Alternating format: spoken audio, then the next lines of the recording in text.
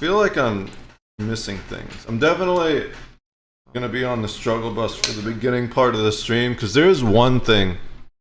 Oh god, it's echoing. For the beginning part of the stream because there's one thing I forgot to do, but we'll worry about that later.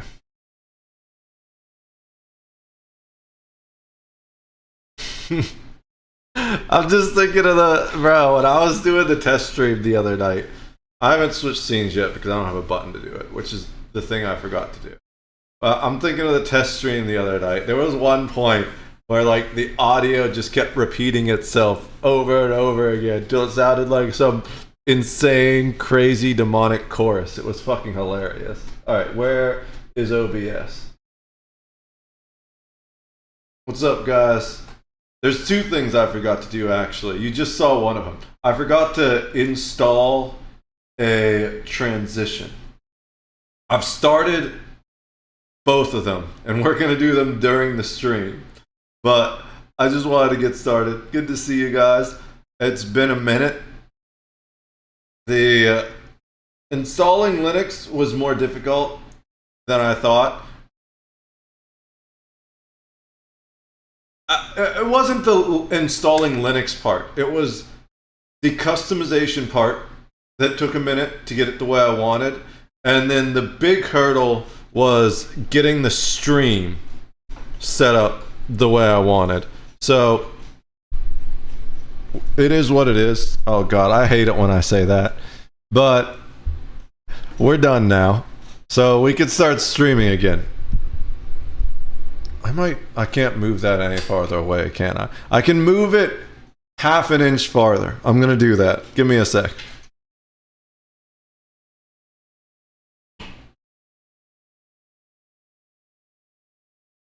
I think I stepped on something. I heard it, but I can't find it. I can't see it without all the lights on.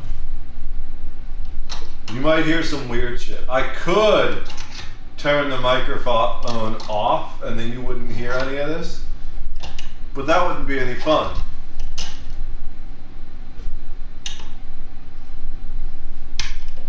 It's not a lot of effort. I just need to press one button.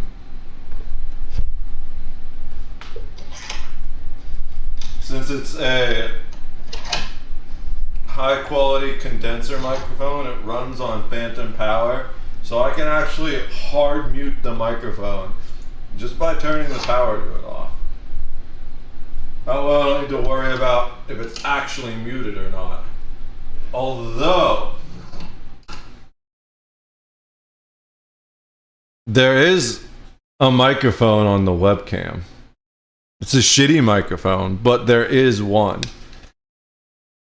I'm pretty sure it's not using the... Let me make sure it's not using the webcam mic. Properties. Device default. We're just going to set it specifically to the 2i2 3rd gen analog stereo. Hopefully this sounds good now. Oh man, I'm peaking a little bit. Let me turn this down. Alright, there we go. That's good. That should be good. Alright, let's go ahead and get started. I am going to eat dinner. I haven't eaten anything yet today, but I did just go shopping. Normally, I've decided I'm going to start watching Phil on stream again. Just because I end up... Can I move this out of the way now? Mostly. Just because I don't need to sit so close to it and I can move this shit. I'm trying to sit closer to the mic to get better sound quality on the streams. So I waste too much time not creating content. And while I feel like this is one of those videos that I'm kind of hesitant to go watch it because then you guys don't watch it.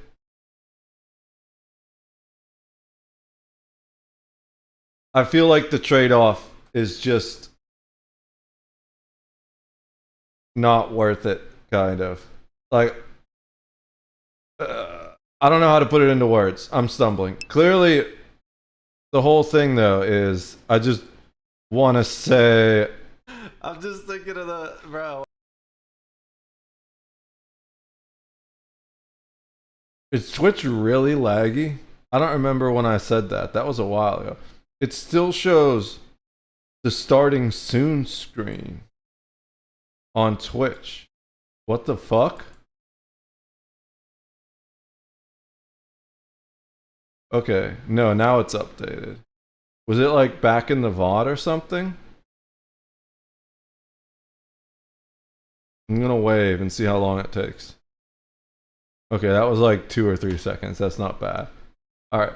Well, for whatever reason, my version of Twitch was super laggy. But I've changed my mind about not watching Phil DeFranco on stream just because I found it hard to get everything done when I had to separate and be like, oh, I need to watch the news, but I haven't. I also need to stream, so I'll just watch the news on stream. I don't care. This is the only place I really go to for news. This and like Twitter and things that Asmongold comments on. So they were out of Coke. I'm gonna do my first live react to a soda this stream. Generally, I make those separate videos, but I got the Aldi's brand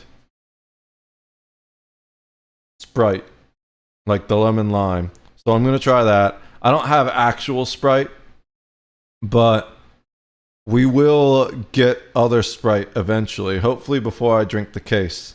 And then we'll do a comparison of the two, generic Sprite versus brand name Sprite. But we're just going to do the regular taste testing video, and then I'll cut that out of the stream and upload it. Right now, I'm going to eat first, so cheers. We got pizza. Presidents Trump and Bukele say they will not return the man wrongly deported to El Salvador's so-called torture prison as Trump leaned into the idea of sending American citizens as well. We've got disturbing updates to the Josh Shapiro assassination attempt. Feral Minecraft movie chaos has people pissed off and saying the theaters are negotiating with terrorists as it becomes the biggest movie of the year. And then a positive news story to help keep you sane. We're talking about all that and much more on today's Minecraft stuff is crazy. Show you daily dive into the news. People aren't even going to see the movie. They're just going to fucking with today being our first show back from vacation break, I gotta let you know about our new April drop over at beautifulbastard.com that just went live. Starting with my personal favorite, and now I feel every day, one minor inconvenience away from losing my shit, followed by the happy face I put on for my children, yeah, no, it's fine, everything's fine, as well as the return of our one day we'll all be skeletons line, and finally my tea for phoning it in, more like fun production. He's got great all available t-shirts. At beautifulbastard.com right now, and if you use code TARIFF, you'll get 10% off. Other tariffs cost you more, I'll start working on my With that t-shirts. said, I got a Next big show for you today, a lot we have to talk about today, starting with this. This White House press conference today started off crazy and then just went off the rails. Because today you had President Trump hosting Salvadoran President Nayib Bukele at the Oval Office, where they celebrated the deportation of immigrants from the US to El Salvador. Deportations mostly of Venezuelan migrants, which critics among other things have called inhumane because they're now in a high security prison that have been likened to a forced labor camp. Right, a move that also many have called illegal because a judge ordered a plane carrying migrants there to turn around and come back, with the White House then ignoring them and Bukele posting, oopsie, too late. And so what you saw at today's event were some reporters take. So here's my take on the overall situation. First of all,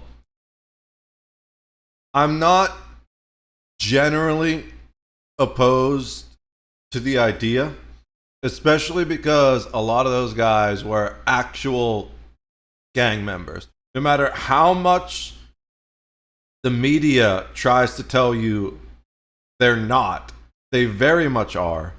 So I think a significant portion of those guys were MS-13, but the big one that we really have problems with right now is Tren de Aragua.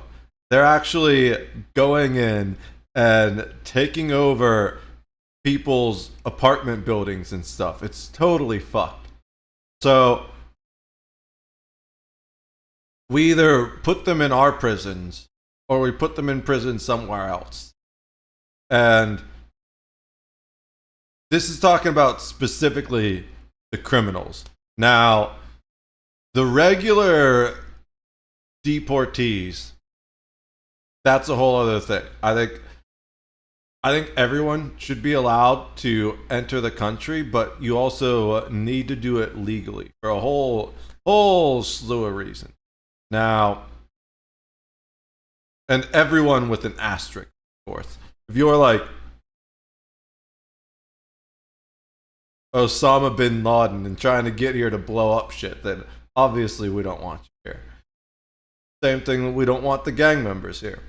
But like, you got to protect the people that you're in charge of protecting. And the best way to do that is to keep the bad people out. But the problem is, there's been no actual due process, which is required by our Constitution. And that's the rule of law. And we're about to talk about the exact reason why we need due process. And it's because someone was deported accidentally. And apparently, they initially refused to bring him back, but now apparently they're doubling down on this. Let's see what Franco has to say about it. That's a great face, Phil. Great face. Taking the opportunity to ask both men about that, and specifically Kilmar Abrego Garcia, right? That Maryland man whom the White House previously said was mistakenly deported due to an administrative error. Reportedly, he's a father of three with no criminal it's the record, White House's court order fault. shielded him from deportation. Are they going to take accountability for it? Ordering the White House to facilitate and effectuate his return, but we saw the White House resist, saying that it would do so if the Supreme Court ordered it to, which is what happened. You had the Supreme Court upholding the lower court's order. But then what you saw is that on Sunday, the White House argued in a court filing that it was still not obligated to actually help the man get back home. It's fucking lying. Today, where you had someone asking, the White House is fucking lying. It said it was gonna do what the Supreme, it said it was gonna do it if the Supreme Court ordered it to do so. Then the Supreme Court ordered it to do so, and they were like, "Nah, fuck that noise." Goddamn liars. Directly, if he would let Abrego Garcia go. I mean, the question is preposterous. How can I smuggle a terrorist into the United States? I don't have the power to return him to the United States. So you can release him inside El Salvador? Yeah, but I'm not releasing, I mean, we're not very fond of releasing terrorists into our country. Right, so you have Bukele claiming he doesn't have the power to return Abrego Garcia, the White House claiming it doesn't have the power either, and Attorney General Pam Bondi saying that's up to El Salvador if they want to return him. That's not up to us. Right, and also during this, you had White House Deputy This Chief is of Staff absolute Stephen bullshit. Miller claiming that Garcia was an MS-13 member, that he was illegal, and that the White House was obligated to deport him. There's been no evidence to corroborate for that. American media to suggest that we would even tell El Salvador how to handle their own citizens as a starting point. This issue was then, by a district court judge, completely inverted, and a district court judge tried to tell the administration that they had to kidnap a citizen of El Salvador and fly him back here. That issue was raised with the Supreme Court, and the Supreme Court said the district court order was unlawful, and its main components were reversed 9-0 unanimously, stating clearly that neither Secretary of State nor the President could be compelled by anybody to forcibly retrieve a citizen of El Salvador from El Salvador, who again is a member of MS-13. But then you had Secretary of State Marco Rubio seeming to suggest that the president can deport people whether the courts agree or not. The foreign policy of the United The claim that he is a member of MS-13 is entirely unfounded. It was just like some rumor someone suggested, and then when they asked for evidence to support the claim, there was no evidence. So, is he a member of MS-13? Maybe, but there's no evidence to prove it. And here in the United States, we have a belief that you are innocent until proven guilty. So the man never should have been deported in the first place. And it's the United States' job to bring him back. It's our responsibility, especially since El Salvador is saying, oh, we don't have the ability to do that. It's on the United States. Okay, cool. That's the perfect opportunity for us to say, give him the fuck back then.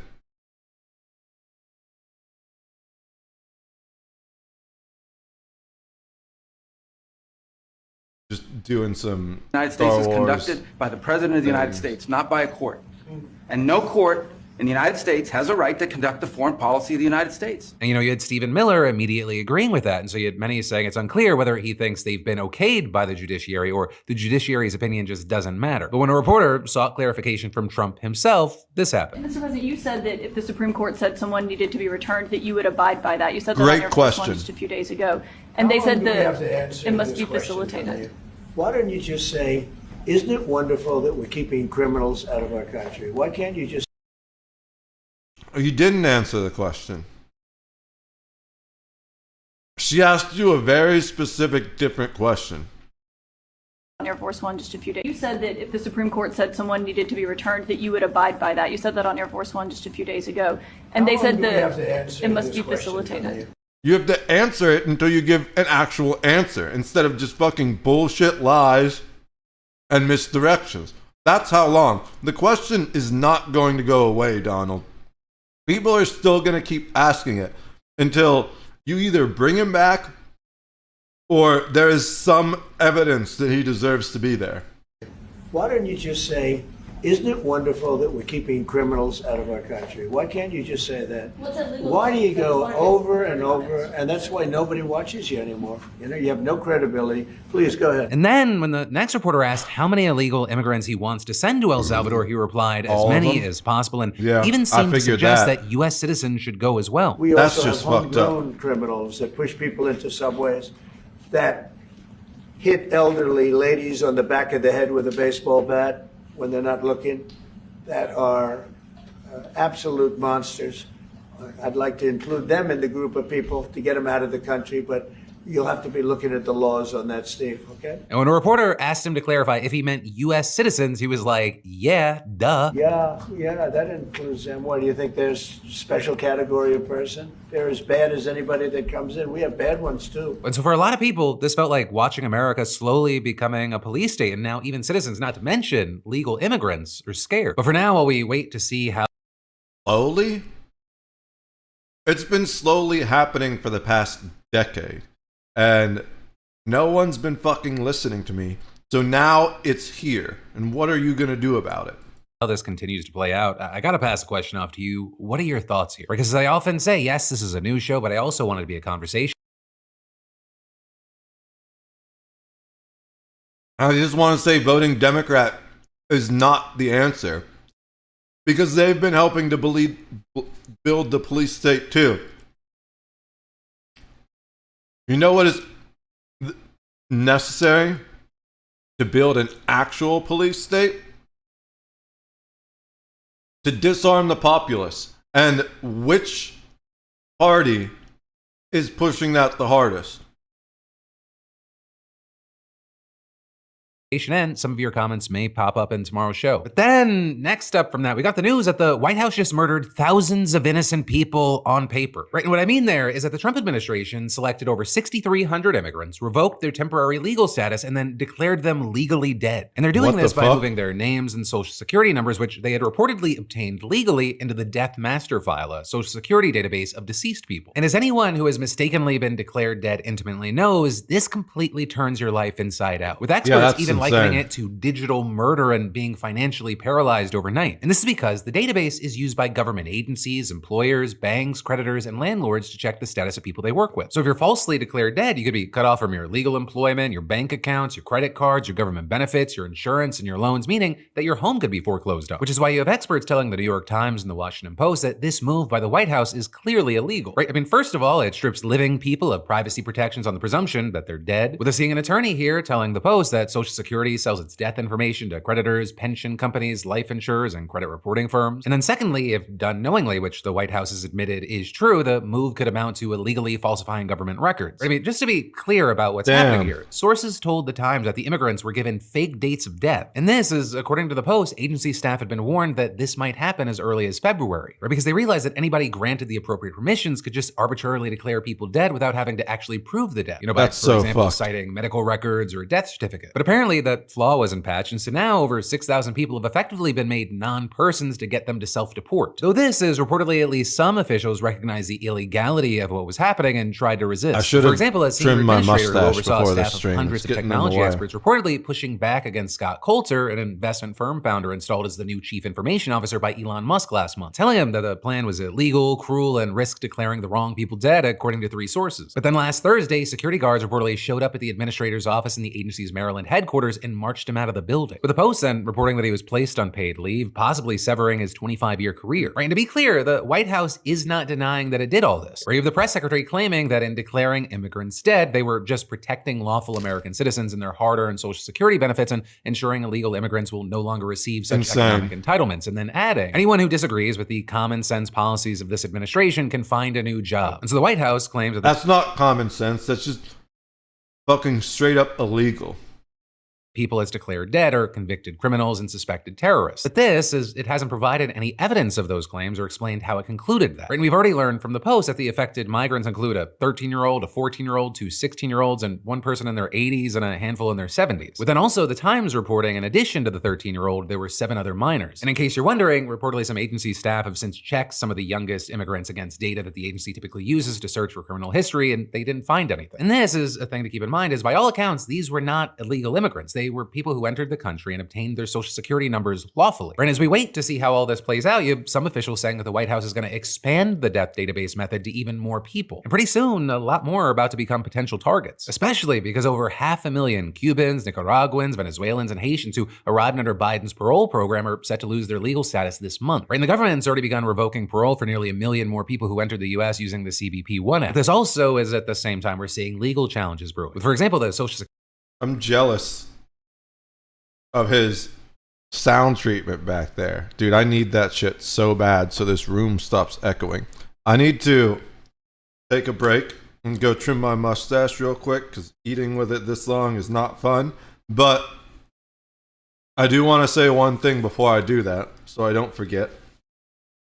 If he's willing to start talking about deporting American citizens to a El Salvador in prison without any due process, then it's only a matter of time before he starts randomly declaring American citizens dead too.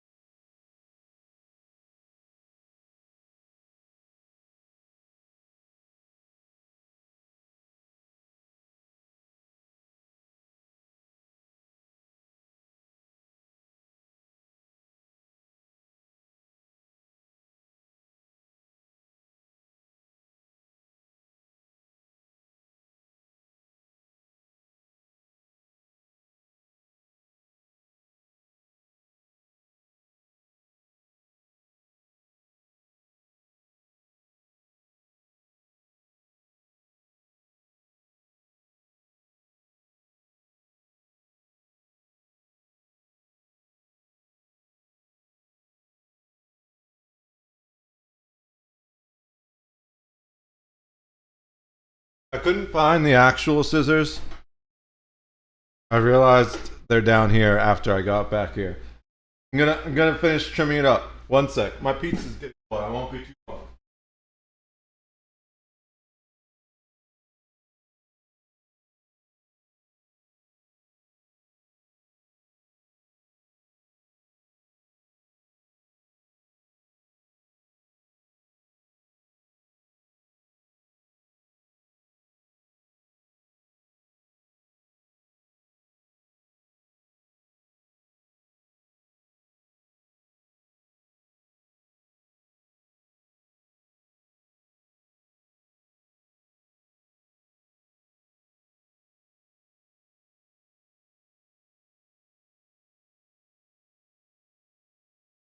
I have actual beard scissors, but those didn't make it in the move. They were part of the things I told were packed, weren't actually packed. So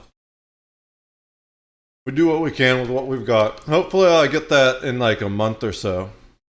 US using the CBP-1 Act. This also is at the same time we're seeing legal challenges brewing. With, for example, the Social Security General Counsel's office reportedly preparing an opinion that the death database move violates privacy law. And that is a lawsuit already filed against the agency is now using this news to argue that the White House violated a temporary restraining order. I feel like it has to be illegal somehow. There's no way it's not illegal. But also, you know, while what's this up, is particularly bros? shocking, How's this it going? death database thing, it's good to see you. Welcome. We're back.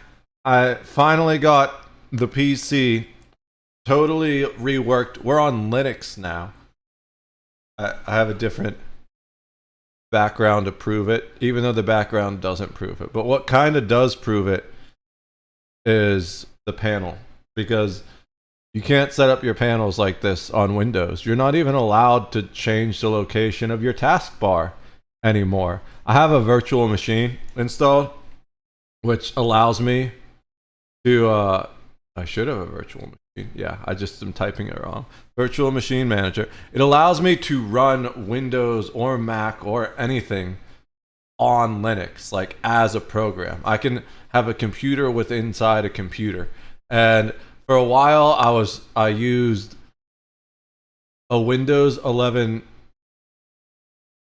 virtual machine to try and set up the streaming settings and get that figured out. And oh my God, Windows 11 is by far the worst Windows that has ever existed in my position. They've fallen, in my opinion, they've fallen so far from Windows XP. How are you doing today? I'm just eating dinner, watching some news to get caught up on that. And then I've got two things I still need to fix with the stream. But I love how every time I pause a Phil DeFranco video, he looks like he's getting his dick sucked under the table. Like, what's going on down there? What's that hand doing, bro? It's just one way that Trump is repurposing government agencies for immigration enforcement. Like in February, for example, Social Security reportedly agreed to hand over the latest known addresses of nearly 100,000 people to the Department of Homeland Security, which is something that officials say has never happened on this scale before. And then you've got things like the news that the Treasury agreed to hand over tax data to the DHS so they could track down and deport migrants, with the acting head of the IRS even recently resigning over the move. But for now, we'll have to wait to see how this continues to evolve. But then, shifting gears from that, next up, we gotta talk about this Minecraft movie chaos. Right? Because while Minecraft is in movie theaters all across the country, it just beat out the new Captain America to become the biggest box office hit of the year so far in the US within just 10 days. And the thing is, this movie's supposed to be mediocre. Not terrible, not great, just kind of mediocre. But it's actually become a meme, and that's why it's blowing up, which I think is hilarious and insane. I want to hear what Phil has to say about it. Making $280 million domestically, earning $550 million globally. It has also come with a healthy side portion of anarchy, or with clips popping up online of things like Jack Black's character shouting, "Chicken jockey," as something's happening in the movie, people in the theater just going absolutely batshit crazy, screaming, jumping, throwing popcorn, sometimes people climbing on each other's shoulders, and in at least one case, someone brought a real chicken. Yeah, I was gonna say someone brought a real chicken. Quite a mess in the theater, which That's is a insane. former usher Go fuck yourself for that. And while obviously every showing is not full mayhem, it's been such a big deal. I mean, we're seeing things like a theater in New Jersey banning unaccompanied kids from seeing the movie without adult supervision, with a theater also giving a little parenting lecture on Facebook, writing large groups of unsupervised. It's almost like a Rocky Horror Picture Show type interaction, except for the theater didn't agree to it in this case. Boys engaged in completely unacceptable behavior, including vandalism. If your son was at Township Theater last night, we strongly encourage you to have a conversation with him about his behavior. Also, you had local news in Alaska reporting the police had to escort a group of teenage boys out of a theater over their behavior. And according to the Salt Lake Tribune, in the case of the people who brought a real-life chicken, they were kicked out as well. And this is other theaters have had to issue general warnings about bad behavior during the film. And so with this, we've seen a lot of people sounding off online, writing things like, buying a huge bag of popcorn just so you can piss the cinema workers off when Jack Black says chicken jockey is frankly quite insane and rude, right? Arguing that it's disrespectful. Imagine going to Minecraft video and getting bird flu from a real chicken someone brought. It's gonna start the next pandemic. Both to the people who just wanted to watch the movie with their families and to the people who work minimum wage jobs in the theater. But this also, as some have defended the trend, including the movie's director, Jared Hess, with him, for example, telling Entertainment Weekly, "I'm just so happy that people are finding joy in going back to cinemas and seeing things as a community, as a group of people. It's like we've become so isolated on our devices and it's just fun to experience things as a group of human beings." And adding, it's funny because I think it's just literally cheering and throwing popcorn, which is so funny to me that cops are being called for popcorn, but man, I'm just glad people are making memories with their friends and families. You also had some tweets noting that Jack Black visited a theater recently and warned against throwing popcorn and joining the chicken jockey trend. With that, based on the video, some have argued that it seems less like a reprimand and more like him joining in on the joke. Please, no throwing popcorn, and also no lapis lazuli, and also absolutely no chicken jockeys! I am Steve. Right, and all of this playing out as the film, again, has been a huge box office hit. And in fact, another thing that we're seeing are theaters trying to find kind of a happy medium. With, for example, Regal Movie Theaters announcing so-called chicken jockey screening. It's in 40X, so it has those chairs that are moving around, and they tweeted, dress up as your favorite Minecraft characters, whoop, yelp, clap, and shout chicken jockey. Which, hey, if you can compartmentalize the chaos, I think that could be a happy middle ground. Though you also have people I think that's a good online idea. to Regal negotiating with terrorists. You know, with this, I also got to pass the question off to you. It's a excellent business move, right? Because your employees don't want to deal with that bullshit. It's extra manpower. It's a negative impact on their morale. It's just going to cost you money, but probably going to happen anyways.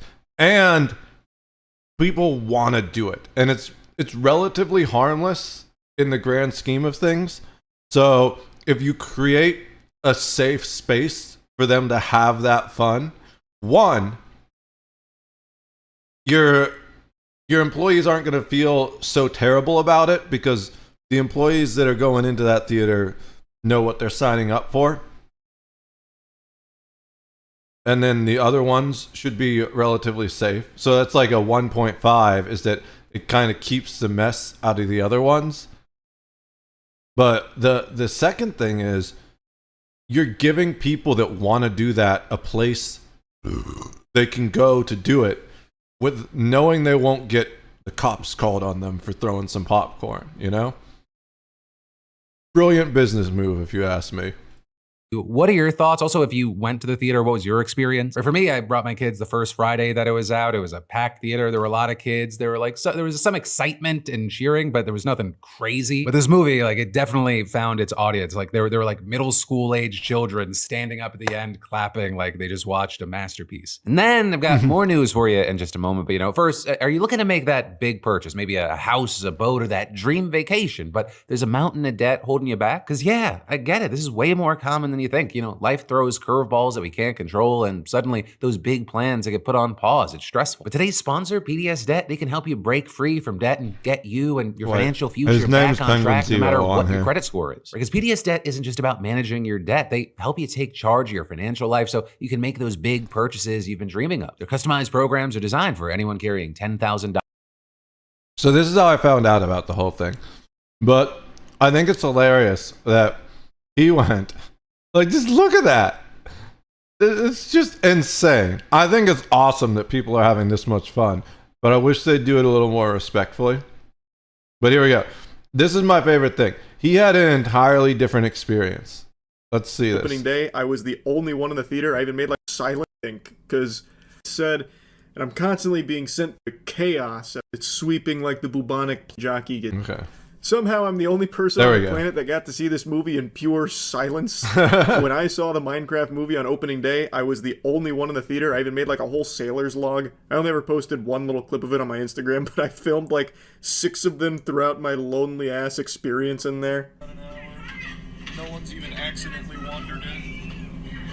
Just entirely empty. Here on the front lines of the Minecraft movie. Exactly so, like, the opposite of experience of everyone else. Of my experience with the Minecraft movie, which is unbelievably different from everyone else's. I think that's insane. The phenomenon I documented. Dollars or more in eligible debt, and particularly for you, tailored to your life, your savings. Flash DeFranco or scan the QR code to complete your free debt assessment to see what options are available to you. If you need a free debt assessment, scan the QR code. I'll wait till the code goes away. Can't even see that probably. It's probably behind my name. Go to That's PDSdebt. PDSdebt.com/DeFranco. Go give him some money. .com/DeFranco. But then, next up from that, we got to talk about how someone tried to kill Pennsylvania Governor Josh Shapiro by lighting his house on fire while he and his family were asleep inside. Right, and according to I'm glad you're here in time for this, bros. I haven't really heard much about it yet. I just heard that it happened. the Dauphin County District Attorney's Office, video surveillance showed the man climbing over a wall and entering the grounds of the mansion at around 2 a.m., with him then successfully evading the governor's security detail outside the residence, then using a hammer to break a window of the mansion and then throw a Molotov cocktail into the residence, with it igniting what officials described as a substantial fire. And then after that, he moved to another window and was able to enter the residence, where is that an actual picture? Because holy shit! Other Molotov cocktails before fleeing over the same wall. And while police said that the fires caused significant damage to the mansion, thankfully the governor and his family were safely evacuated and no one was injured during the attack. As a 15-year veteran of the fire department, this is an insane fire. This could have gotten. They were minutes away from this whole house being in very bad shape, depending on how big the house is. He might have a really big house, but still. They were minutes away from this being unsavable.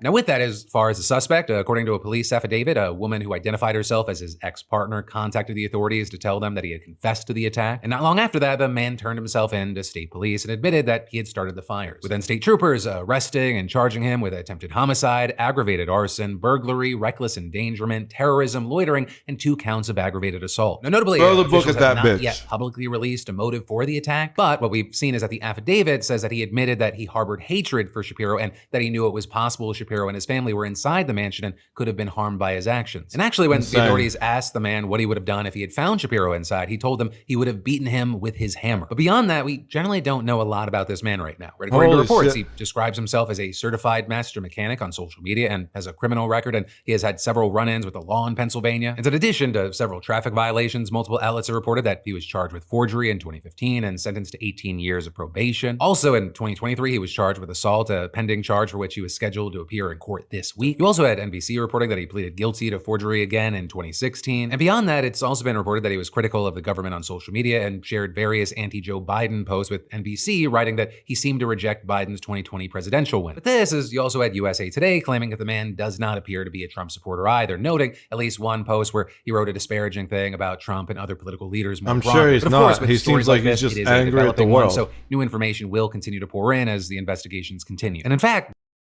so this is just the beginning. You're going to see a lot more of this. And you know why? Because you guys made Luigi into a celebrity. So now people are going to start being copycats, right? This guy probably has been harboring these feelings for a decade from that criminal record, and now he's like, oh man, if I do it, I can be the next Luigi.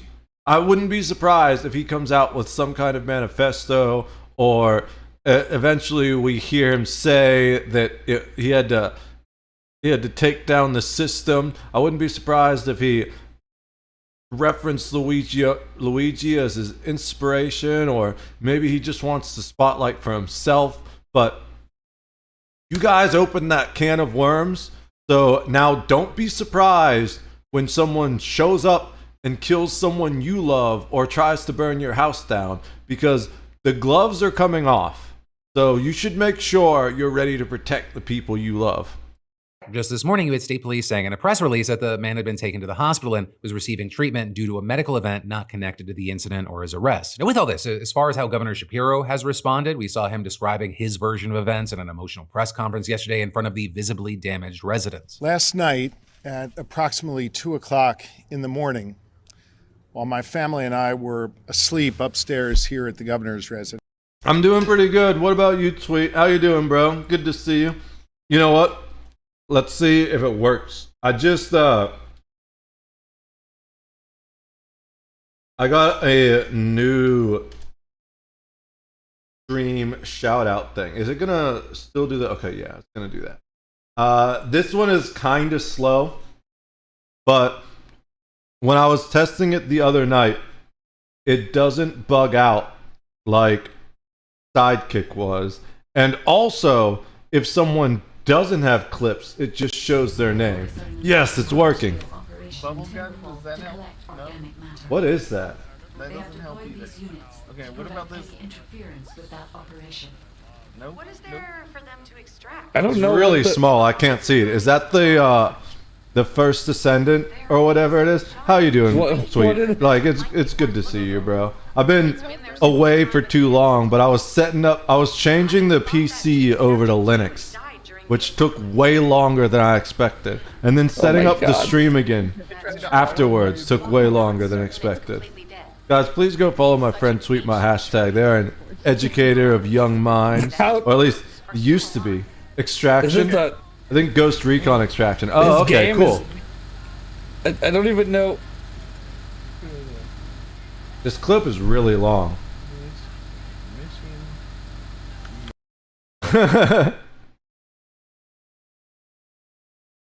How my brain is just fried. I've been doing so much work these past weeks. I was at Aldi's today and I was struggling at the checkout. I never struggle at the checkout. That's how I know I'm exhausted. Work, huh? Yeah. So, like, all I do is basically content creation stuff now, but people don't understand how insane it is to do content creation full time. The YouTube, it's still really small, but it's actually growing. I had basically double the amount of subscribers in a month, which I think is obviously when you're at really small amounts. It went from, I think I gained 28 subscribers in the past month, and I'm at 60 now. So I spent about 5 days just trying to do nothing but set up the PC to get it ready to start streaming again. I'm completely on Linux now, but it was really hard to get certain things working, especially the stream. I still don't have, there's two things I'm missing from the stream. I don't have a driver for my Stream Deck, so I can't switch scenes by using buttons. And the other thing I don't have is transitions. So, well, I made entirely new scenes because I didn't like the old scenes. But once I'm done with all this basic, like, bullshit, grindy ass administrative backend stuff, I'm really gonna start cycling up on the types of content I've created. I've already started making some cooking videos and stuff. You can find all that shit on YouTube. There's two YouTubes. The streams one is just where I upload all the streams after the streams. I used to stream live to that at the same time, but because of the difficulties with setting up multi-streaming on Linux, I just switched to using the Restream service again, and I'm not paying for the sub right now, so I'm limited to 2. And right now those 2 are Twitch and Kick. And eventually I'll live stream to YouTube again. But people don't really watch the live on YouTube. I mean, I don't really watch on Kick either, but I'm also brand new to Kick. What they do watch on YouTube are the streams, are the video uploads of the streams after the streams, and they watch me ranting about random bullshit while I make coffee on the main channel. So we're just working to do everything we can to make it work. And eventually, I'm going to start releasing music too. But that still needs a little bit more time. I need to sound treat this room. Earlier before you got here, I was talking about the foam pads behind him. That's what those are. That's sound treatment. So it absorbs echoes and stuff, and it makes your microphone sound infinitely better. And it's not absolutely necessary for streaming or even recording a video like this, but if you're going to record music, especially music where you might be like belting or screaming or stuff like that, then it's necessary. Heck yeah, bros. Fuck yeah, bros. I hope things are going well with your career as well. Have you been streaming lately? I've had my head in a hole for like this entire year, basically, just renovating this room, and I forgot to keep posting an update on the social media. Renovating this room, trying to get all the streaming stuff set up. Did this post? No, I was trying to delete that. Let me finish sending these posts. So the last thing I tried to do last night was set up some hex lights, because one of the things that the background is missing right now is color, you know? And my brother or my sister, I think it was my sister that got me the hex lights specifically. I have some extra ones right here. I set them up last night, went to bed. I woke up and they'd all fallen off the wall. They're actually still on the floor behind me on the ground because I didn't feel like picking them up yet. So like batteries flew out of them and everything. I'm posting a picture to like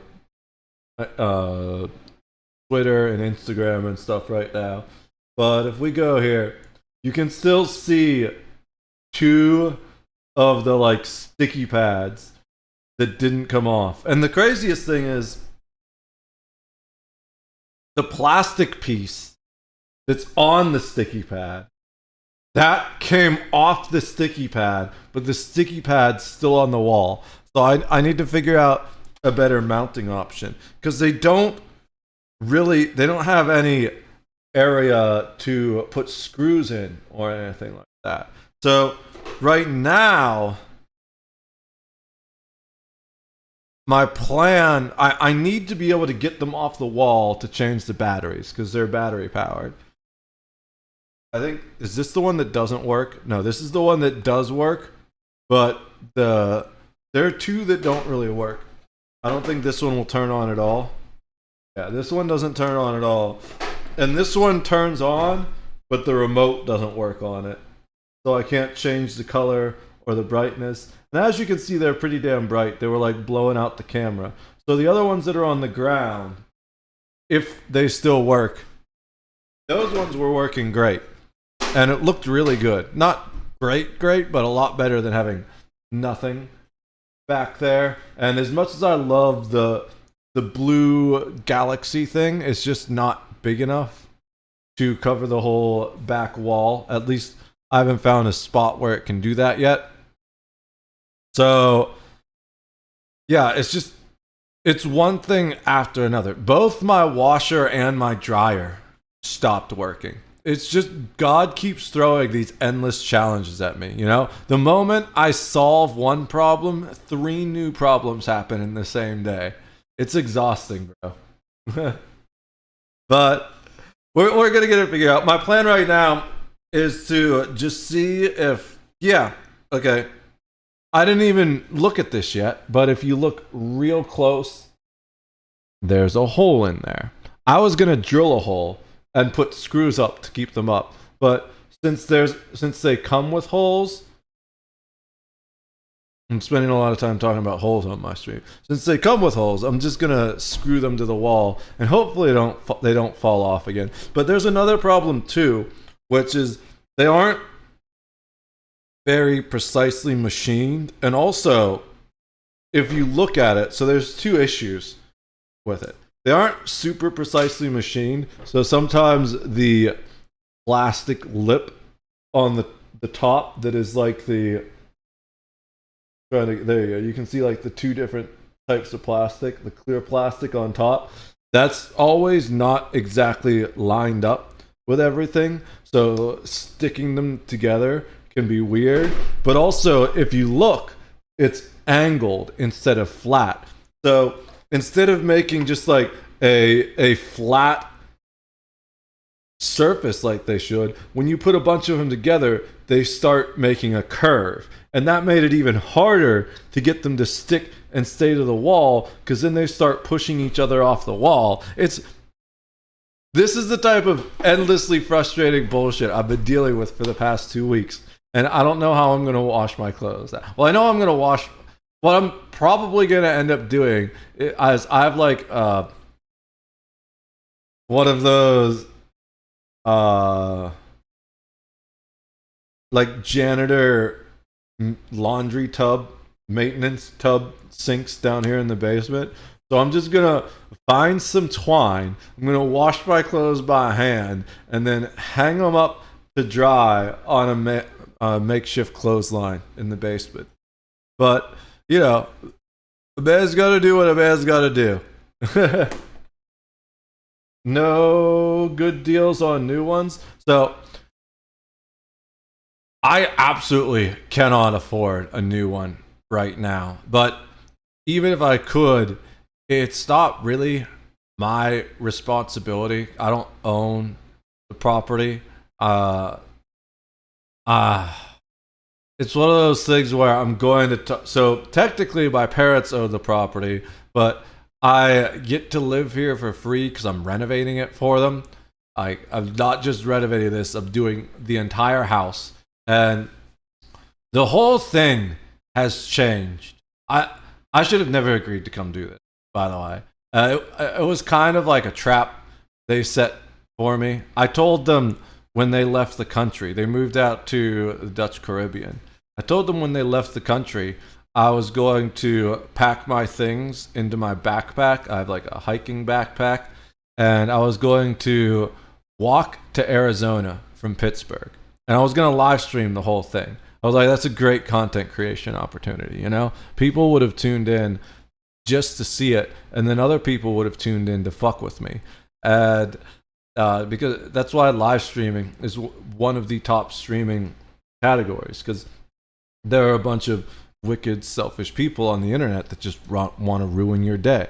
And they are very lonely and very sick in the head. So the most attention they'll probably ever get from anyone is by ruining an IRL streamer's day. So I was going to sell almost everything I own, except for my PC, my guitars, and my guns pretty much. And then I was going to take the money from that and rent out a storage unit for those things. And I was going to live stream from my phone as I walked to Arizona. And then once I got there, I was either going to get a part-time job, or if I'd earned enough money from live streaming, it would have taken about 4 to 6 months, depending on the speed I walked. I could have been there by now instead of being here, still trying to start over from scratch, because I wasted so much time digging through the bullshit my parents were throwing at me. It's not been an easy renovation. They made a lot of promises that weren't really kept. So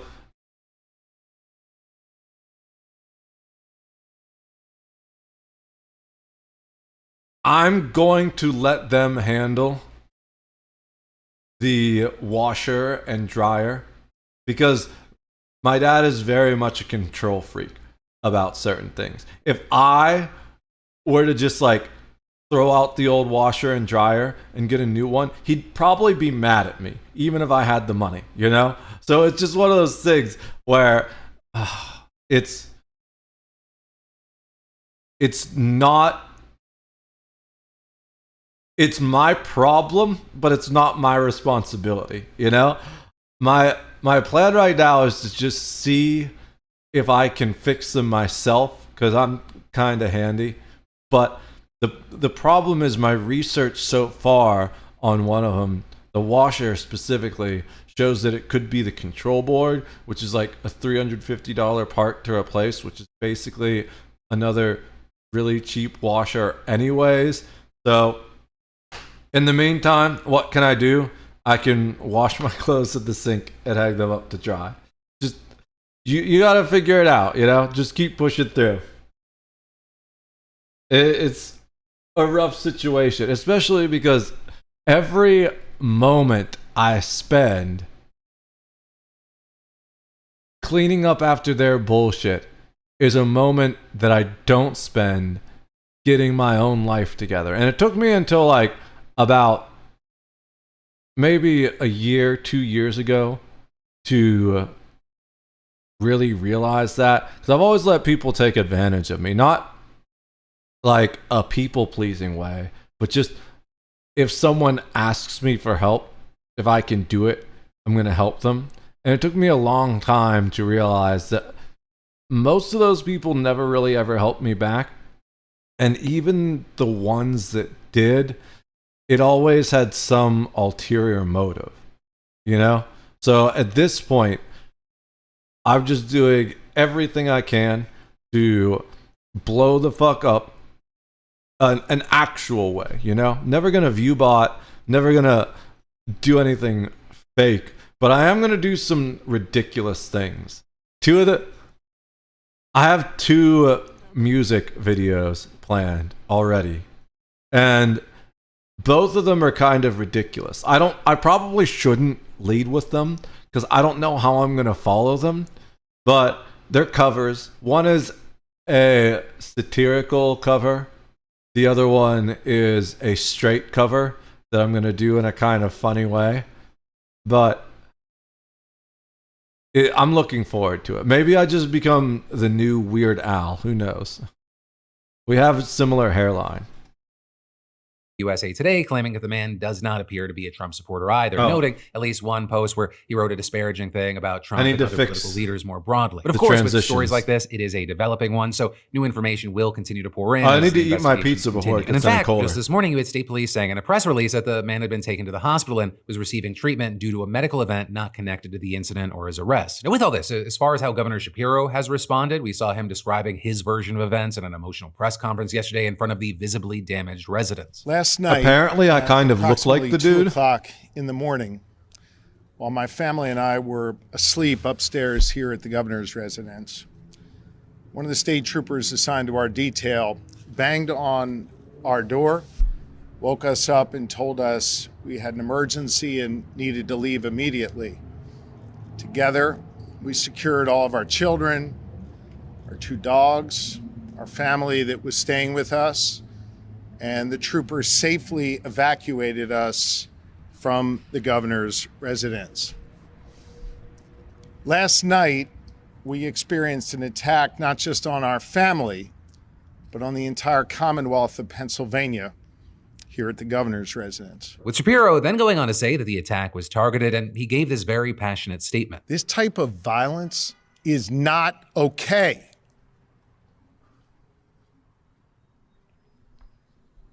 This kind of violence is becoming far too common in our society. And I don't give a damn if it's coming from one particular side or the other. That's what you get for making Luigi out to be a hero. Now everyone thinks it's okay. It set a new standard. Directed at one particular party or another, or one particular person or another. It is not okay. And it has to stop. We have to be better than this. And we have a responsibility to all be better. We then also saw the governor going on to raise the possibility that the attack could have been motivated by anti-Semitism, with him noting that it came just hours after he and his family had hosted a Seder to celebrate Passover. If he was trying to terrorize our family, our friends, the Jewish community who joined us for a Passover Seder in that room last night. Okay, I don't know if I agree with this part. It seems like a bit of a reach so far. Bill gave us a lot of background on the guy, and nothing he said so far mentioned any kind of anti-Semitic history. So I think he went from stuff I agree with into like weird virtue signaling, or maybe even like a little bit of oh poor me type stuff. Well, let's hear about. Let's see if Bill says if there's any evidence to support that. Hear me on this. I'm here. We I'm listening. celebrated our faith last night proudly, and in a few hours we will celebrate our second Seder of Passover again proudly. No one will deter me or my family or any Pennsylvanian from celebrating their faith openly and proudly. And throughout the entire presser, we... Did he say that's what he was trying to do, though? It seemed like the guy was just kind of mad at the government more than Jewish people specifically.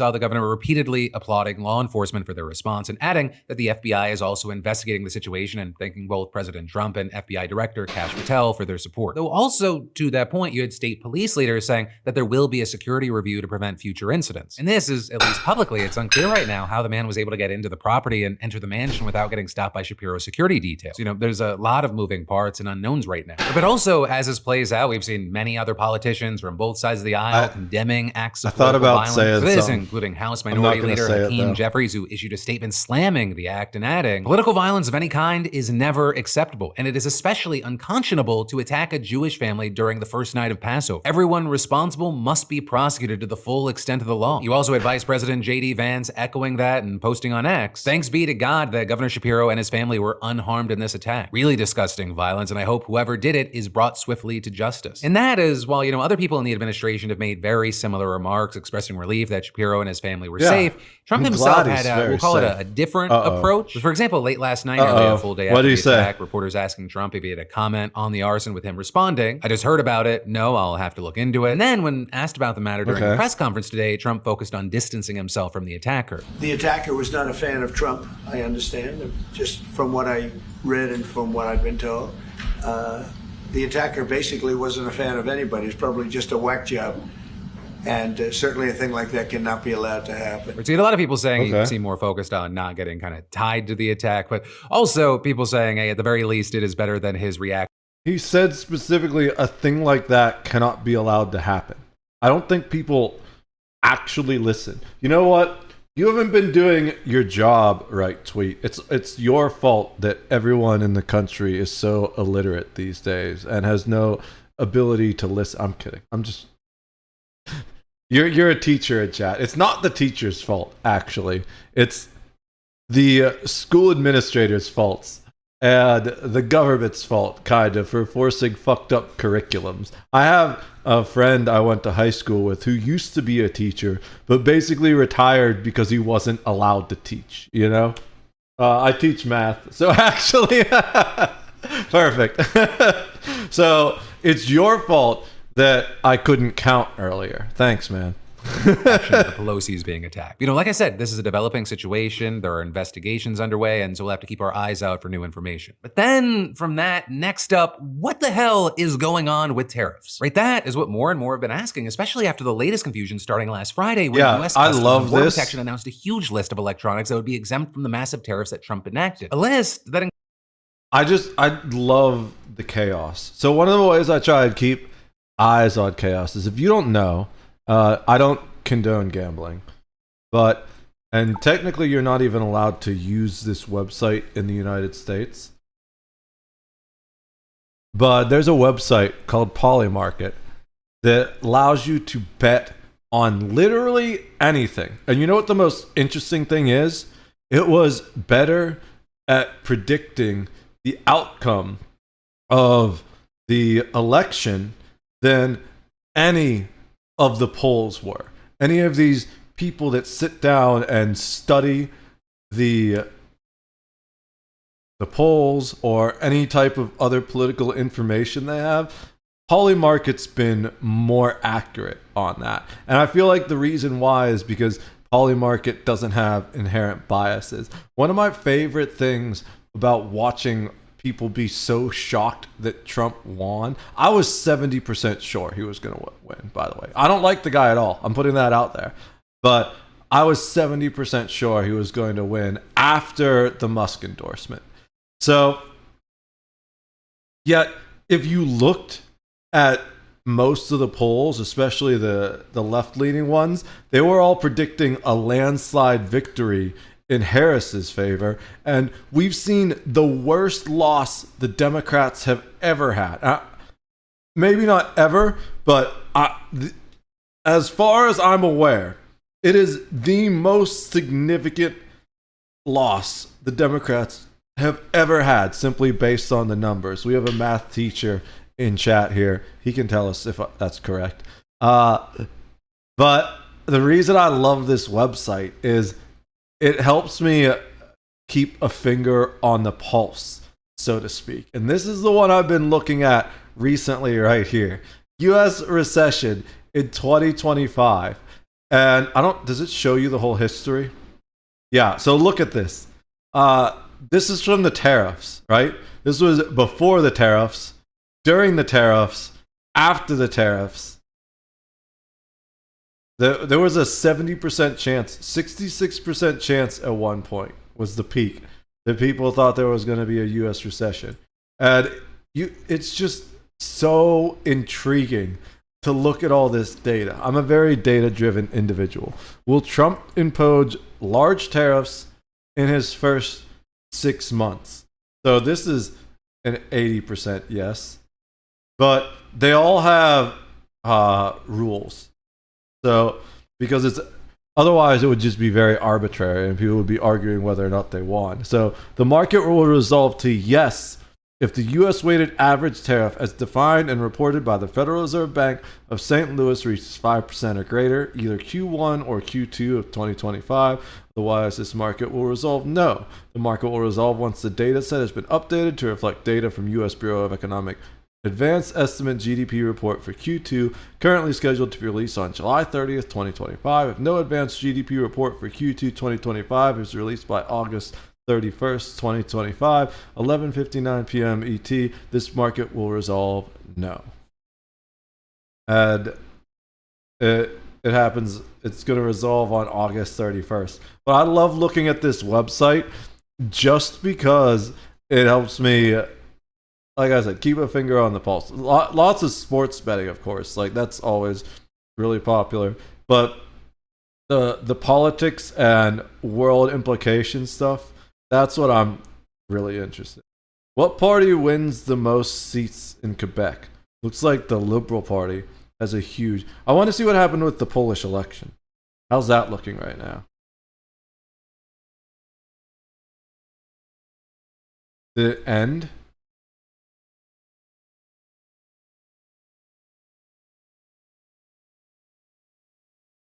Yeah, the Poland election.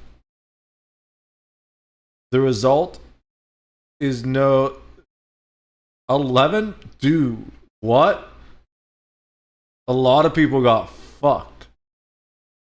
So it was the lowest percentage that won on this one. That's insane. Sometimes it happens, you know? I think that's hilarious. So actually, I think it is. Well, I take blame. Well, I do math, so actually I think it is, yeah. Alright. I'm not sure if we're going to see an actual recession. Because is the market hurting? Is the economy hurting? Yes, absolutely to both of those questions. But an actual recession is very specifically defined. What we're going to definitely see is more inflation. Actually, he's trying to kind of combat deflation. So everyone that thinks none of this makes sense, it all makes perfect sense. He's literally told you what the plan is. People just don't fucking listen. So many people are there's two problems. A lot of people are actually functionally illiterate. It's insane. Let's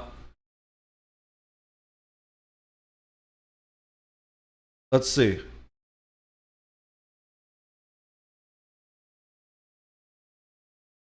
What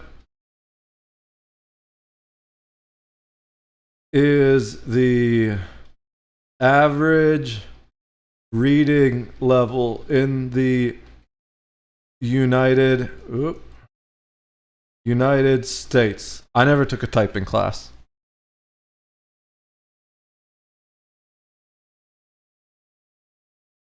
The average reading in the United States is typically estimated to be around the 7th or 8th grade. Motherfuckers didn't even go to high school. About 54% of adults read below a 6th grade level. Let that sink in. Are you smarter than a 5th grade? Just barely. 1 grade smarter than a 5th grader. It's absolutely insane. That's one of the reasons where if you look at my posts, I post some crazy shit. Judge me and cancel me for it. But if you look at like any decently long post, every sentence is its own paragraph.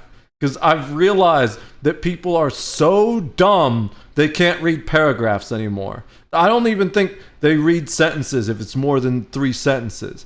But it's absolutely insane. Oh, that was a fun one. I got a CAPTCHA the other day that asked me to click on the motorcycles, but there weren't any motorcycles. They were all scooters. That one was really confusing for me. It included pretty much every electronic that consumers could think of, and it was a welcome surprise for many people, especially as critics have long claimed that targeting electronics just didn't make a ton of sense. Because if the tariffs are supposed to drive up US production of these goods. Also, I hate the ones where it's like, click on the bus, and there's one that has the bus's wheel in it. It's like, does that count or does it not count? Because sometimes it counts and sometimes it doesn't. And I always choose the wrong one. I always fail that one. Claim that targeting electronics just didn't make a ton of sense. Because if the tariffs are supposed to drive up US production of these goods, you'd think it was even possible to make them in the US. But really, until US manufacturing and workers do a lot of catching up, a lot of this is literally impossible to make here. And so for consumers and tech companies, this was all around great news. But also, you had critics of the administration feeling this was a sign of weakness, writing things like, Trump just blinked. Here's a list of Chinese electronic products that he exempted from tariffs late last evening. So no, you're not going to have to pay double for your next mobile phone or tablet. But then also adding, he also just exposed Beijing exactly where our trade weaknesses are. And this is others. This is so dumb and short-sighted of a response. So one, they already know where our trade weaknesses are, right? All they need to do is look at what we buy the most from them. They don't need these tariffs to figure that out. And if you think they do, then you're not as smart as you think you are. So, second, the tariffs were never all going to stick. I was 90% certain of that. They are mostly a bargaining tool. Now, will a lot of them stick? Yes, absolutely, for 3 reasons. One is because if he takes all them away, then they will be able to say he blinked, right? So there's lots of people, there's lots of countries that they're just going to get fucked because he needs to maintain appearances. 2, he's trying to entirely reorganize the world economy. And to do that, you need to change who trades what with who. And one of the easiest ways to do that is through tariffs. The other thing he's trying to do is he's trying to devalue the dollar. And that one's a lot more complicated. But let's just say there's a bunch of good reasons why you would want to devalue the dollar, including making production here cheaper and things like that. So let's have Grok give us a real quick summary. He's even specifically stated that he wants to lower the dollar price. Like, he's straight up said this, and people just don't fucking listen. Why would... Oh my god. I'm sitting off center, which is making it hard. Let me center it. Trump want to not making it any better. My brain is so fried right now.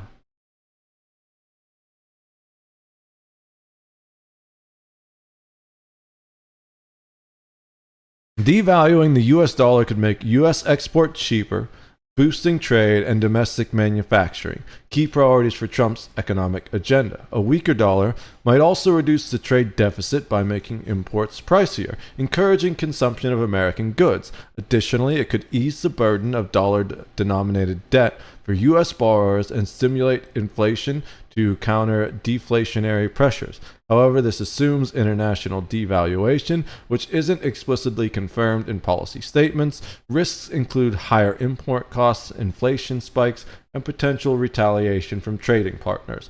Because other companies profit from having their currency weaker than ours, other countries. Not the people in those countries, mind you. The people in those countries suffer because, like, Canada pays like $90 for our $70 video games, right? But the large companies and the governments benefit from their dollar being cheaper than ours.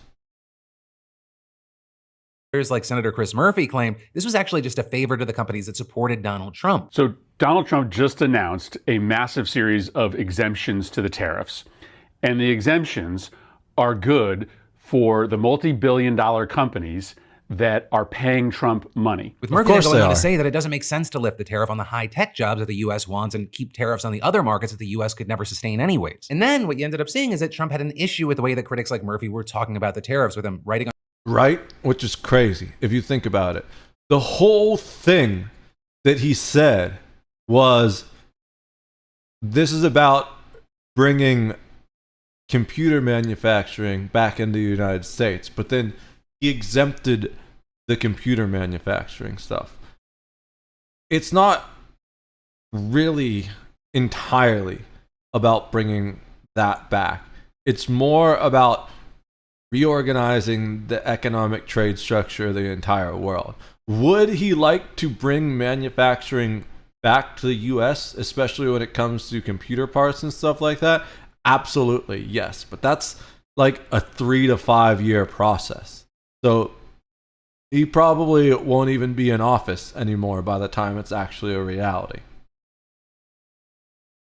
On Truth Social, nobody is getting off the hook for the unfair trade practices and non-monetary tariff barriers that other countries have used against us, especially not China, which by far treats us the worst, and saying there was no tariff exception announced on Friday. With Trump then going on to say that Friday's announcement was just putting electronics, which are mostly from China, in a different tariff category. So instead of getting hit with a 145% tariff, they'd now only be getting hit with the 20% baseline tariff that Chinese products are facing. Which obviously, that is a huge difference, but also notably a 20% tariff. It's still backbreaking for many consumers and businesses. Now, as far as what else we ended up saying, you had Trump blaming the confusion on the so-called fake news, who he claims knew that the tariffs were just being recategorized, which, brings up the question, well, did outlets lie or even lie by omission? And well, obviously, I haven't seen every single outlet that's covered this. The major players, they generally just stated the facts. Right, so for example, you had Al Jazeera reporting it as smartphones, laptops, and a host of other tech components will be spared from the Trump administration's so-called reciprocal tariffs, including steep 125% duties on imports from China, according to a notice issued by Okay. U.S. Customs and Border Protection. You know, looking into it. Here's the thing. Both sides lie, though. And the only truth they tell is when they call the other side a liar.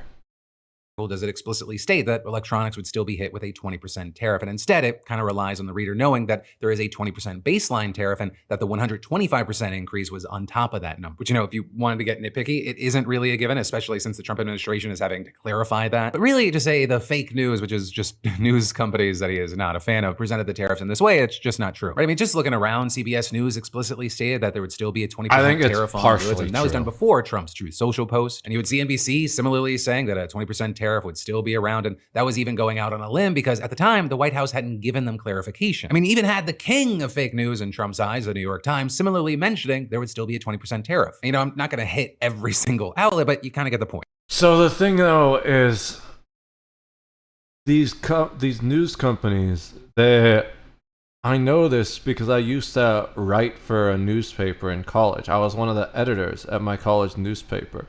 They capitalize on the fact that most people are relatively illiterate. I can pretty much guarantee you, if we were to go find those articles, which we probably can't because most of them are probably paywalled, if we were to go find those articles and look for those lines, they would be in the last paragraph or the second to last paragraph. They're not going to be in the headline or in the first two paragraphs, because that's really all most people read of the news. So, in a way, it is intentionally misleading. It's just very, very clever and subtle. And I feel like, as a YouTube news person, Phil should probably know that. And if not, he needs to research the industry that he's part of a little bit better. Although his medium is entirely different than print news. Right, overall, like, this seems to be more of an issue of people only reading headlines, which by their But I guarantee you, he probably has a video curve that looks like this. Let me see if I can find one. So my YouTube isn't doing great yet, but I can show you what I'm talking about. He's gonna know that people only listen to the beginning of shit. Let me get to the main YouTube. Let me find a video that has a good example. Yeah, I don't think I'm going to dox or show anything I shouldn't by showing the whole screen. Let's look at one of the most viewed videos. This one right here.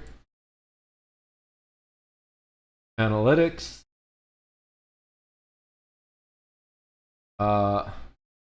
Here we go. This is what I'm talking about. This thing right here. Look at that drop off. Now, this is going to be slightly different than his.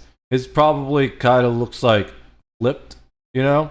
Where if I had to guess, it's more like this, and then it goes down after people lose interest. But for a video like this one, it's going to be kind of a little bit different because they're going to click if they're interested, and they're pretty much immediately going to decide whether or not they're interested.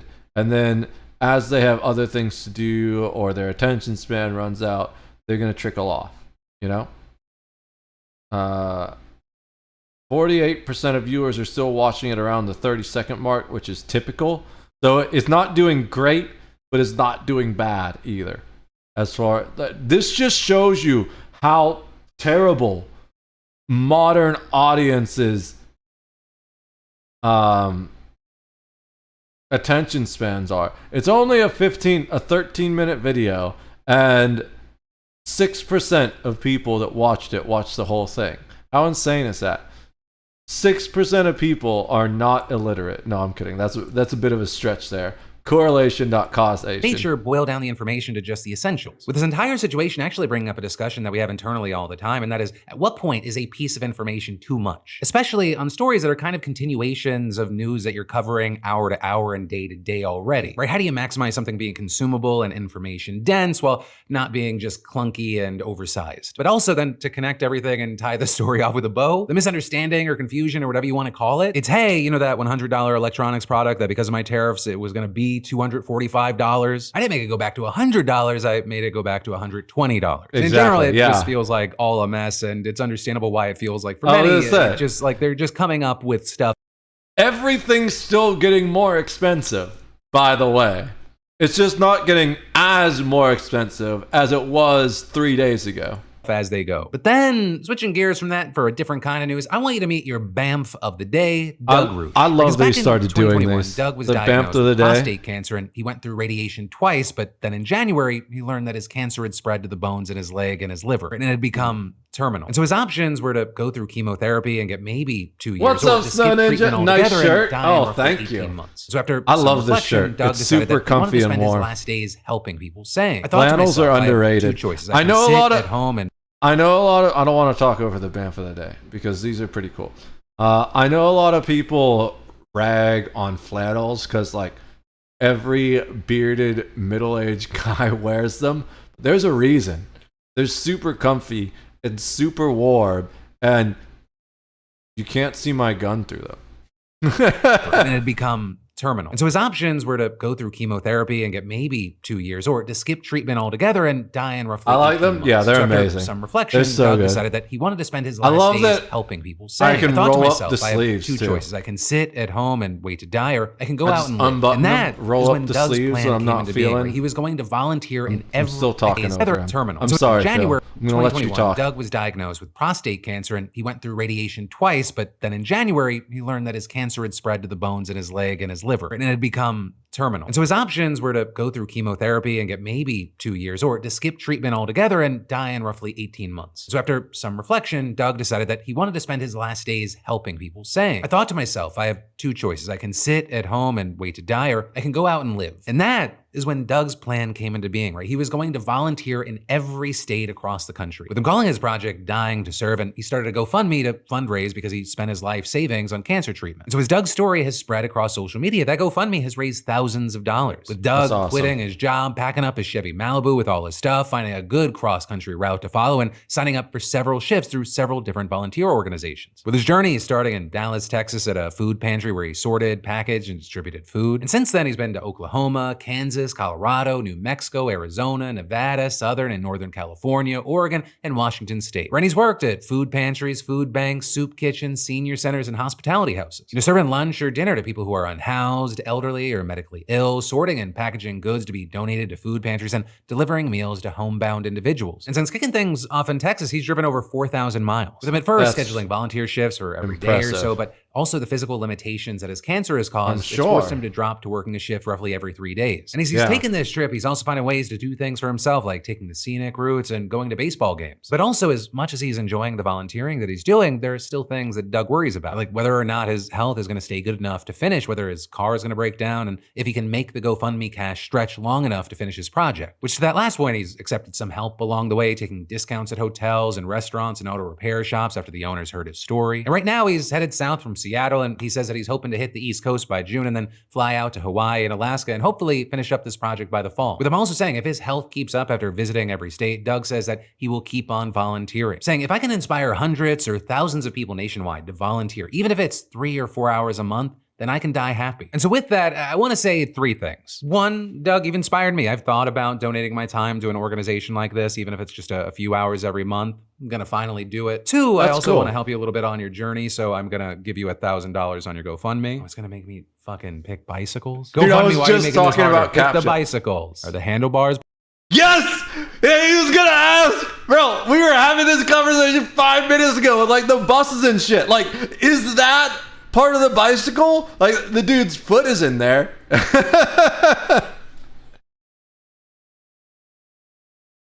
Make me Fucking pick bicycles? GoFundMe, why are you making this harder? Pick the bicycles. Are the handlebars bicycles? Okay, went through. And 3, I just want to say, Doug, thank you for what you're doing. You are an absolute BAMF of the day today. And for everyone else, if you want to get in on it, I'm gonna link down below to the GoFundMe. And or, like Doug said, you can always just, volunteer your time. But then from that, finally today, in place of commentary, which will return tomorrow, but feels kind of impossible today to do because this is the first show coming off of Deep Dive Week where you had... That's the wrong link? What link did I post?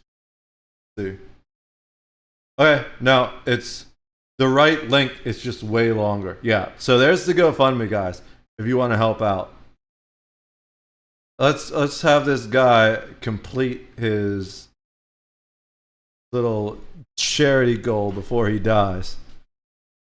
4 very dense episodes of deep dives that it feels, once again, impossible to just put into a small segment here at the end of the show. I wanted to do kind of a catch up and recap. And I'll start here by saying I was happy to see that most of you love Deep Dive Week. Lots of interesting conversation. The videos did. Yeah, the Deep Dive Week was of what a PDS really does. And I was like, I didn't know if I should expect like 30%. And in general, last week, there were a lot of things I learned from what we did and a lot of the testing. So for example, 1, we've been playing around with the idea of adding a sort of Sunday Philip DeFranco show, which would be 2 deep dives. You kind of essentially got a testing of what that format would be for a Sunday show. So I likely wouldn't add that test run until the end of June. There's a lot of pre-shooting that has to happen. Additionally, 2, I learned, I tested this on Monday, Tuesday, and Wednesday of last week, that it's pretty easy to carve out around 45 minutes of downtime to shoot shorts, which we uploaded to Instagram, TikTok, and even here on this channel. Speaking of uploading shorts, to a few of those Instagram, did really I forgot great to do numbers. that. And it was interesting to learn that on YouTube, if you do not see my face, the videos can still do well, but on like TikTok and Instagram, it was pretty bad. Also, I'm not stressing it too much, but it seems like there is some sort of crackdown that's happening in the news space, or at least with select news creators. We got kicked out of their creator program while I was on break. I've seen a few other adjacent creators in the space saying that their accounts are now restricted. So we'll see what happens there. Hopefully it's a bug, a glitch, and not a feature of whatever the new TikTok is gonna be. But yeah, in general, last week gave me an appreciation both work and personal. I was really thankful to be able to spend time with the kids, do fun stuff. Also, I mean, it was kind of like a validation of all the health changes that I've done over like the last 3, almost 4 years now, where, the whole thing kicked off because I was like, I don't know if I'm going to be able to like play with my kids and like live the dad life that I want. And I used to not be able to go out on kayaks because all the extra weight and would mess with my back. And, I was able to actually like go out with the kayaks with the kids and just like burn through it, even though it was like crazy water and wind conditions on certain days, not in these photos. This beautiful day. And then at the same time, it gave me an appreciation for work where it was like, when you're not, or at least when I'm not in the daily hustle and bustle of the day and having to think about and manage the show and the several companies, like all the opportunity and just the privilege we have to be in this position. And then more specifically, getting kind of a noise-free, distraction-free chance to think of like how you want to move things around, evolve the show, pull certain things back, expand in different ways. And I'm going to really try and hold on to that energy because it's the difference between like having a daydream and actually having an action plan. One that expands behind put wallpaper up and turn your desk and camera. But that, my friends, you beautiful bastards, is where your Monday show is going to end. And I'll close today with 2 final reminders. 1, definitely get in on thebeautifulbastard.com. The two final reminders are to buy stuff. I don't need those reminders. So I'm gonna watch a couple more videos before I switch to gaming because I want to use the time to set up the 2 things for my stream that I forgot to do before I started streaming. But before I do that, we're going to do my first ever live react of a soda test. And then I'll clip this out the video later and upload it to YouTube. Generally, when I'm taste testing stuff for the YouTube or doing one of my generic versus brand name comparisons, I just record the video and then upload it later. But this time, I just really want to drink one of these, and I'm live streaming now. So, fuck it. We'll do it live. They didn't have Coke at Aldi's today. So, I got the Summit Cola which we've already done a brand name versus generic review for that versus regular cola. I'll say it's better than Pepsi. It's better than... It's about equal. No, I think Royal Crown's better. Just slightly. It's like on the same tier as Royal Crown Cola, but probably a little bit better, although it's been like a decade since I've had RC Cola, so we'll have to check. But today, we're going to just do a regular taste test, not a comparison, of Summit Citrus Twist Lemon Lime Soda, which I'm assuming is their version of Sprite. The last video we actually did that was tasting a soda was Poppy. Poppi, not Poppy. And oh my god, that was the worst soda I've ever tasted in my life. It was also the lemon lime version, but it was absolutely disgusting. And it was expensive as hell. It was more to get 4 of those than it was to get 12 cans of Coke. And that's just insane. I know exactly why people would spend that much money on a terrible tasting soda. It's because it makes them feel special.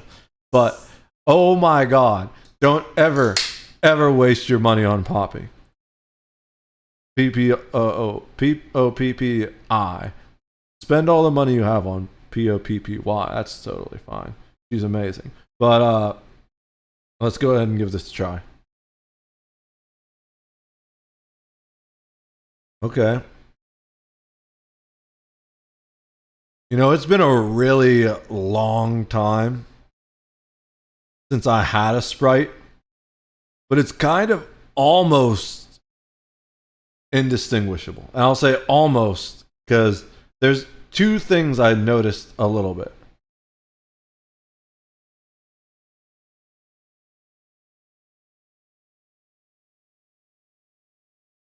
It feels like the mouthfeel is a little different. It's almost got more of like a Coca-Cola bubbles than like Sprite bubbles, I think. Like I said, it's been forever since I had a Sprite. But it's like Pop Rocks instead of soda, you know? And that wasn't one of the 2 things I actually noticed. It was just something, an additional layer. The 2 things I noticed is that the lime flavor really lasts. The lime flavor sticks around a lot, which I kind of like. I love lime. This is really good. Definitely high quality soda choice. The other thing I noticed is that it just doesn't have that crisp, refreshing feel that Sprite does. And I think that's the main thing that sets it aside. I don't know how, but Sprite is always like the most crisp, refreshing soda I've ever tasted. This tastes pretty much exactly as good, except for I think there's a little bit more lime in it, and it doesn't have that crispness to it. But this is a really good soda. That's probably shorter than the videos when we normally just record it and upload. But there you go. That is Summit Citrus Twist, Aldi's generic version of Sprite. And I'll give this one a thumbs up. It's really good. Way better. Infinitely, worlds better than Poppy. That stuff was disgusting. All right.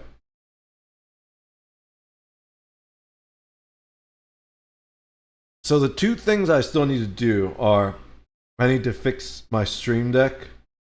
It doesn't work. I don't have drivers for it, and they're not hard to install, but they're not super easy to install because it's Linux. As far as I know, there's no official version, and I need to go to GitHub, and then I got to make sure I install the packages right and stuff like that. So that's going to take a moment.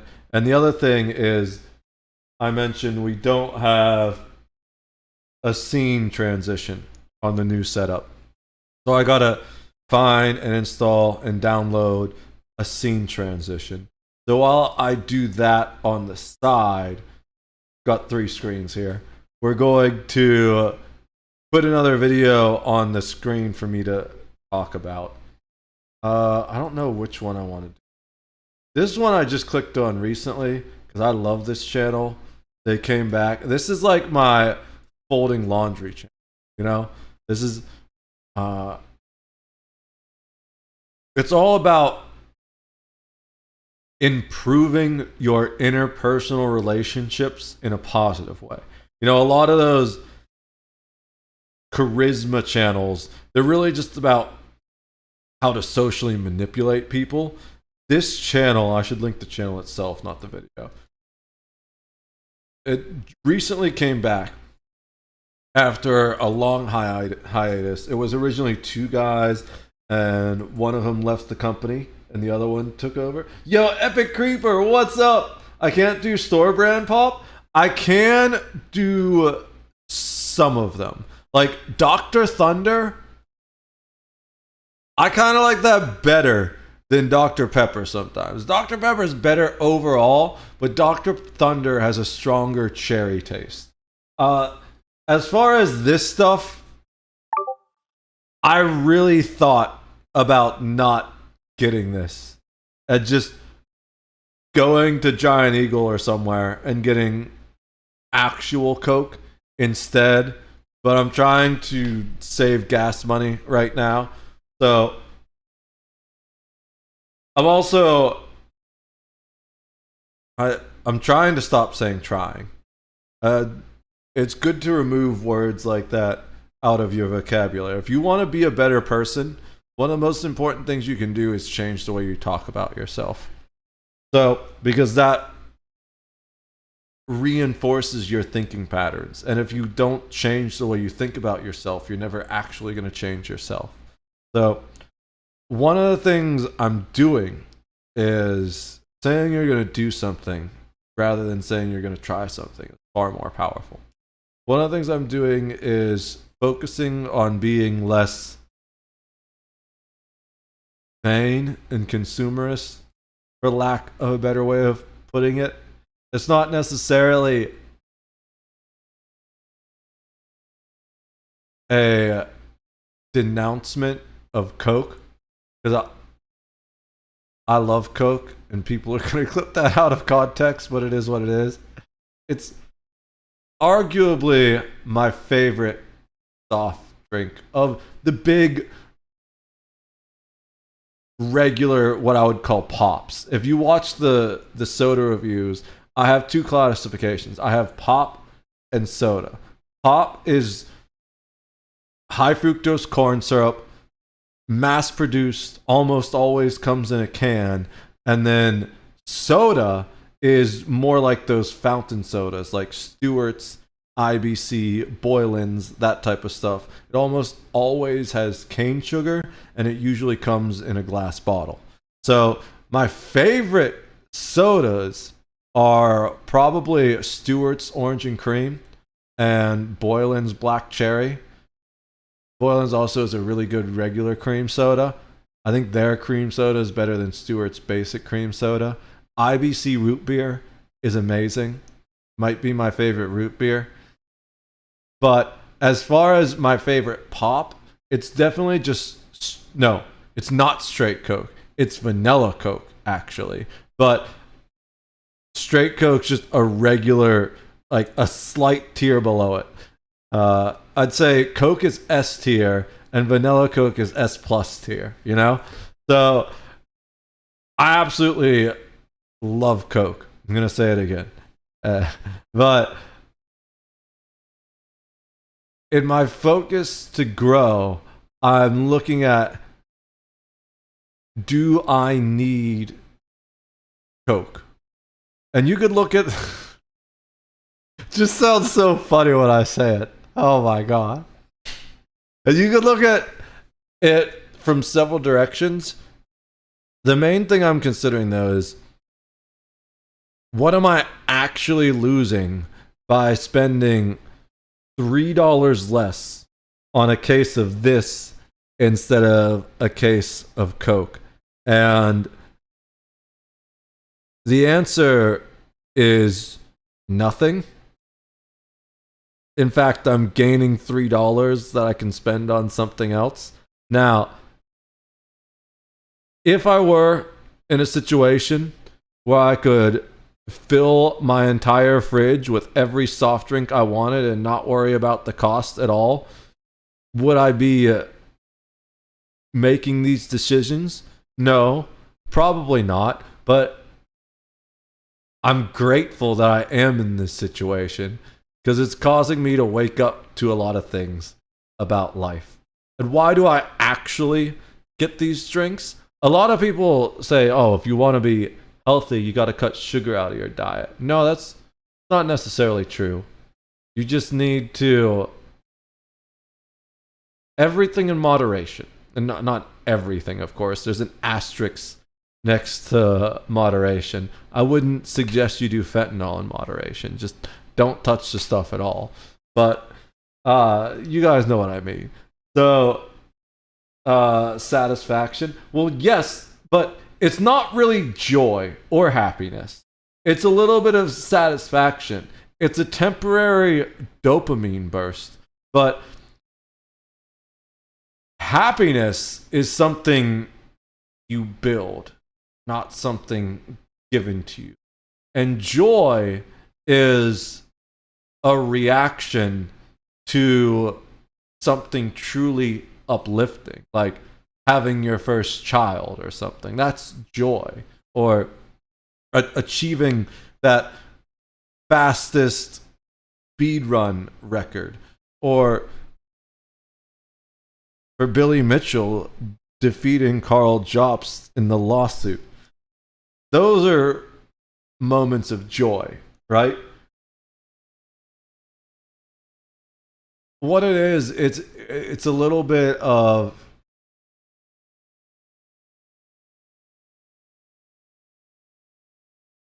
so definitely satisfaction. That's a good word.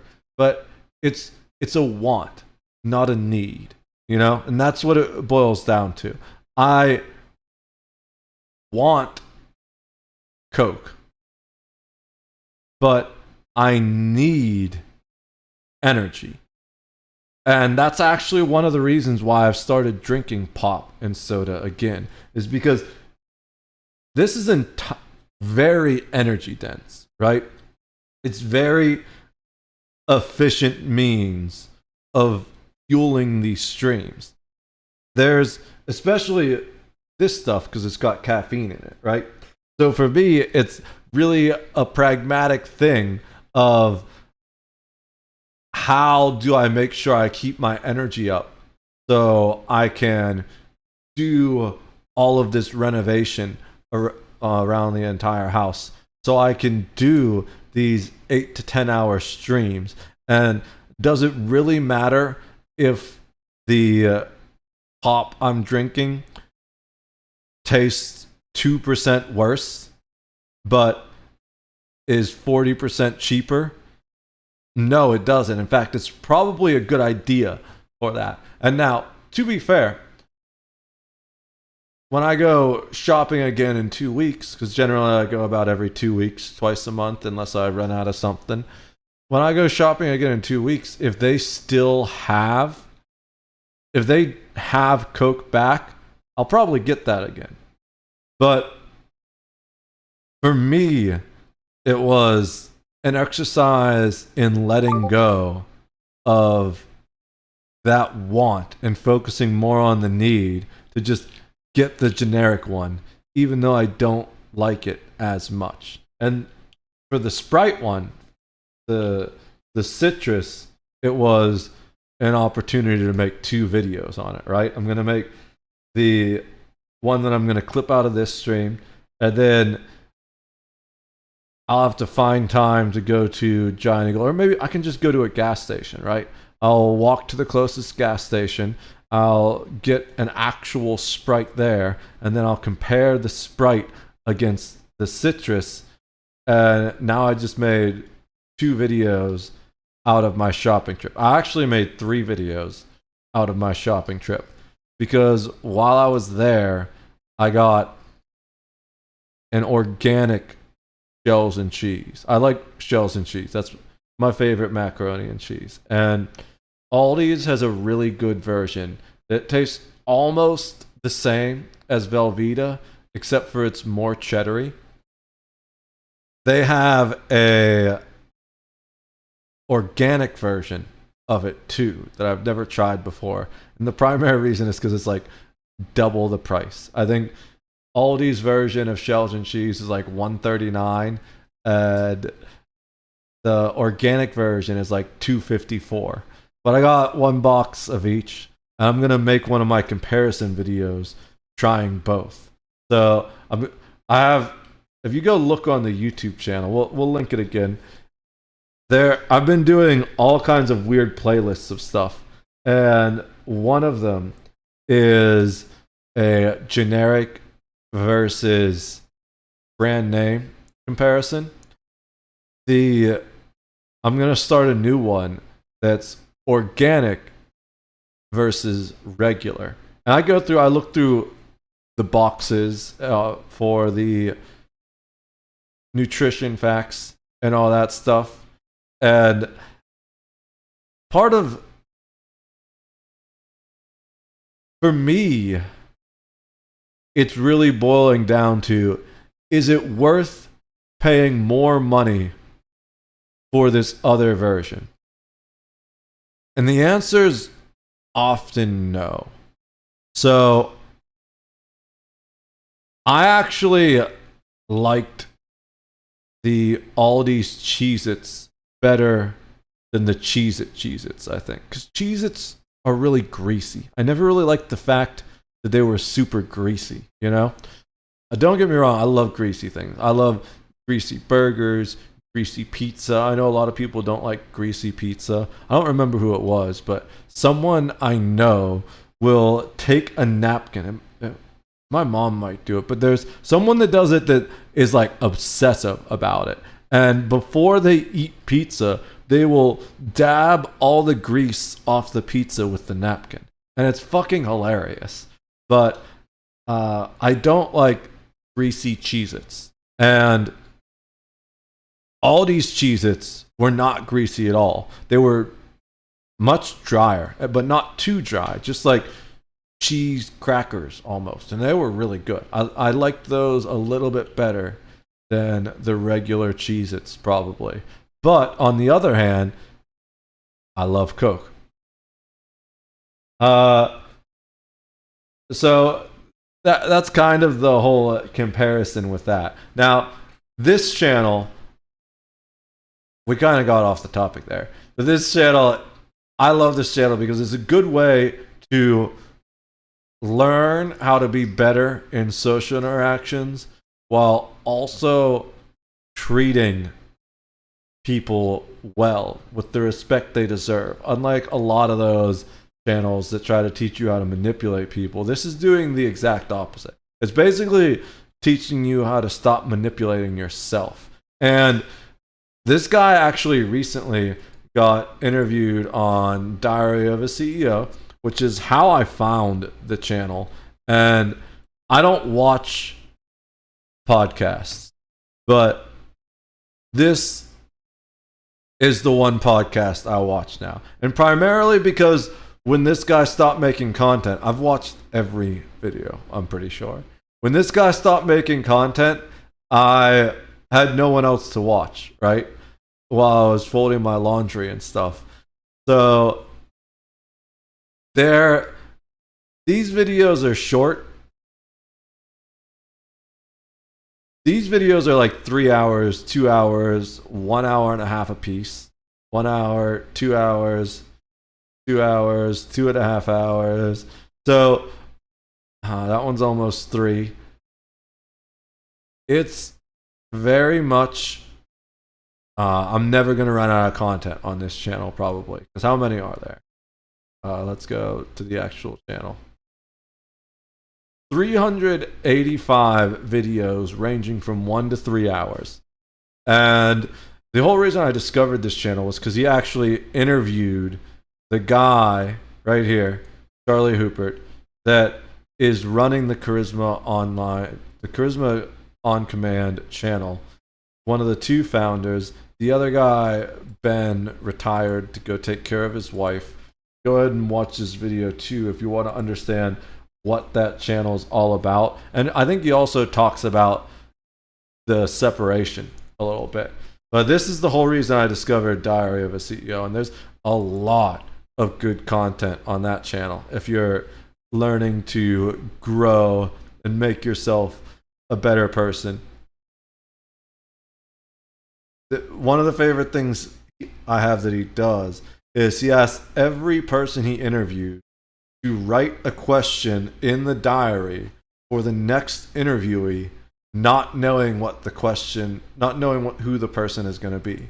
Just a random question that they're going to ask them. So these are two of my favorite channels. We're going to wait to watch this later, probably though. I want something I can more just commentate on. This I'm curious on, but I don't know if I feel like doing that right now. You know what we're going to do? We're definitely doing this because I want to know updates on this situation. So Vitaly and Johnny Somali, we were talking about IRL streaming earlier, right? Because I was considering doing it myself if this opportunity didn't present itself to me. And it was, I don't ever want to be an IRL streamer. I wasn't going to do this type of IRL streaming. I don't like disrupting the public. It was going to be me with my backpack just walking for 8 hours. So I was like, if I'm walking for 10 hours, but I would probably stop streaming for the last 2 hours so people wouldn't know where I was sleeping, type stuff. But because I was just going to camp in my tent as I was walking. And totally different type of IRL streaming. But these guys are exactly the type of IRL streamers I was talking about, where they just ruin their lives for content. And I've never heard of this Slop Lord guy. His name doesn't make me feel like the quality is going to be. The quality is probably, I don't know, not good. But we'll see what happens. Atozy, on the other hand, though, this is my favorite YouTube commentary channel. So we're saving that one for last. I want to hear more about the Johnny Somali bullshit. I want to know more about Vitaly destroying his life. If you don't know, background for Vitaly, we'll give background on Johnny Somali when it's his turn. But dude went to the Philippines, went to Bonifacio Global City, or however the fuck you say it. I think they just call it BGC. It's like their big touristy destination where they're generally more lenient, but the Philippines is one of the most corrupt and controlling countries in the world. So they are really lenient in the touristy area because they're trying to improve that reputation that they have for being that way. But you don't fuck around in the Philippines. And Vitaly did, and now he's finding out. I saw somewhere in a previous report that he may be facing up to 25 years in prison, if not more. There's an Atozy video. We'll show you the Atozy video. I've already watched that, so we're not going to watch that again. But there's an Atozy video covering a lot of it where they literally perp walk the dude. Oh, there's a new video? There's 2 new Atozy videos? I've watched every video on this guy's channel. So this is the one where they perp walk him. There we go, 24 years in a Philippines prison. That's the whole thing. It originally, there's 2. So basically, this guy was just walking around harassing not just regular people on the street, but the actual security officers. And he's in a lot of trouble. You don't know who Vitaly is. He's like one of the OG IRL streamers. He went to prison for like assaulting a woman on the street during a drug binge. Pretty crazy. He has one of the most iconic. We're probably going to get the new one now. But Vitaly has one of the most iconic, what's it called? Mugshots in the world. You've probably seen this before somewhere, at least. This one right here. This was when he got arrested for. Why is it so small? That's what she.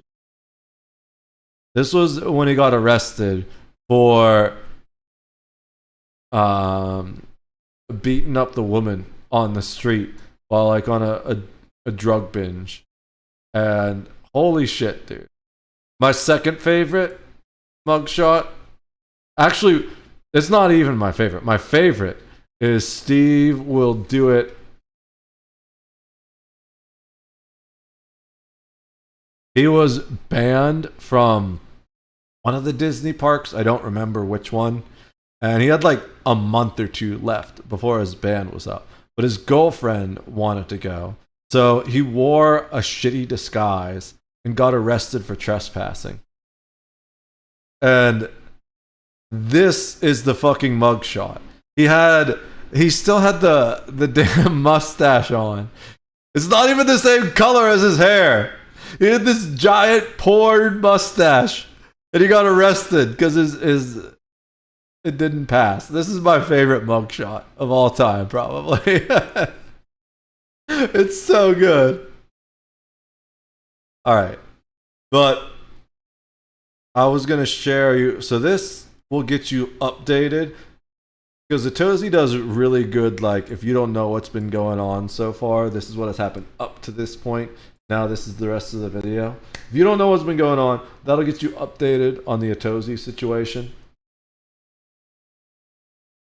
But I want to see what's going on. I don't know if this channel is any good. I haven't seen any of their stuff before. But we're going to watch this while I finish setting up the couple stream things I missed, and then we'll switch to some gaming. Alright guys, so Vitaly is absolutely panicking right now, because his situation just... Alright guys, so Vitaly is absolutely panicking right now. YouTube does that a his lot. Situation I think it might be because I have an ad block, you know? It just occurred to me. I was like, why does YouTube do that all the time? I think it's the ad blocker. Because like, YouTube's trying to play the ad and it doesn't work. Just keeps getting worse and worse, and once you see where he's locked up, you'll... By the way, guys, I don't even actually have an ad blocker installed on my extension. This is just Brave browser. If you're sick of not being able to watch YouTube, just get Brave browser. It also has all kinds of security and safety things. It's got a built-in VPN, but I think you need to pay for it. It's basically Chrome, except de-Googleified and with a lot more security options. So you still use Chrome extensions. Like these are the Chrome extensions I have installed over here. I'll also don't use too many extensions. That will slow down your browser. And it's better. It does have a built-in password manager like most modern browsers do, but I highly suggest you get a dedicated password manager that's not one of the browsers. Because one, there's three reasons. Like if you're using Google or anything like that, then you're giving one of the most evil corporations in the world your password. So that's pretty scary. The second thing is these browsers. Like what happens if you decide to switch browsers eventually? Like maybe you're not using Google, maybe you're using Opera or Firefox or something, and it doesn't get as good, or a new browser comes up and you have to switch. Then you need to worry about migrating those passwords over. And yeah, most browsers have import features, but that just gets frustrating. So it's really nice just having one external password manager, because then it works everywhere and you don't need to worry about changing all that shit every time you switch browsers or anything like that. And the third is because it's a dedicated cybersecurity company. Their entire focus is cybersecurity. So it's, even though they're a higher target for attacks, they put a lot more effort and money into protecting themselves from attacks. Like, why do you think Sony gets hacked all the time? One, it's because they're a huge target. Sony gets hacked more than just about anybody else. And the reason is because they're a bigger gaming company than anybody else, arguably. Microsoft definitely has advantages on PC, but when you look at their consoles, PlayStation has a significant advantage over them. Nintendo is very strong in the market, but it's more of a niche. If you're a hacker and you're trying to get as many passwords as possible, because that's what they do, right? They go in and they try and get your password. And then once they get your password, they check everywhere, especially if you have an email account linked to that password. They will then take that email account and that password and plug it into Google. They will plug it into Apple. They'll plug it into every service they can find to try and actually get into your accounts, see if they can take over your Instagram, your Facebook, and then they either sell those accounts or they use those accounts to hack into other people. Or maybe they use those accounts to send an email to one of your friends to download malicious software to become part of their botnet or to put ransomware on their PC. So Sony's a huge target because of how much data they have on their users. But they're not really focused on security. They're focused on making money. And unless you're a security company, security is expensive. Whereas someone like Bitwarden, which is who I use for my password manager, none of this is sponsored, by the way. I'm just telling you guys what I use. Their entire focus is security. So investing in security has a profit return from that. So they are going to be much, much harder to crack into. So there's two reasons that's good. One is because they're less likely to be targeted by an attack, because anyone that's doing that kind of stuff, like criminals are by and large cowards, right? It's very rare you find a criminal that's not a coward, but they always choose the weakest target possible, right? The criminals don't go up to the guy who's an MMA boxing champion and try and rob him. They rob the little grandma that is carrying her groceries and can't run away or isn't going to fight back. And they do the same thing when it comes to digital crime. They're not going to go and try and take out a security company, especially the little hackers. They're going to see if they can find the biggest payoff for the least amount of effort. So just the fact that they're a big security company is kind of scary for people trying to hack them. The second thing is, even if someone does target them, they know how to handle that attack better than a non-security company. So I highly suggest everyone uses a dedicated password manager. Doesn't have to be Bitwarden. Go do your own research. AI will help you figure out which one's best for you. But migrate your stuff off a browser. And then Dark Reader, because white websites hurt my eyes. BTTV for Twitch. And then these two to fix YouTube, because YouTube's been going downhill. Enhancer's how I can like loop, and there's all sorts of other things I can do. I have a volume boost for really low videos. There's so many settings. Like, these are all the settings. It's a hugely powerful and useful extension that I haven't noticed it slowing down my browser at all. But these are all Chrome browsers, so that's the nice thing about Brave. Also, there are lots of apps on certain websites. For example, Twitch. Twitch has closed captioning apps and the ability to multi-stream with friends. You would do like a shared stream thing. Those all require Chrome or something else, even though browser isn't Chrome because it's Chrome based, just with Google stripped out and security put in its place. You can still use those Chrome apps on this browser. It's by far the best browser I've ever used so far. Firefox used to be great, but recently they've made some changes to they went back on their promise, basically, which they're not. Ooh, am I really on the wrong? Yeah, I'm watching this on the wrong channel. Let me fix that. I like keeping my different channels separate because then it messes up my recommendations.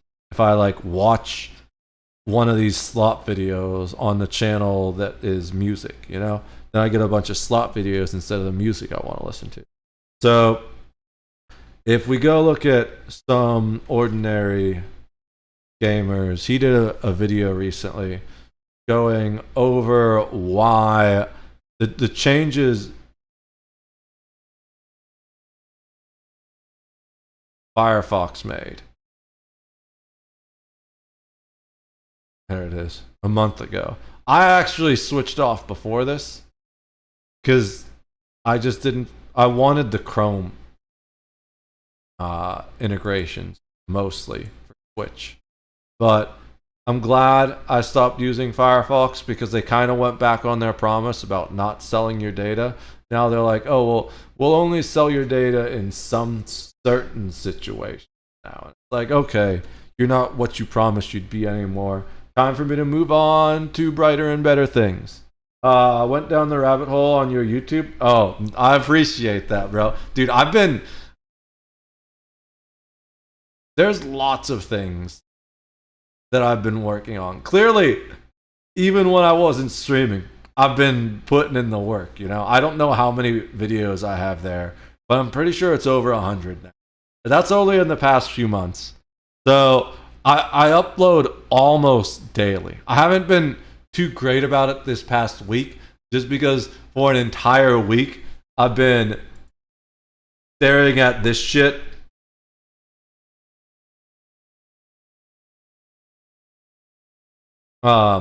That's not an actual command, but I can't tell you how much time I've spent trying to figure out a lot of this Linux bullshit. And I do firmly believe that it's infinitely better than Windows.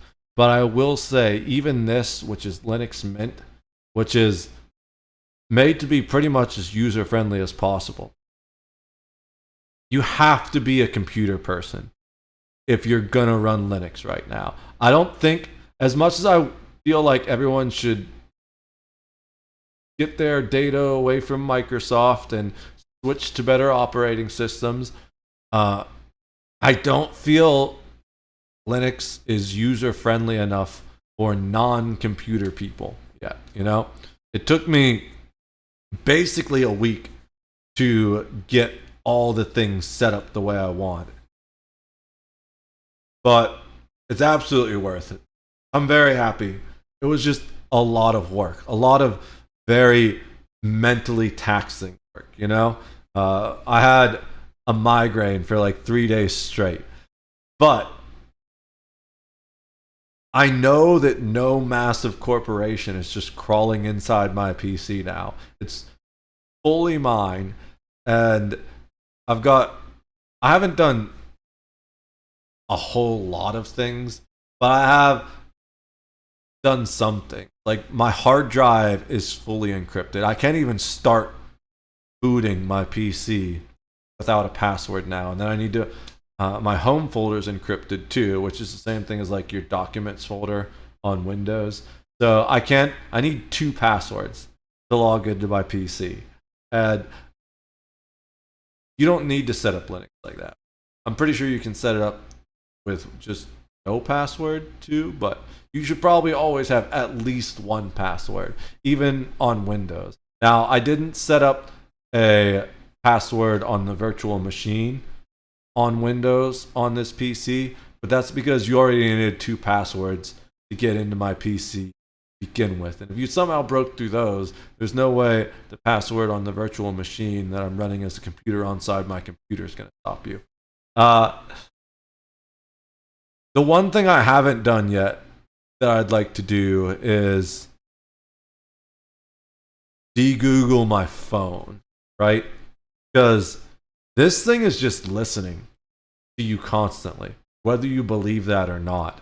It is. Like, have a conversation with your friends about something, and then go do a Google search and see if it recommends you any of that stuff. It's fucking scary. But the cost to switch off of this is just not worth it right now.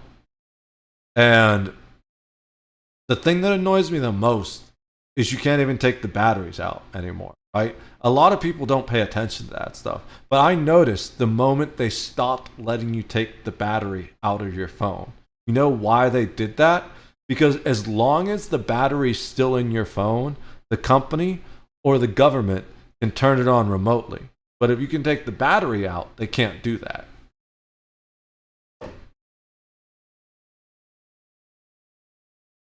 Alright guys, so Vitaly is absolutely panicking right now because his situation just keeps getting worse and worse, and once you see where he's locked up, you'll understand why. Yeah. This isn't some clean, cushy cell with a mattress and decent food. Where he's at right now is straight up out of a horror movie. We're talking about people don't realize how good we have it in the United States. Rusted bars, foul water, roaches and rats crawling everywhere, all the while being crammed into a tiny little room with an insane amount of people. In the meantime, I'm going to work on getting these other things set up. Now, according to the channel Legal Mindset, Vitaly was initially locked up in Camp Bagong Diwa, but he's going to be transferred to another Philippines prison to serve his time. And guys, these Filipino prisons are absolutely no joke. And to make matters worse, if he's found guilty of everything they're hitting him with, he could be behind bars on What's that Atozi video I linked? Because this whole news conference was insane. They literally perp walked this dude in front of the whole country. Guys, if you are an American or any foreign kind of streamer, don't go to the Philippines and fuck around, because they will make an example out of you. Until he's 71 years old. So far, they've listed 7 separate charges: attempting to kiss and grab a security guard, trying to seize a firearm, taking videos without consent. He tried to seize a firearm from a security guard specifically, which is insane. Now, here's the thing. I have heard lots of rumors about the Filipino police and how they're maybe not. They gotta do what they do what they gotta do to get the guy, so to speak. So there's a small voice in my head that is like, did he actually do that? Because that seems insanely stupid, even for Vitaly. Like, we saw him taking their hats and making fun of them and singing them at them when they were trying to stop the video and stuff like that. But we didn't see any video of him actually trying to take the firearm, which seems a little weird because he documented everything else he was doing to them. And part of me wonders if one of them is just testifying to that so that they can have an excuse to put him away for 25 years. But this is also exactly why you don't fuck around in the Philippines, you know? Mocking local security, filming in BGC without a permit, harassing an elderly woman, harassing an instructor in Boracay. Now, he threatened this woman. He said he was going to rob her or something like that. It's insane. Harassing an elderly woman and harassing an instructor in Boracay. Now, this is where Vitaly is... And then he said, it's okay if I do these things because I tip them afterwards. That is such fucking bullshit. That's what that clip was there at the end. Is he was trying to give her money after he threatened to rob her. And... dude, no. No, don't do that. Gonna see his entire life flash before his eyes. Because right, according to authorities, he will under no circumstance be released or allowed any sort of bail until his hearing. And guess what? The courts are so jam-packed and backed up that it's gonna be around 2 to 3 years until his trial even begins. This means Vitaly's gonna be spending minimum 2 to 3 years, assuming he beats every single charge. So as of now, he's going to be locked up in Philippines prison until either 2027 or 2028. However, let's just say he gets convicted of even one of those charges, he's going to be sentenced to another 5 years on top of his current minimum. And like I said, as of now, there's about 7 charges, which means if we do some simple math here, 7 charges times 5 years minimum per charge, he's looking at a total of 35 years if convicted across the board. Damn, they added more? 33 years old. Let's say it's another 3 years for his trial to start. I was only half 35 listening years I was after he gets convicted, trying to get the software. He's going to be 71 years old when he gets out. And if this actually goes through and they convict him, Vitaly's essentially kissing his entire youth goodbye. And remember what I said in the last video? Filipino officials are... But it was worth it for the money, right? Oh no, wait, it wasn't, because he got banned off Kick and lost his steak deal. So he's not even making money from this anymore. Clout demons flying in just to treat the locals like NPCs in some twisted video game. Well, according to one Filipino lawyer, he suggests that authorities might use a special penal code that instead of requiring proof of malice, the mere act is enough to convict him. So this means they don't even have to prove intent. They just have to prove that he did the action. And you guys already know this idiot recorded everything for his stream, so the evidence is literally right there. All they have to do is play the video. Oh yeah, he stole a motorcycle from a security guard. He gave it back, but he still stole a motorcycle from a security guard. He stole a massive industrial fan from a restaurant, and I don't think he gave that one back. He took it back to his hotel with him, and he told them he bought it there. He told the people at the hotel he bought it. For him? Oh no, mommy! Oh no, mommy!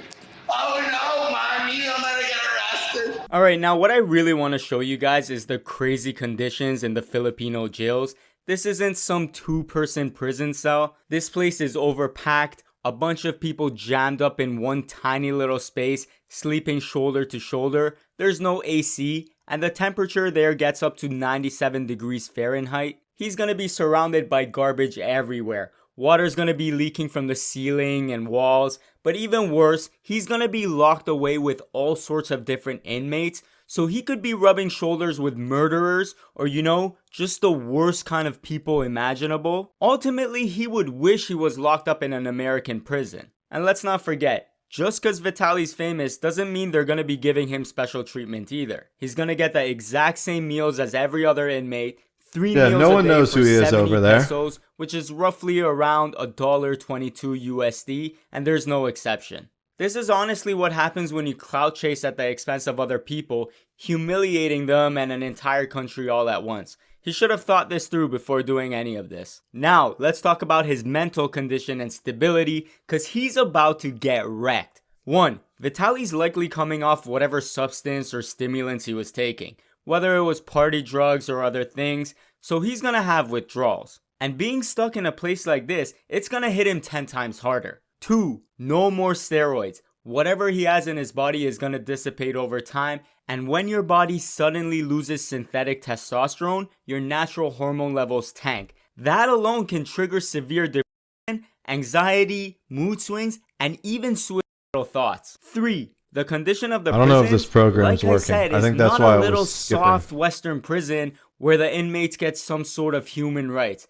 This is the Philippines. You know they're way harder on their inmates than any prison Vitaly's ever been to in the States. So that's something he's definitely not used to. And lastly, to really shove that dagger deeper up his ass, you add the fact that there's no telling when his trial will start. He doesn't know if he'll ever get to leave. And stuff like that really messes with a man's mind. When there's no finish line to fix your eyes on, panic turns into hopelessness. So all of this added together, you just know Vitaly's having an absolute mental breakdown in prison right now. He really thought he was gonna come into the Philippines, disrespect the people and the entire nation, and then just get away with it like all those other nuisance streamers. I guarantee he wishes he never stepped in the Philippines and tried to pull off these tasteless pranks. And I say this is a pretty big win for everyone, cause now maybe this entire wave of clown IRL streamers who just want to harass people non-stop for views are gonna get a little wake-up call seeing Vitaly get his life thrown away.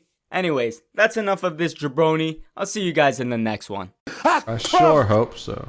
Alright, so I've got the Stream Deck app installed, but this is a little bit different than the actual official Stream Deck app. So I need a little bit of time to figure out how to make the buttons work. But where is chat? I'm trying to find chat. I gotta click here. This was the video, guys. Go ahead and give it a like. That wasn't too bad.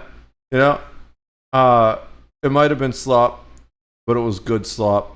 I would expect that from someone who's gonna call himself Slop Lord. He wasn't a slop peasant, to say the least.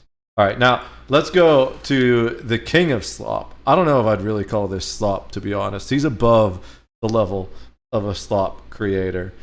Atozi's actually my favorite YouTube commentary creator. He does a lot of research. He flew out to Korea to see the Johnny Somali trial. If you're not aware, Johnny Somali is the worst of all of the IRL streamers. He is the epitome of a terrible, delusional, delinquent douchebag that will do anything for views. And he did a whole bunch of... He's been terrorizing... First he terrorized Japan, and he got kicked out of Japan. Well, not first, but that's like... most recently, like the big things he's been known for. And then he went to South Korea, and he's been terrorizing South Korea until they got so fed up with him, they arrested him. And now...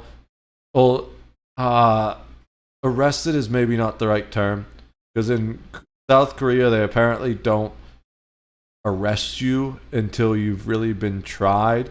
He's facing a lot of charges, and he's in court for things like disruption of business, which sounds relatively minor, but it's very serious over there, especially when you've done it multiple times. And they're kind of stacking the cases against him up so that some of the less serious charges are in the first case.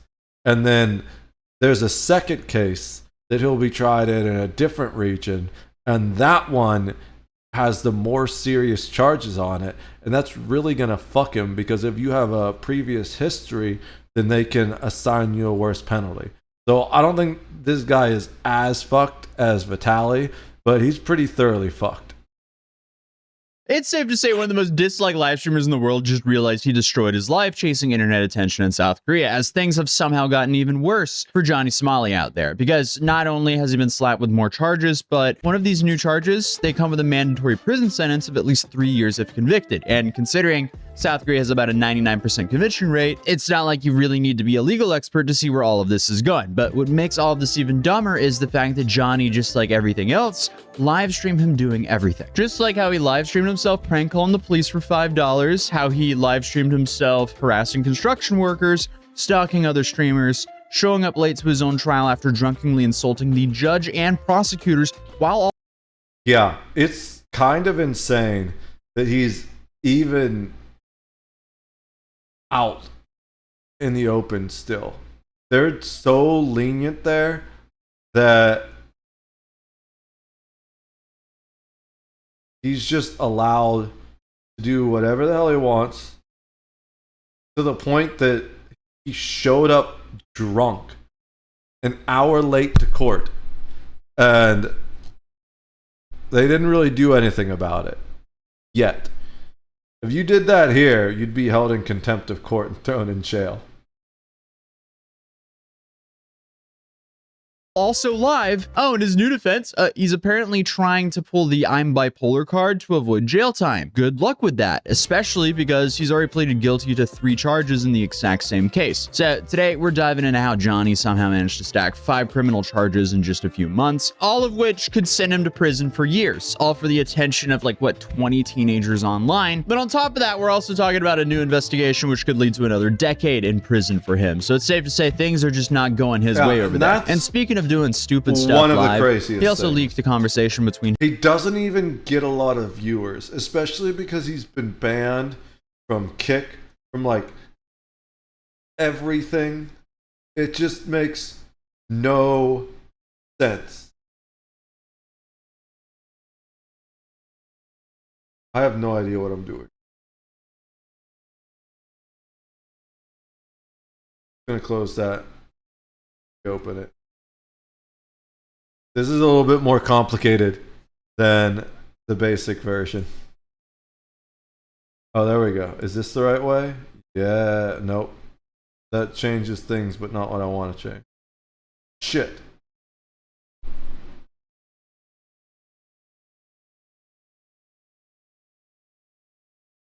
This one. How do I drop?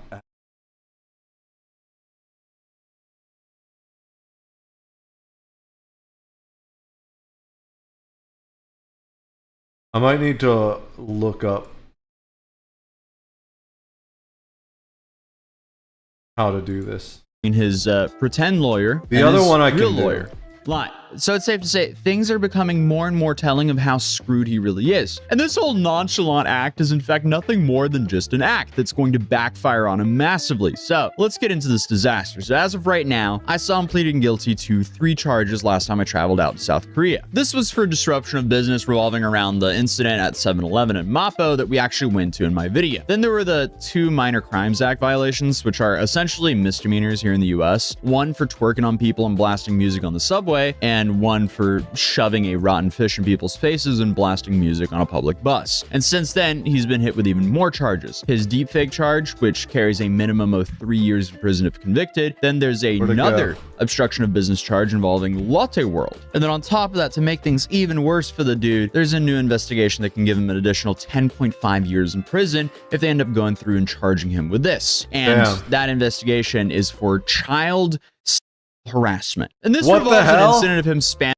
Okay, I didn't hear about that. That's new. But so before that, he's got a serious potential sex crime already. I don't know exactly how they do it, but he made deep fakes of him dating a Korean streamer. And they take those AI deep fakes very serious over there. So dude is in. Maybe he might be going to jail longer than Vitaly now. Holy shit.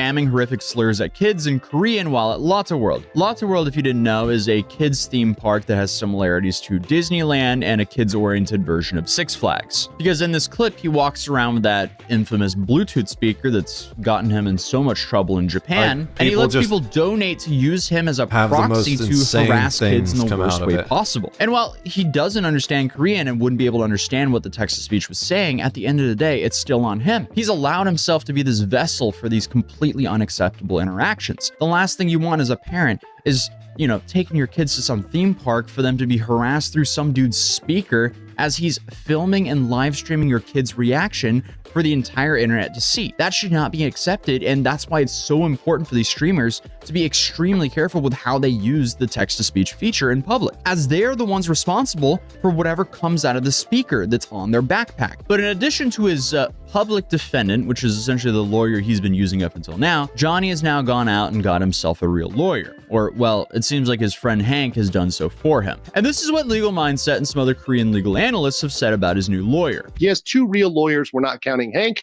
I'll watch First this is a video. public defender in the Western District that is a free attorney Let's get does he have a yeah, he's got a legal mindset link here. This guy covers more specifically the actual legal aspects of it, like directly.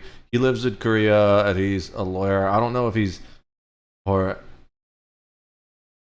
he knows a lot about the law. I don't want to say he's necessarily a lawyer, and I don't know if he's actually a Korean lawyer, but this guy knows, he focuses mostly on the legal jib jab type stuff. It's a lot more dry than an Atosi video, but if you want to know, there's the link to his stuff. He's been covering all this. He also went with Atosi to go see the trial. Looks like he did a video on Vitaly too now. I want to see where's the... Is this...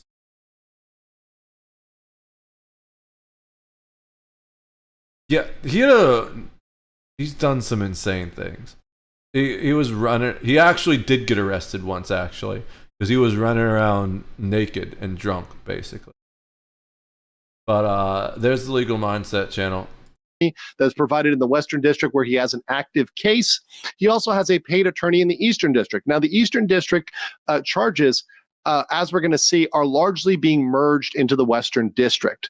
So this paid lawyer is unregistered in the West. So this paid lawyer is unaware of the exact proceedings and what's going on in the Western District. So he really has no idea about what's going on unless he contacts certain people or does extra effort. And it appears that he is kind of being lazy with his proceedings. Also, people that were in the know and some legal professionals and others that analyzed this, as well as people that looked at this lawyer, it appears he's kind of what you might call in the U.S. a strip mall lawyer. He's got a very heavy specific regional accent, which is very hard to understand. He also seems to be very inexperienced with criminal procedure because he doesn't understand the concept of merging cases. So he hasn't cooperated throughout his entire case, and he's only mocked the judge and prosecutors every step of the way. And his new Hail Mary is to hire a strip mall lawyer. Bro has a Korean Saul Goodman at his service. I mean, the train wreck just somehow keeps on wrecking. But again, somehow it all gets worse, because we also found out that the prosecutor trying to bring Johnny to justice is a top 10 prosecutor in all of Korea. And his new attorney over there also stated that the law enforcement over there is very hard to work with for him due to Johnny's behavior throughout the whole trial. Then to make things even worse, Johnny's lawyer met with the prosecutor to beg them to drop the deepfake charges, but it was too late. Ramsey's lawyer tried to meet with her, tried to meet with this prosecutor to beg her to drop with the deepfake case, to beg her to drop it. And as we're going to see with the deepfake case, the hilarious thing is by the time he met with her, it was already too late.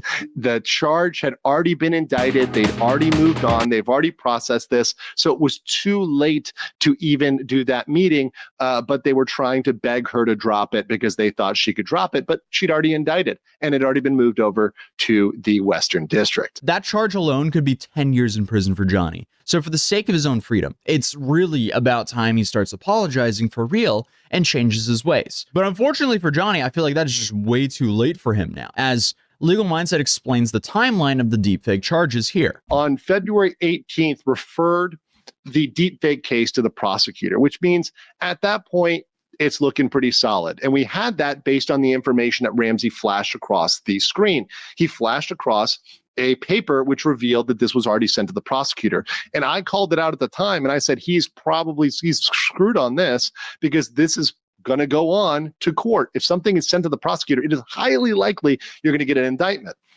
Well, on March 7th, he leaked that, right? And then on the 25th, the Eastern prosecutor indicted Ramsey. On the 27th, that indictment moved from the East to the West. The West is where his current case is. They are trying to consolidate everything in that Western district because it's already going, it's already pending, and they want to bring everything over to there so they handle it all in one trial rather than breaking it up into multiple trials. So on that day, I knew immediately, and I informed everybody on the 27th. Because of that, Ramsey and Hank were panicking, and they were talking about that with their lawyer. And that lawyer had no idea. I actually predicted that on my stream. I said, his lawyer might not even know, because the lawyer is not registered in the West. He's only registered in the East. So he actually wasn't accessing the right court records that were in the Western District. So at that meeting, he actually said, oh, you're not indicted for this. Oh, you're not indicted yet. He was. So again, he's played his cards in the worst way possible, then put his freedom in the hands of a lawyer who isn't even registered in the correct district for him to properly help him. Without a doubt, Johnny or Ramsey deserves a permanent spot in the Hall of Fame of Influencer Morons for his entire trip to Korea. The dude has essentially turned himself into an international laughingstock for nothing. Then he's also trusting this new lawyer for advice, and clearly he's given him a false sense of security. The lawyer said it's unlikely since you're American, which actually revealed the inexperience and ignorance of this lawyer. Clear example, there was an American that went to jail, that was sentenced to 1 year in jail, prison time, for a single crime, and this was actually predating deepfakes. This was just one cybercrime and an obstruction of business. So remember, Ramsey has at least 2 obstruction of business charges already on the docket, 2 Minor Crimes Act, and a deepfake. So Ramsey has over double that's another thing. I'm only kind of half listening while I try and figure the transition thing out, but he doesn't think he's going to serve jail time. He thinks they're going to give him a slap on the wrist. They're going to tell him to leave the country like he did in Japan, and then he's just going to go home and probably go harass another country. But it's seeming like the opposite's probably likely to be true. And I don't know if his lawyer is an idiot or inexperienced or just playing him so he can get a bunch of money out of him before he gets locked away. But there was a clip of his lawyer telling him and Hank, who's like the guy that's supporting him while he's over there. I don't understand how these people always have someone that just lets it all happen. You know, there's this guy named Hank who's a South Korean himself, and he's basically entirely supporting Johnny Somali right now because Johnny Somali doesn't have a work visa. He's not allowed to work. He's not really supposed to even be streaming as far as I'm aware, and he is out of money entirely, and he never had a lot of money to begin with because he was just a tiny nuisance streamer. So he basically just lives at this guy Hank's house or flat or whatever it is he has, and the guy Hank entirely supports him right now. And Johnny Somali and Hank were talking to this lawyer, and there's like a clip of it where they were saying like, "Oh yeah, it'll be easy. It'll be done in like few months and you'll be going home." And I don't know how true that is, and it makes me think either the lawyer just doesn't know all the charges, which we're kind of finding out now is one of the things, or he simultaneously does know the charges and he's just overconfident that they're going to let him go because he's an American. 2, he's just inexperienced, you know, and doesn't really realize how deep Johnny has stepped in it. And I think there's a little bit of that as well. But there's also the third thing where I'm wondering, I'm like, maybe he knows exactly how much trouble Johnny is in. And he's just a vulture circling, you know? He's like, you know, I can make a lot of money off this guy. I can peck him to death, get some money in my pocket, and they're going to throw him in jail and it's not going to matter. So nothing's going to happen to me. the amount of charges. And that person, that defendant, was completely cooperative with the judge in the court. Yeah, and Johnny's been anything but that. And unfortunately for Johnny, he outed Hank's and his own lawyer's incompetence himself, as again, he keeps on streaming from his lawyer's office, and by doing so, he keeps leaking information about his trial without even realizing it as it's being said in Korean. While Johnny doesn't understand Korean, many others do, including translators that help creators cover the story. So this is the lawyer speaking.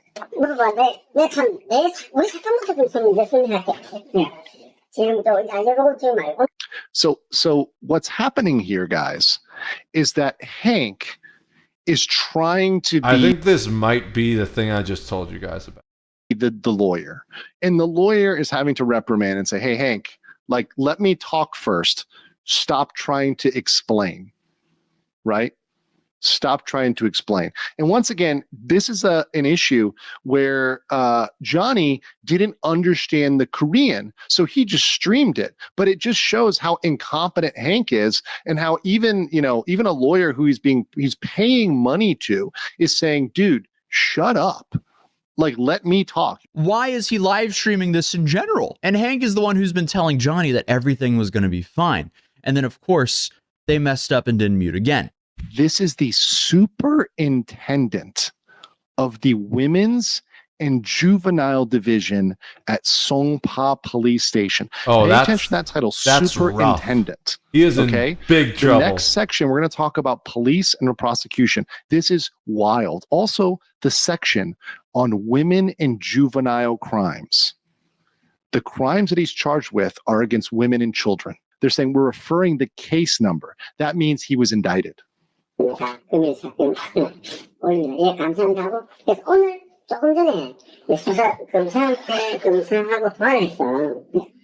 that's you. That's me. Wait. Oh. Yeah, I mean, that's an uh-oh face from Hank right there. And part of me kind of wants to feel for him, as he's been guilted into like trying his best to defend his friend who's so stupid he would rather live stream his legal counseling than have a better chance at having his freedom back. It's like he doesn't care his own freedom's on the line. It's just so stupid, it's baffling at this point. But moving on, another clip came out of him threatening to SA the female police officers that were at the station after getting arrested for his underwear stunt. I've been to this police station 20 times. It's the first time they can hold me in cuffs.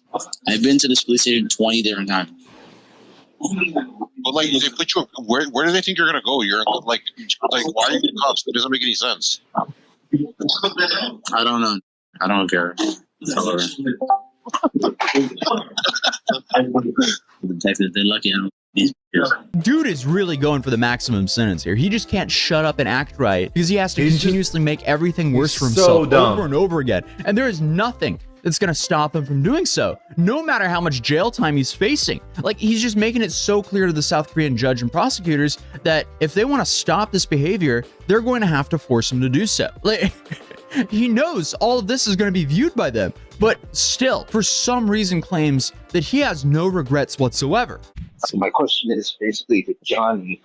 What I would like to know is if he has any regrets for what he has been doing over the past few years, especially what's been going on in South Korea. Zero regrets, zero remorse. There is no way. Again, he's just sending these messages to the prosecutor and judge over and over again, it seems. How stupid is it possible to be? You haven't watched your own videos and all the other things that you've done over the couple of years. You haven't seen anything. You haven't watched anything. No, whenever I see clips of it, I laugh my ass off. It's funny. Then on top of that, he also wanted to show up to his next court date wearing the new Kanye gown. What do you think about the cake outfit at the court? Is that too crazy? I saw clips, like thumbnails of that video, and I haven't had it in me to watch it. I don't want to know what was going on, but we'll go back if you haven't seen anything about that. Wearing the new Kanye gown. That's Kanye. That's all we're going to say right there. It looks like a certain clan uniform, except a different color. What do you think about the cake outfit at the court? Is that too crazy? The yeah, one, the same one kind of had. Bro, I know it's a wonderful idea, but you won't even have a platform. You'll just get automatic banned. No, so now I'm gonna get my Instagram deleted again. You're saying it's a wonderful idea. I'm not gonna lie. But you can't do that and have a platform. I really want to do the KK shit, but I know it's a good idea, but why isn't there anybody else doing the stunt? Because you're right. There's no one else. No one else in the world is doing that. You're right. I haven't seen anybody but Kanye do that. So what could I do at the court? I'm gonna have reporters talking to me at the court, like in 2 days. Like the Korean news is coming. The last time I flipped them off and I said I love North Korea. Oh my god! I swear to God, I did. It seems like his own personal Super Bowl seems to be being the biggest idiot possible and going for the most amount of time in Korean prison. But what he doesn't realize is, once he's in prison for a year, people will forget about him. And then, if he's in prison for like 5 years, almost everyone would have forgotten about him then. And speaking of prison time, the newest investigation might be the worst one for him yet, as he's now facing an additional 10 years in prison if they go forward with this charge. And again, because he live streamed himself doing it, it's not like they have to gather evidence. It's really just if the prosecutor wants to hit him with it or not. But as of right now, Johnny hasn't responded to this new investigation, and his new trial is delayed yet again. So I'm sure Hank is worrying, because that means that Hank will have to foot the bill for Johnny for even longer until he's inevitably arrested. But that's the most recent update for the Johnny Somali case. I know a lot of you guys have been asking me for one, but we have so many more crazy stories coming out this week. Also, shout out Legal Mindset for his great coverage of all this. I'll be linking his channel in the description down below. So make sure to subscribe if you're new here, and also I'll see you in the next video. Peace. That's crazy. I didn't know the child stuff. That's insane. You know what? He deserves it. I have no sympathy for the dude. He absolutely deserves it. All right. Let me. Did it do that to both chats? I'm curious. I'm not really familiar with this. How this is.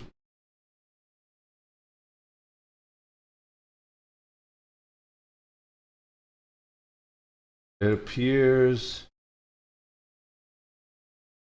to be working as intended. Perfect. So, I'm still working on the transition. I have one, but it's not directly it's not currently set up as a stinger. You know what? Let's just see if it'll work. How do I...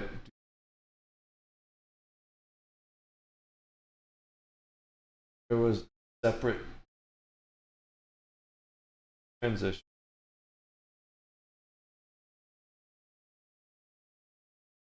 I don't even see an option.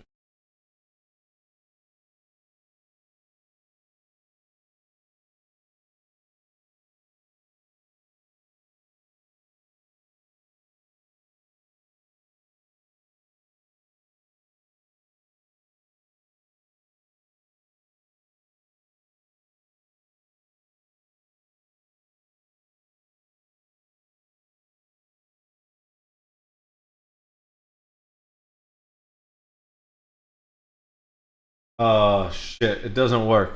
Guys, it doesn't work. I was hoping you'd kind of see through it, but you don't. It's what I'm worried. It's exactly what I'm worried about.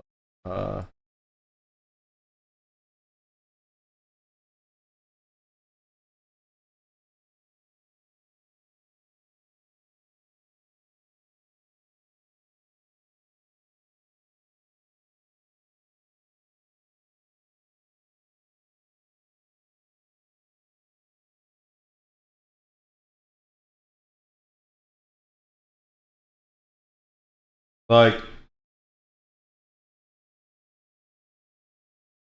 I was really hoping that it would just, the fire spots would start burning on my scene and you'd be able to see the next scene through underneath but I think that's a little bit too advanced for even if it went to black screen and you saw the other one. Okay. We gotta try something else. In the meantime, someone the other day on one of my YouTube videos said I was Cyrax with a beard. I did a quick Google search of this dude. I think it's kind of funny. I think all these hate comments are hilarious, to be honest. They just make me laugh. It's so entertaining for me. But I want to learn more about the guy now. So we have an internet anarchist documentary on Cyrax. What happened? I never heard about this guy before. But apparently he put on the fucking Sonichu medallion. So I'm sure this is going to go downhill very, very quickly. If you don't know about this, one, you haven't been on the internet very long. And two, if you ever get one of these in the mail or encounter one in the wild, don't put it on. It's a cursed object. He mix uncontrollable rage. Marty, shut up! I have had enough of your antics! Narcissism. I figured I'd just come in, kick it with y'all, figured since I'm making it big time. And a loose grasp on reality. Well, you get one of the most trolled locales in internet history. Hi, I'm the Internet Anarchist. I create weekly YouTube documentaries, and today we'll be diving into the long and tragic story of Chance Wilkins, aka Cyrax, an online personality whose enormous ego, vile tendencies, and lack of self-awareness brought on a never-ending wave of criticism and trolling from everyone on the internet. Cyrax created his first YouTube channel, DJ Shadowblade, in 2009. On the channel, he would upload short music videos, anime montages, and footage of various activities like skateboarding or drumming.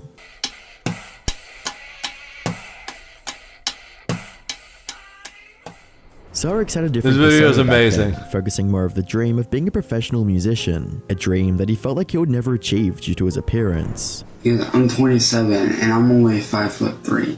And when I was born with 1 kidney and 1.5 lungs. And, you know, growing up through school, you know, I did get picked on. I got bullied way more than most. I got judged. Fortunately for Cyrax, someone did try to see potential in him. In late This guy never grew out of his trauma.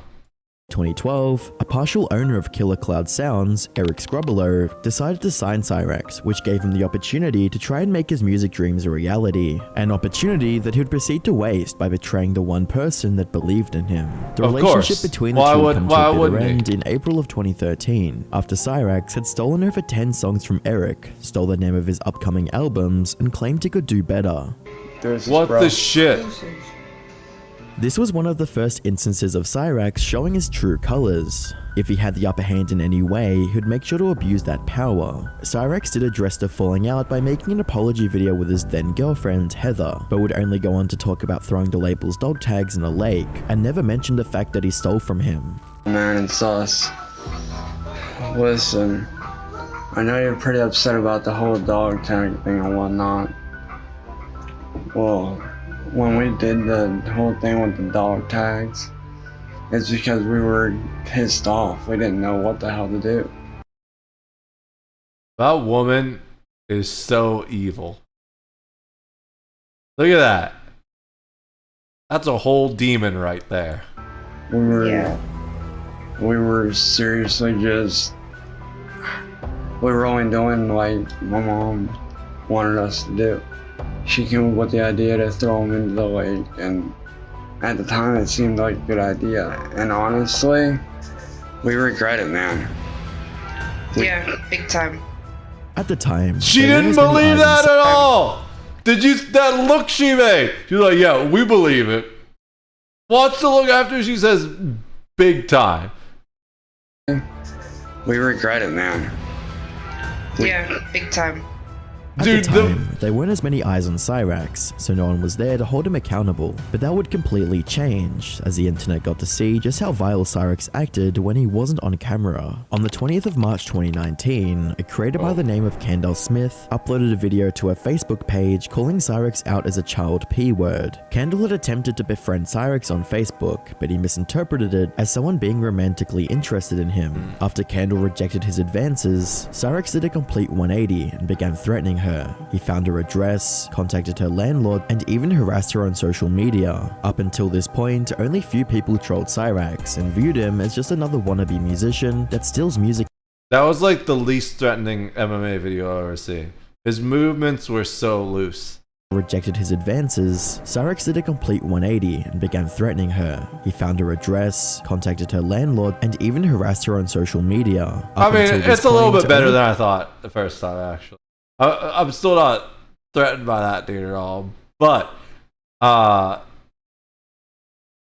lot of wasted energy. Few people trolled Cyrax and viewed him as just another wannabe musician that steals music and artwork. But this was about to change completely, as Cyrax was about to explode in notoriety, which we'll be covering just after this short break. This video has been sponsored by CyberGhost VPN. Have you ever logged onto public Wi-Fi feeling like you're in a spy movie, but missing the necessary tech to keep you safe? This is where our hero CyberGhost VPN saves the day. It envelopes your data in a cozy encrypted I've never heard of tunnel, like a digital CyberGhost version VPN. of a superhero cape. You're not sacrificing. So here's the thing about VPNs. They don't necessarily make you as secure as a lot of them advertise they do. And also, there's like a weird thing where all that data that they claim that they're protecting from other companies from harvesting, they get that data, you know?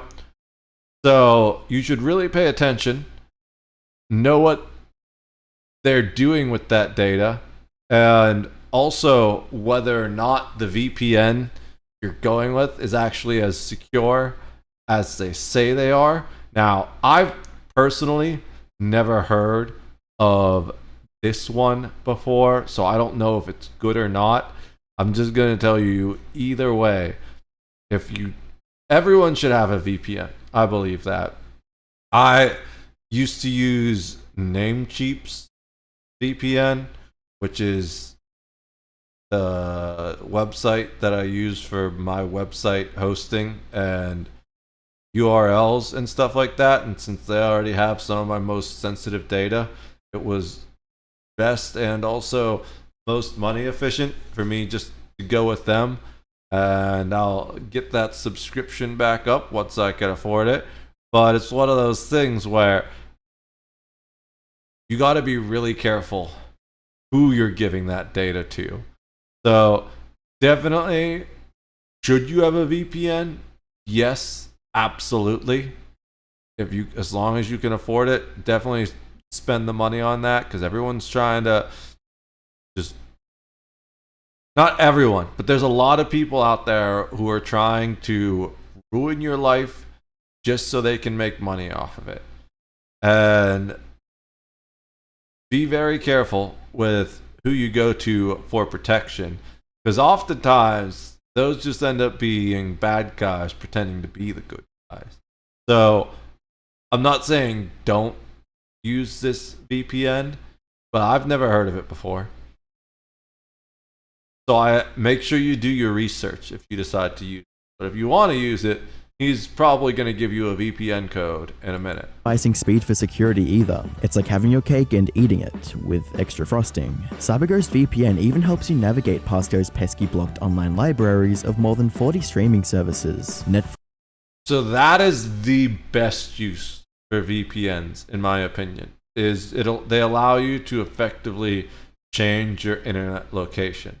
Like if you are trying to watch a UK television show that is restricted and can't be shown in the US, or maybe you're trying to watch a YouTube video and you're in Russia and everything's restricted in Russia now, you can use a VPN to change your location to a different country and then get access to that content. That is the most useful thing for VPNs. And I think I hear the cat meowing outside. I'm going to go have to let him in a sec. And the second most useful thing is it obscures your IP address and a lot of your internet traffic. So it's not that they can't find that stuff, but it does make it harder to find it. Let me go get the cat, and then we'll continue the video when I get back. I hear him whining outside.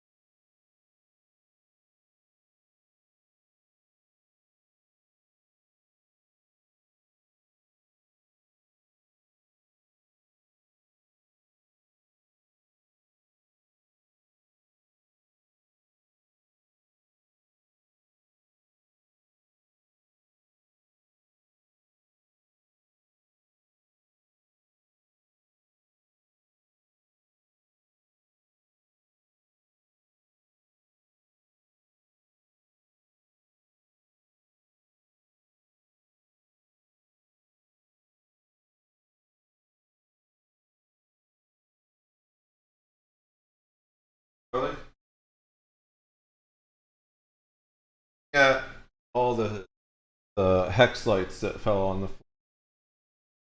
Eventually, I'll probably set up a cat cam. I have the original webcam I used to stream with. I still have that, but he doesn't sit in the same place. Or maybe I just go back and I set up the vinyl cam again. I was planning on doing a vinyl cam because I have the USB turntable. Although I don't stream copyrighted music on the channel anymore. I don't know what I'm going to do. I need to think about all that stuff. Normally I only eat 4 of these pieces of pizza. But I went upstairs and I hadn't put them away yet.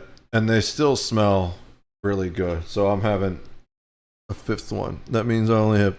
Get off the... yourself, dumbass. Sitting on my headphone cable. It's like freaking out.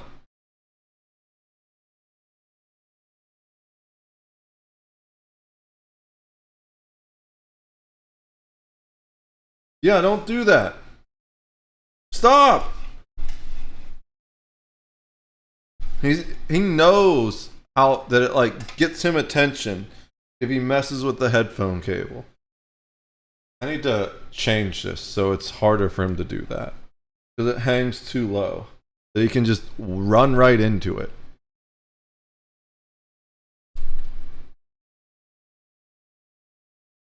He doesn't like me streaming. Because then I'm not paying attention to him.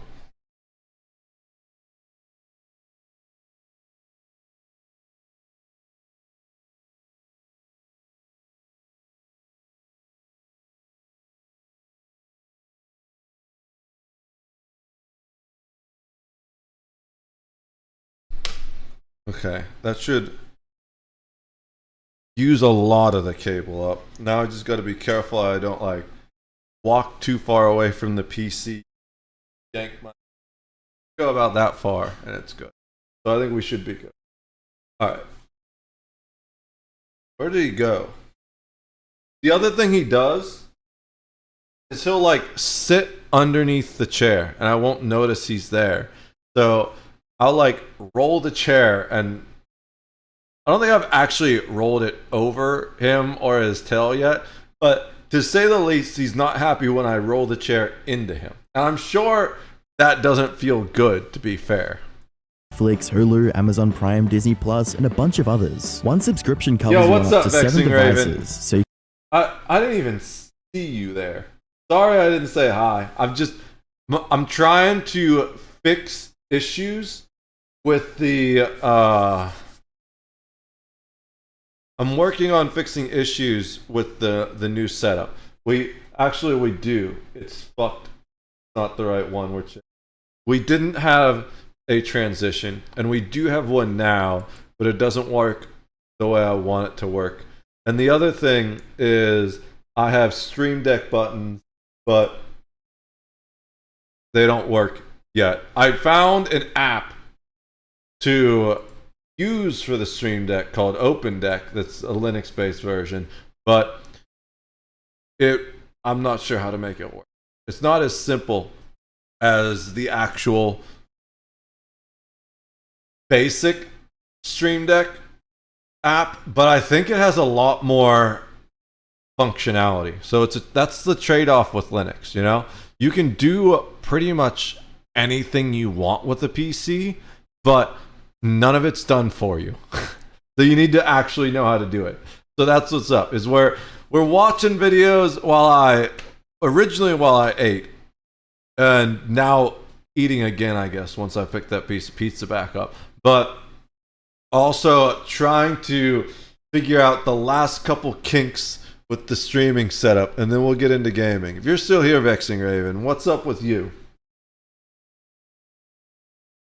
You can even share with your family and friends. Think of it as a very affordable and very effective digital bodyguard. It works with Windows, macOS, Linux, iOS, Android, smart TVs, and even gaming consoles. CyberGhost VPN is like the Switzerland of operating systems compatibility. With an audience size of over 38 million users, that's more than the population of Canada, just saying, and a 5-star rating on Trustpilot as vouched for by 16,000 users, you can join this group for just $2 per month. That's right, less than a cup of coffee per month. Click on the link in the description to grab this ghostly deal before it disappears. Now back to the video. Now that accusations of online misdeeds involving children and stalking were thrown into the mix, people began taking a closer look, and what they found was nothing short of disgusting. Back in January of 2017, Cyrex admitted to having conversations with an 11-year-old.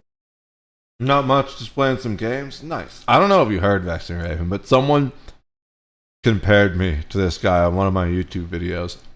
So one of the friends of the channel sent me a message earlier. They were like, "Hey, were you the guy that set the governor's house on fire? He kind of looks like you." I was like, "No, no, it's not me."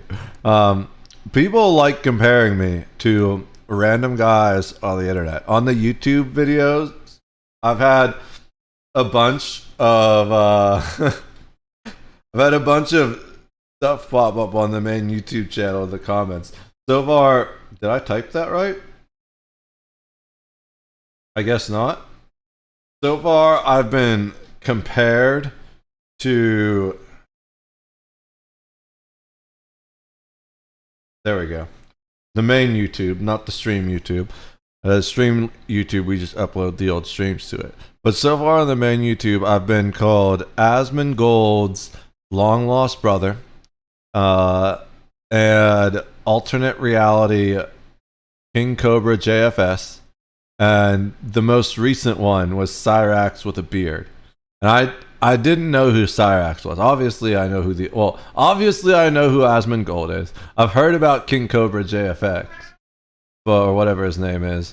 Never heard of this Cyrax guy. So that's why we're watching this documentary now. Old boy that he claimed was a fan. Lady Ohio. He's 11 years old. He's an amazing kid. He's been listening to my stuff for a while now. So Nicholas, if you're watching this, buddy, welcome, man. I just want to take the time to say welcome.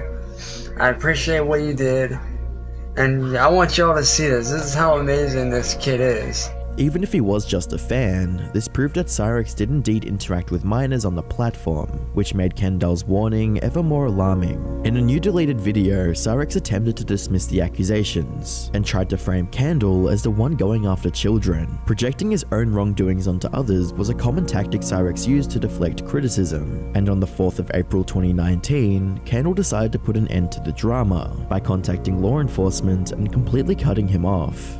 It's not the truth, because look how many videos you've made in the last hour. The FBI is watching, and this is petty and getting annoying, but the next video you make, I suggest you be careful who you post it to, because the government officials, the FBI's, are, how do I put this? They're really getting tired of this. This proved ineffective, ultimately forcing her to fake her own death. Cyrex continued I was to gonna make videos say, about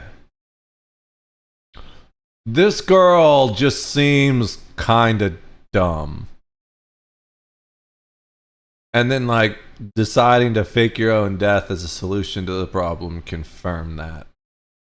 Kendall, but he would soon move on to a different target, as the allegations and ensuing drama attracted the attention of a creator that would make it his mission to expose Cyrex. In October 2019, Music Biz Marty, or just Marty, began following Cyrex's antics and went on to form a rather strange relationship with Cyrex. A significant portion of Marty's career is based on pranking or trolling Cyrex, which can often be viewed as bullying, such as the numerous times that Marty tricked Cyrex into believing that a record label was going to sign him, setting him up with a fake girlfriend, or even showing up to his home in Akron, Ohio. And the lights are on. Is this what you wanted, Chance? That's how I want it. I hope you feel like a big man.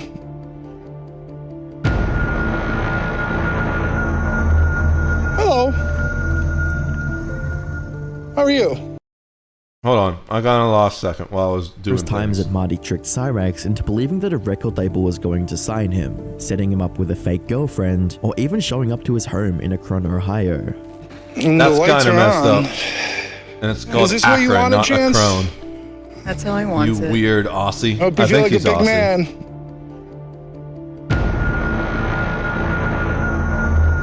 Hello. How are you? Who are you? This is actually Marty, Chance's friend. He invited me over here. No, he didn't. He definitely did. Hello, is that Ed? How's it going, Ed? I don't know you. No, not formally. What are you doing? Chance invited me over here.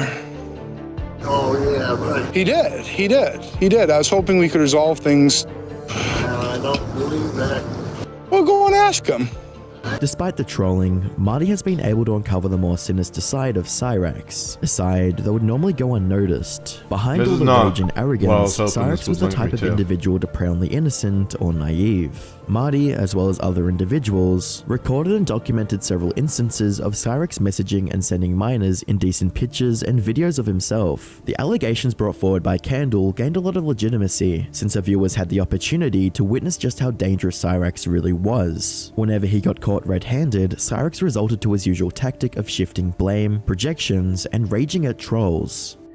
These people have had National Mafia pretend to be an 18-year-old female, send me a picture and then claim to be underage. These people have The We missed a little opportunity bit to of that. witness just how dangerous Cyrex really was. Whenever he got caught red-handed, Cyrex resorted to his usual tactic of shifting blame, projections, and raging at trolls. Well, at least he's These consistent. people have had National Mafia pretend to be an 18-year-old female, send me a picture and then claim to be underage. These people have made up all kinds of screenshots and conversations and used my voice to create an AI voice clone of me to make it look like I was saying shit that I wasn't saying. And it's not right.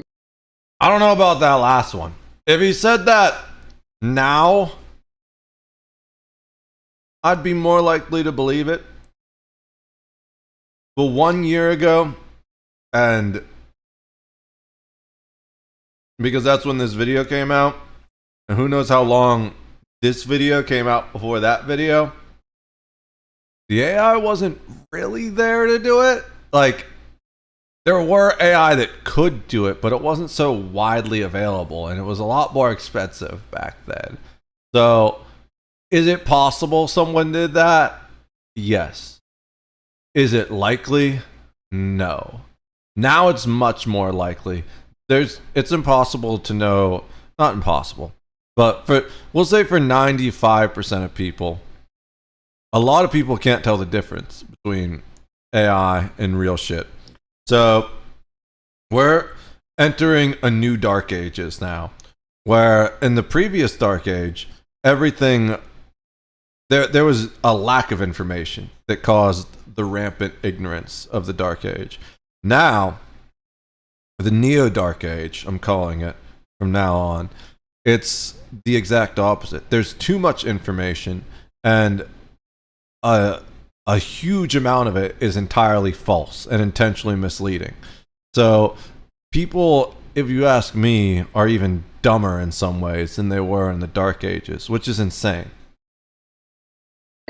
It's fucking sickening what these people have done. It's fucking in the cases where that sickening. didn't work, Cyrax turned to trying to make people feel sorry for him by playing as the victim. Unfortunately for Cyrax, this would ultimately backfire and end up unearthing a disturbing incident that took place years before he'd even started YouTube. In one of his many attempts to manipulate viewers, Cyrax claimed that he was assaulted during his time at high school. As I said, my entire life, I was bullied, I was picked on, I was beat up, I was degraded, I was... Hungry for answers, one of the trolls pretending to be his... Alright, dude. Like, that's sad, but... honestly, I don't know anybody who wasn't picked on in high school. We're being completely on the level with it, you know? It's just...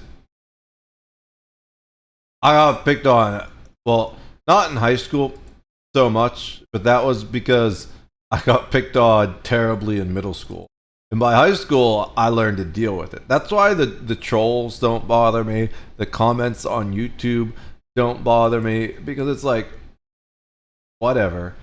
I've been dealing with little fucking children like you since I was like 7 years old. Who gives a shit?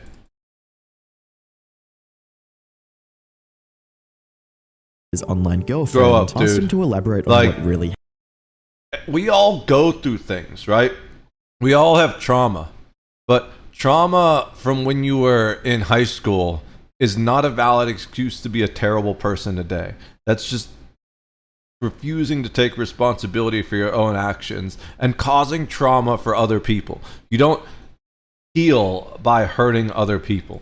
happened. Yeah, like, unfortunately, when I was 16 and 17 years old, around that time period, I was actually raped by one of my best friends from high school. Now, at the time, I didn't know that he was gay. I had actually met this kid. His name was Billy Seiler. We had gone to the same high school together. And me and him grew really, really close. We were super cool with each other. And at first, like, I didn't take him as gay. Like, I just took him as, you know, being, you know, that weird kid in high school that's just, like, really strange and, like, an oddball kind of person. Cyrax claimed that it was expelled once school became aware of the incident, despite him being the quote victim. On the surface, it seemed as if Cyrax was powerless in the situations, but the viewers weren't buying it. He stated that the expulsion was due to a 6-month age difference between them, but these claims fall apart when you realize that they were both minors at the time. Things get even worse when you take into account that Billy was legally blind. It didn't take long for Marty to finally get in touch with the blind Billy to hear his side of the story. So it's not even true. During the night, that it happened. We were up in my room, you know, it was late at night. I think I was searching for something, and the next thing I know is I'm in a doggy style position, and basically my pants and underwear come off, or at least down to the ankle. Cyrax had once again twisted the facts to gain sympathy from his viewers, but this time it didn't end well for him. He had assaulted someone who saw him as a friend and wanted people to feel sorry for him. Oh, my name's already been cleared, dude. My name's been cleared for fucking years. For fucking years since it happened, my name got cleared. We spoke to the school, we spoke to the police. They know what Billy did. They know what Billy did. That's why they removed me from that school. because of what he did. So it No. didn't happen to me again. They removed That's why they you did what they did. because of Throughout what his you life, did. Syrax had always tried to manipulate and take advantage of any and everyone he's ever come into contact with. This toxic pattern extends into his relationship with his family and the few friends he managed to make over time, individuals that he claims to love and protect. There's a long list of times when Syrax has been physically abusive to his so-called loved ones. In February 2012, Syrax was arrested for strangling his grandmother and primary caretaker, Sally. Syrax claimed that he was blacked out during the incident, and luckily for him, Sally didn't press any charges. On the 4th of February 2020, What the fuck, Syrax dude? went onto one of Marty's streams and revealed how toxic his relationship was with his Like, then what the girlfriend, actual Heather. fuck? I can't even talk to her like a normal person. What? Hush! Hit me and I'll fucking knock your eyes out. Jamie, you are fucking like you right there. Violent? You need to go home, Heather. I would not come here. I swear I'll to God. have Heather come here. I'm done with this. I'm done with this, Tyrax. I am done. I will pay for her to come here. I have 3 extra rooms here. She does not need to put up with this at all. You better back away from her right the fuck now. Shut the fuck up. Back the fuck away from her. She asked you to leave her alone. Back away from her. This guy is Back away from her. literally insane. He belongs Back in an There's also asylum. been times when Syrax has cheated on his partner by sending inappropriate pictures to minors on the internet, but even with that being said, he wouldn't take any accountability for it. And What claimed the one of his fuck? ex-girlfriends hacked It his just phone. keeps getting worse. I want you guys to know that she did go to jail. Tiffany did go to jail for hacking crimes. How much time she's serving, I don't know. Because I'm not there, so I can't really, say.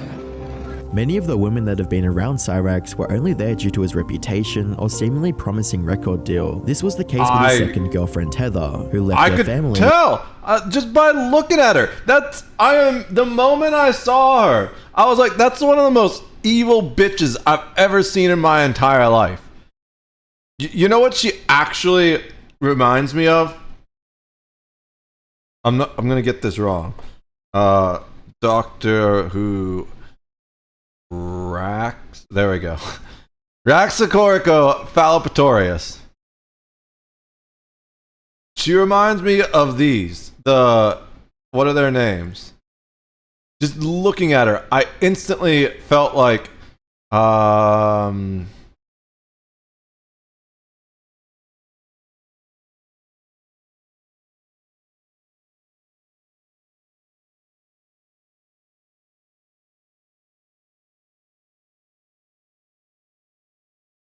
let's see. I want an appearance. They're gonna show me what shows they showed in. First seen in The Monsters Inside. Alright. Oh, it's a novel? That's not what I want. Then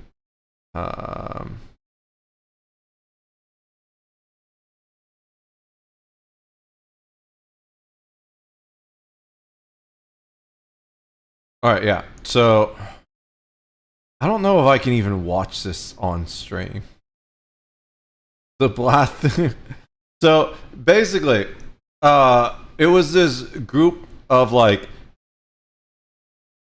terrible, nasty aliens that were insanely manipulative and cruel, and they would live. They had like these human suits they wore, and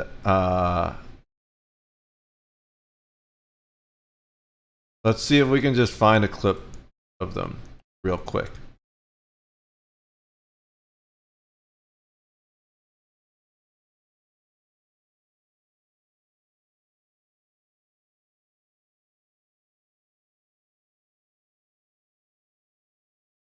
What's up, Charlie? I know I'm not paying attention to you. I didn't really watch the Sarah Jane Adventures. Here's an 8-minute compilation of Blatherines.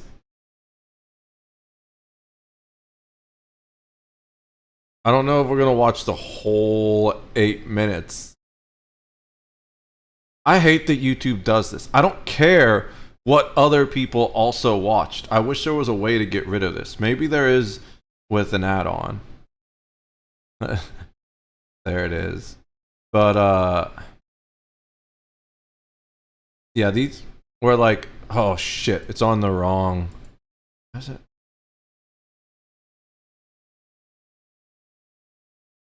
What's up, Charlie? Begging for attention like you always do. Now they don't even have the thing I wanted. Why is it, dude? YouTube is getting so bad.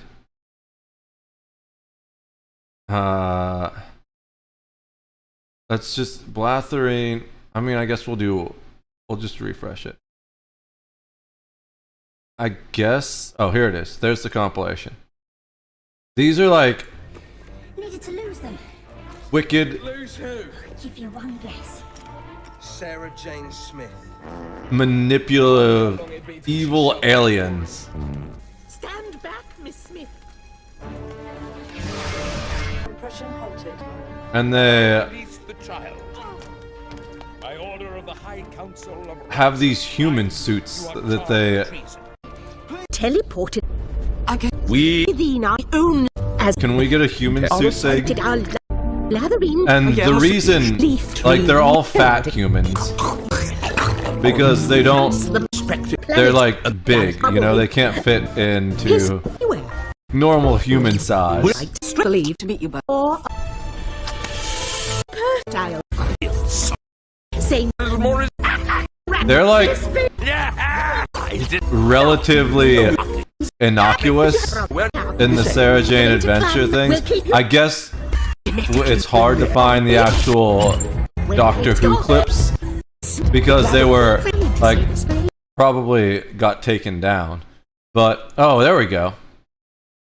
What can I do for you? I need you to stand right there, Tim. Any particular reason? Very particular. Oops. They fart a lot because it's the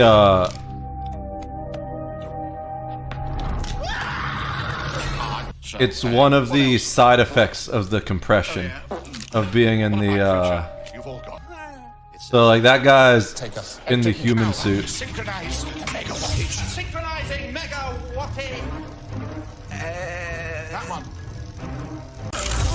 Out. London. I'll work out how to stabilize. Oh. They're kind of dumb. They're not the smartest ever. They're just super evil and manipulative. We must Chris for a working on a new one like this. I want to see the actual scene. She really Is this? shouldn't be hanging around school after home time. Not when I've got no after all. Okay, here we go.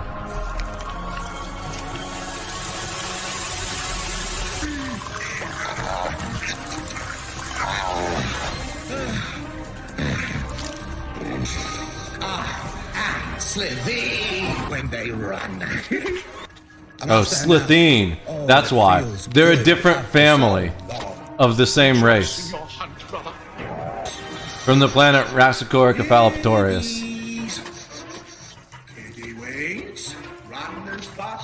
But, the moment I see that face, that's what comes to mind.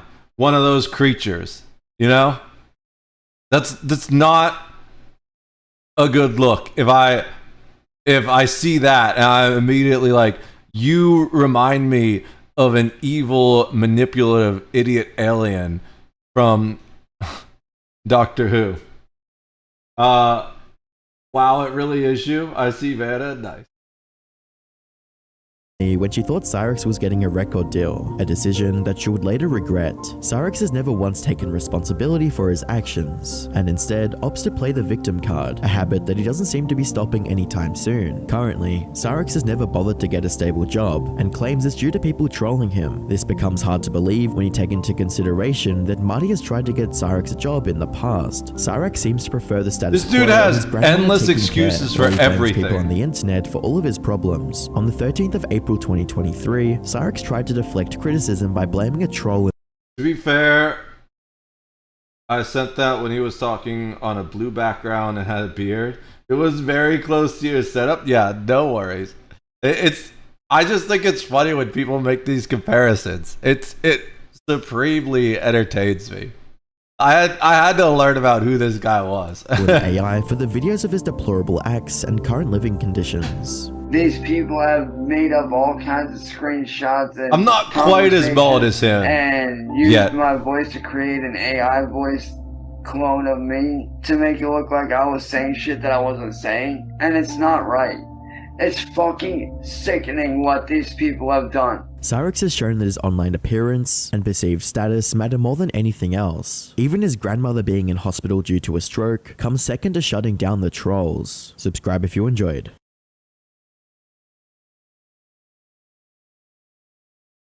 Give me a sec. Ooh, no, it's just so close. Maybe 20? I think I have a transition. I'm just trying to get the timing right. Oh. How about 50? Still too quick. Guess we go the full 100? That feels like it'll be too long. Okay, no, that looks... Oh, wait. It's still not enough because there's like a tiny bit at the end. So let's do 50. Probably too long.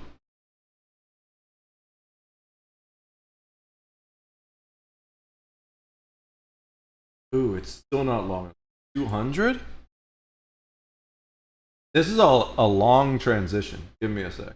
It's not, it's actually less long than the other ones, but the point where it fully obscures the screen. The cat was sitting on the headphone cable.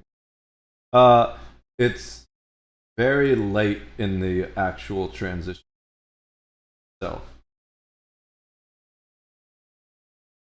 300 milliseconds. Ooh, that's getting real close. 400. We don't want it to happen too late then, because then we see 400 seems about right.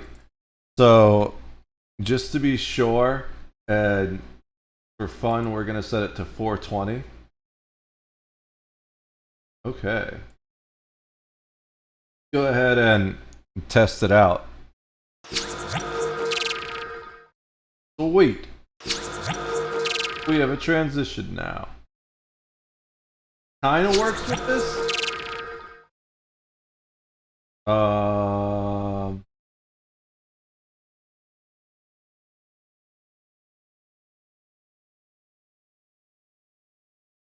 Why is the... Oh, because I moved it. I moved the folder. I gotta fix this.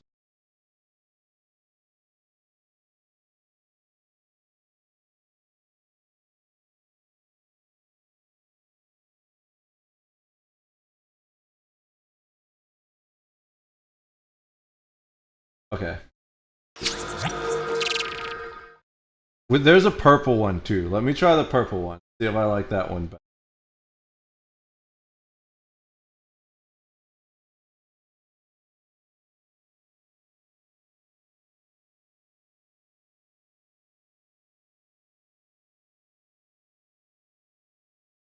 Maybe the yellow one too? Let's see what the yellow one looks like. The yellow one just has too many colors. I don't know if the purple one is purple enough. There's a lot of people that call things purple when it's actually pink. There's a pink one and a purple one. How pink is the pink one? That's not really pink, that's more blue. What the hell? These names don't make any sense.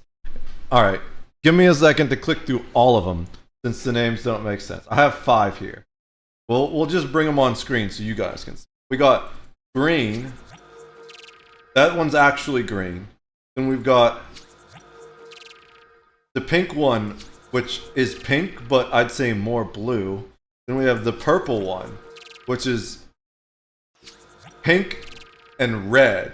That's not purple. It's literally the same color pink that's over here. They just moved it to the dots. Then we've got red, which is actually red but has a lot of yellow in it. Then we got yellow, which is yellow and pink. I think we stick with the red one. It's the least...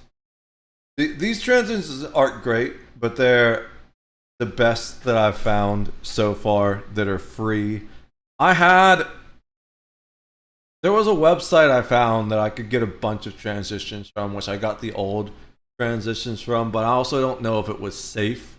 But back then I didn't really care because the PC was on its last legs anyways, and I was intending to do this nuke anyways. But now that I've nuked everything and started from the beginning, it's really important to me to try and keep my PC as secure as possible. So I think we just stick with the red one. It's almost more yellow than red. It's weird that it bugs out sometimes and it like blacks out the screen instead of doing the actual kaleidoscope effect. But that's fine. Okay, so we've got this transition set up. Now all we need to do is get the Steam Deck working again. And I may need to actually just focus on that to like give my full focus, but let's see. I've still got a little bit of pizza to finish. So, alright, we'll watch this. I'm kind of curious about this. I haven't watched The Pit. I don't watch TV, really. I used to. Like, I used to watch a lot of Doctor Who, but I haven't seen any of the new stuff. I watched all of The Expanse like 3 times. I like that show a lot. My parents used to watch ER religiously, so I've seen a lot of that show.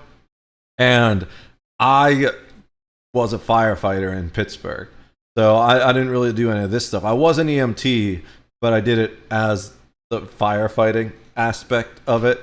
So I was curious about this show, but I haven't watched it. I'm probably not going to watch it, but apparently it's getting sued by ER. It's about a emergency room in Pittsburgh. Fictional, I believe, like semi-fictional. I think it might be set in a real hospital, but I don't think it's true, you know. But let's see what Legal Eagle has to say about this. I am totally addicted to The Pit, and I can't wait for season 2. He's yelling it right into my ears. I just hope there is a season 2, because the estate of Michael Crichton filed a lawsuit against Warner Brothers, alleging that the TV show The Pit is an unauthorized reboot of ER. Crichton's wife accuses producer John Wells and star Noah Wiley of being morally repugnant, peddling lies, and virtually erasing Crichton's historic contributions to TV and film. And Sherry Crichton saved the most vitriol for Wells, accusing him of being a plagiarist and betraying a 30-year friendship. But at the heart of the lawsuit is a frozen rights clause Crichton negotiated when he sold his original ER screenplay, which barred any future adaptations without his approval. The estate alleges that Wells, Wiley, and showrunner Scott Gamill deliberately concealed their reboot plans for 2 years as part of a plot to stop Crichton from getting his flowers. Now, obviously, there are going to be some similarities between shows that involve an emergency room, but the defendants argue that when an ER revival fell through, they created an entirely new show. So, did the defendants actually breach their contract, or is this just another case of Hollywood recycling ideas? And how much protection does copyright law really offer when it comes to stock settings like a hospital drama? Now, as you probably know, The Pit is a medical drama series streaming on HBO, which I refuse to call Max, that offers a realistic... Yeah, that's one of the things that I was curious about, because, so, there are limits to what you can copyright and trademark, and copyright is a stronger protection than trademark. And one of the things you can't copyright is something that is generic. And so like you could theoretically, you can't copyright the idea necessarily of having a show in an emergency room, because like anyone could write that show. It's not really the child of your brain directly. It's not like Dune or something, which is, Dune is like, if someone were to rip off Dune, it would be pretty obvious. But how can you say that like one medical emergency show is ripping off another, because there's a bajillion medical emergency shows. So this is going to be like a legal gray area type of thing. But we have Legal Eagle here to clear it up for us. Portrayal of the challenges faced by healthcare workers in a modern-day Pittsburgh hospital. The show centers on Dr. Michael Robbie Rabinovich, played by Noah Wiley, a senior attending physician, grappling with the emotional aftermath of the... That's a stupid fucking name. What the hell was his name? By healthcare workers in a modern-day Pittsburgh hospital. The show centers on Dr. Michael Robbie Rabinovich, played by Noah Wiley. Who the hell came up with that name? That's such a dumb fucking name. Senior attending physician, grappling with the emotional aftermath of the COVID-19 pandemic. Each of the 15 episodes represents an hour of a single intense 15-hour shift in the emergency room, giving viewers a bird's-eye view of the chaotic environment of frontline medical care. The series has been praised for its authenticity and depth, earning a 96% rating on Rotten Tomatoes and securing a second season renewal. And That's our friend why I Dr. watch Mike called it the a lot most of people realistic said it's hospital kind drama of ever. And I am honestly totally addicted. I love Dr. Mike. I saw that he did a video on it, but I haven't watched it. Earning a 96% rating on Rotten Tomatoes and securing a second season renewal. And our friend Dr. Mike called it the most realistic hospital drama ever. That's and I cool. am honestly totally addicted to it. I don't even know why. I don't understand half of the things that are going on, Also but it's really compelling television. And I guess now that it's not Here's HBO, the video it is we're watching. television. I forgot but to let's link talk the about the last drama one. behind But the if you drama. want to see... In 1974, author and screenwriter Michael Please go to the last video, which was an internet anarchist on Cyrax. Just do internet anarchist Cyrax. Search that. Give him a like, please. Crichton wrote a screenplay entitled Emergency Ward, which was eventually adapted into the hit medical drama Begging ER. for attention. Why Crichton don't you just assigned go the back copyright in the outside and play screenplay to again? Warner Brothers in 1994. I'm And going to as be the here lawsuit literally all explains, night. quote, more than 15 years later, Crichton worked with Steven Spielberg to develop his creation into what became one of the most successful television series of all time. Running for 15 seasons on NBC and earning Crichton an Emmy Award as ER's creator and producer, just one of the 23 Emmys that the series won from among the 124 for which it was nominated. And as part of that original contract, Crichton and Warner Brothers included a frozen rights provision, which stated that, quote, any and all sequels, remakes, spin-offs, and or derivative works shall be frozen with mutual agreement between Crichton and Warner Brothers, being necessary in order to move forward in any of these categories. So stick a pin in that because it's a pivotal issue for the breach of contract claim. And as we'll discuss, there's a reason why this is largely a contract claim and not a copyright claim, although the two are intertwined. But the suit says that Crichton made billions of dollars for NBC and made a career for Noah Wiley, whose character was based on Crichton himself. John Carter. Yes, sir. Peter Benton. You the surgical student? Yep, third year. And the complaint claims that Crichton resuscitated Welles' career after a plagiarism scandal. Oscar-winning director Barry Levinson and writer David Simon accused Welles of stealing entire passages from Simon's book, Homicide: A Year on the Killing Streets, and using them in the TV series Angel Street. Welles settled that claim, and the show was canceled after 4 episodes. Now, Crichton passed away in 2008, so his widow, Sherry, has control over his estate, and she has a reputation for pugnaciously guarding his copyrights. After Crichton died, the estate alleges that Warner Brothers started a, quote, disturbing pattern of failing to celebrate him, choosing instead to betray his trust and diminish, and ultimately erase Crichton entirely from his creations. And the complaint out. This is already giving me a headache. This seems like, just based off of like everything I've heard so far, this is all I know about her, of course, but this seems like one of the most spoiled brat women I've ever heard of in my life. Like, the choice of language really drives it home for me. Outlined some of the estate's grievances, quote, the pattern began with Westworld, the HBO series based on the 1973 film of the same name that Crichton had created, written, and directed. In lieu of the created by credit that Crichton deserved, the studio relegated him to a based upon credit buried deep in the end credits. But that indignity pales in comparison to what WB-TV and its cohorts are now attempting in connection with ER. Now, as we've covered many times on this channel, allegations and a complaint are a one-sided story, so you may want to take some of these allegations with a grain of salt. They are a story told by one party to be persuasive. These slights apparently continued when producers sought to reboot ER. Sherry Crichton said that Welles called her on Thanksgiving Day 2022 after not speaking with her for years. Welles wanted to reboot ER, and he informed her that there would be a big press release on deadline announcing its return in a matter of days. Crichton said that Welles lied to her about how the series had been planned, claiming it had come together virtually overnight, and she says this was treachery because Welles and Wiley had been planning the reboot since 2020. She alleges that Welles knew about the frozen rights and wanted to shut her out of the deal. WBTV called Sherry in early December and offered her a deal for the ER reboot. And at the time, Warner's allegedly said it would, quote, respect the Crichton estate's rights of approval to move forward with any subsequent productions. Now, the estate argues that this meant Warner's intended to respect his Frozen rights. When the estate contacted WBTV to follow up, the studio balked at giving Crichton the created by credit, and the negotiations stalled.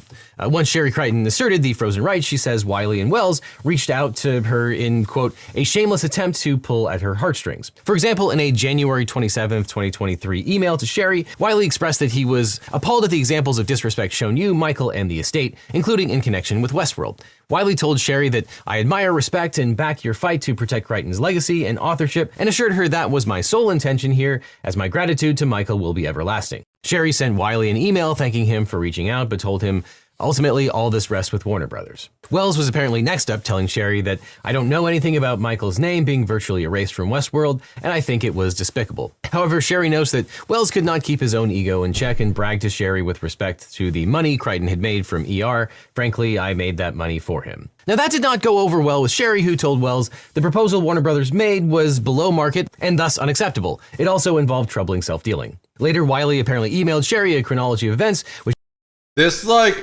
guys, adult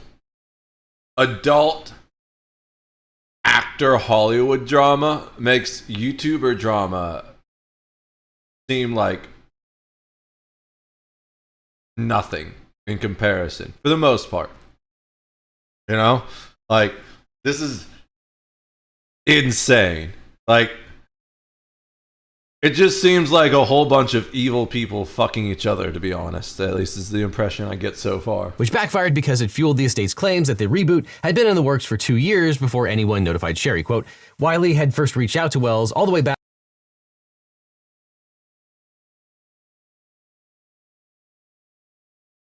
Hold on.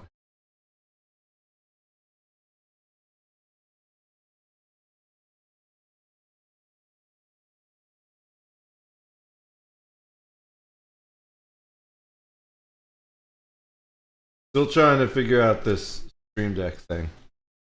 Back in February 2020 with the idea for a limited series that would pick up where ER had left off. Like the original series, the reboot would show the continuing collapse of urban hospital care as the COVID-19 pandemic, drug abuse, and chronic homelessness eroded the public health system. Wiley would reprise his role as a now seasoned physician, and the show would follow him through a 14-hour shift, during which he overcomes disillusionment with the system and recommits to his profession. The following year, Gamel reached out to Wiley with his own idea for a Carter-centric reboot, and they continued their discussion with Wells, culminating in an expression of interest from NBCU in July 2022. After that, apparently the estate still reached a tentative deal with Wells' production company. Wells agreed to the created by credit for Crichton before the Writers Guild, backed by a $5 million personal guarantee from Wells in the event those efforts were unsuccessful. However, apparently when WBTV got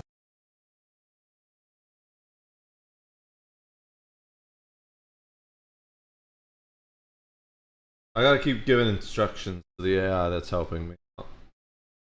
Because I couldn't figure out it on my own, so I'm going to AI for help.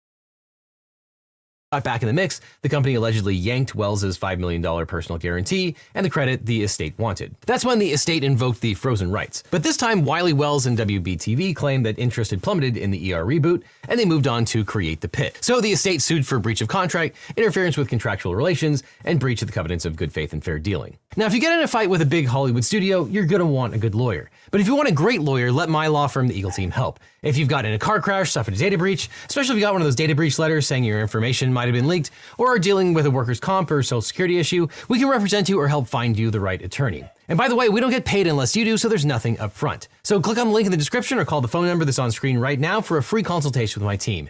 Because you don't just need a legal team, you need the Eagle Team. So let's talk about the legal aspects of this whole case. As we've talked about many times on this channel, copyright in US law is a form of legal protection granted to the creators of original works of authorship, including literary, artistic, musical, and audiovisual works. And under the Copyright Act, copyright gives the creator exclusive rights to reproduce, distribute, perform, display, and create derivative works based on their original work. Now, these rights generally last for the author's lifetime, plus 70 years. But one of the major limitations on copyright is that copyright does not protect ideas, only their specific expression. Now, important here, derivative works are new creations based on a pre-existing copyrighted work, such as sequels, spin-offs, remakes, or adaptations in a different media, such as turning a screenplay into a film or a TV show into a video game. So for example, talking about Michael Crichton, Steven Spielberg had to get the rights to Jurassic Park from Michael Crichton in order to make a movie based on the novel Jurassic Park. But if you want to make an original movie that's a spy thriller based on a secret agent, you can absolutely do so, but if you want to make a sequel to James Bond, then that would be considered a derivative work,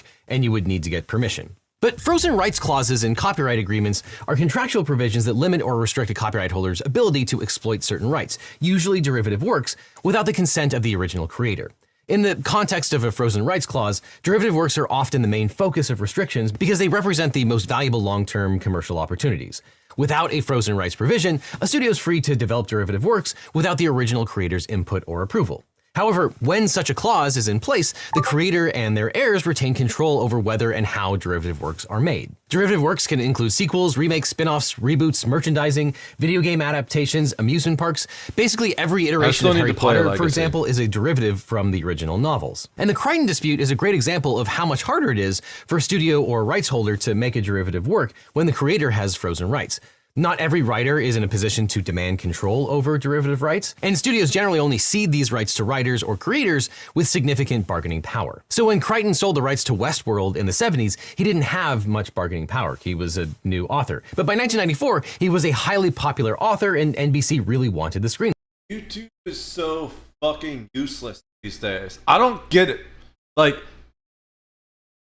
I search YouTube and it gives me answers to things I'm not even searching. It answers what it thinks I'm searching. But if I wanted to search that, I would fucking search that, not the other thing that I'm actually searching. I mean, Google. I meant to say Google. I was ranting about YouTube, but YouTube kind of does the same thing. But Google, oh my God, it's so fucking bad. It is absolutely useless, which is why I keep going back to this AI now, because at least the AI, even though it's kind of dumb, it's not useless. I gotta correct it constantly, and I'll have to give it very specific instructions, and it often jumps to weird conclusions that I don't know why it would do that. But once you tame it, it's better than Google, to say the least. Screenplay. So Crichton had leverage and he knew what to do with it. But there's another angle to this dispute. The frozen rights only kick in if there is an actual derivative work.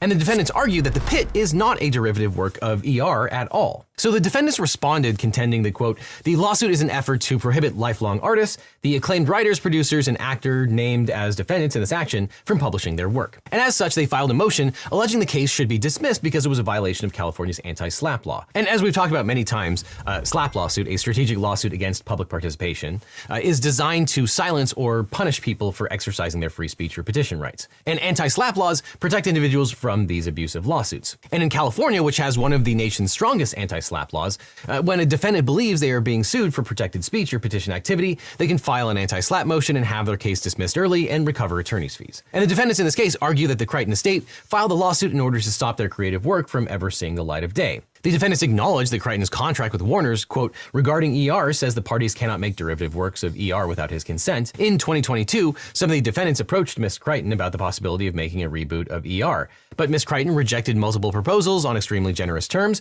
and when it became clear that a reasonable deal was impossible, defendants decided to move on from the potential project. The defendants accused Sherry Crichton of demanding many millions of dollars, quote, well above industry standard rates, and more than WB-TV was willing or able to pay for a series in its first year. After Sherry allegedly stuck to demands that the studio called exorbitant, the defendants say that they walked away from the series, And Scott, quote, Gamel then worked to create a new show. And here they are laying the groundwork to claim that even though they originally wanted to do an ER reboot, that the second show was something entirely different. Quote, still interested in returning to the medical genre, but unburdened by the constraints of an ER reboot, he felt he could do something new.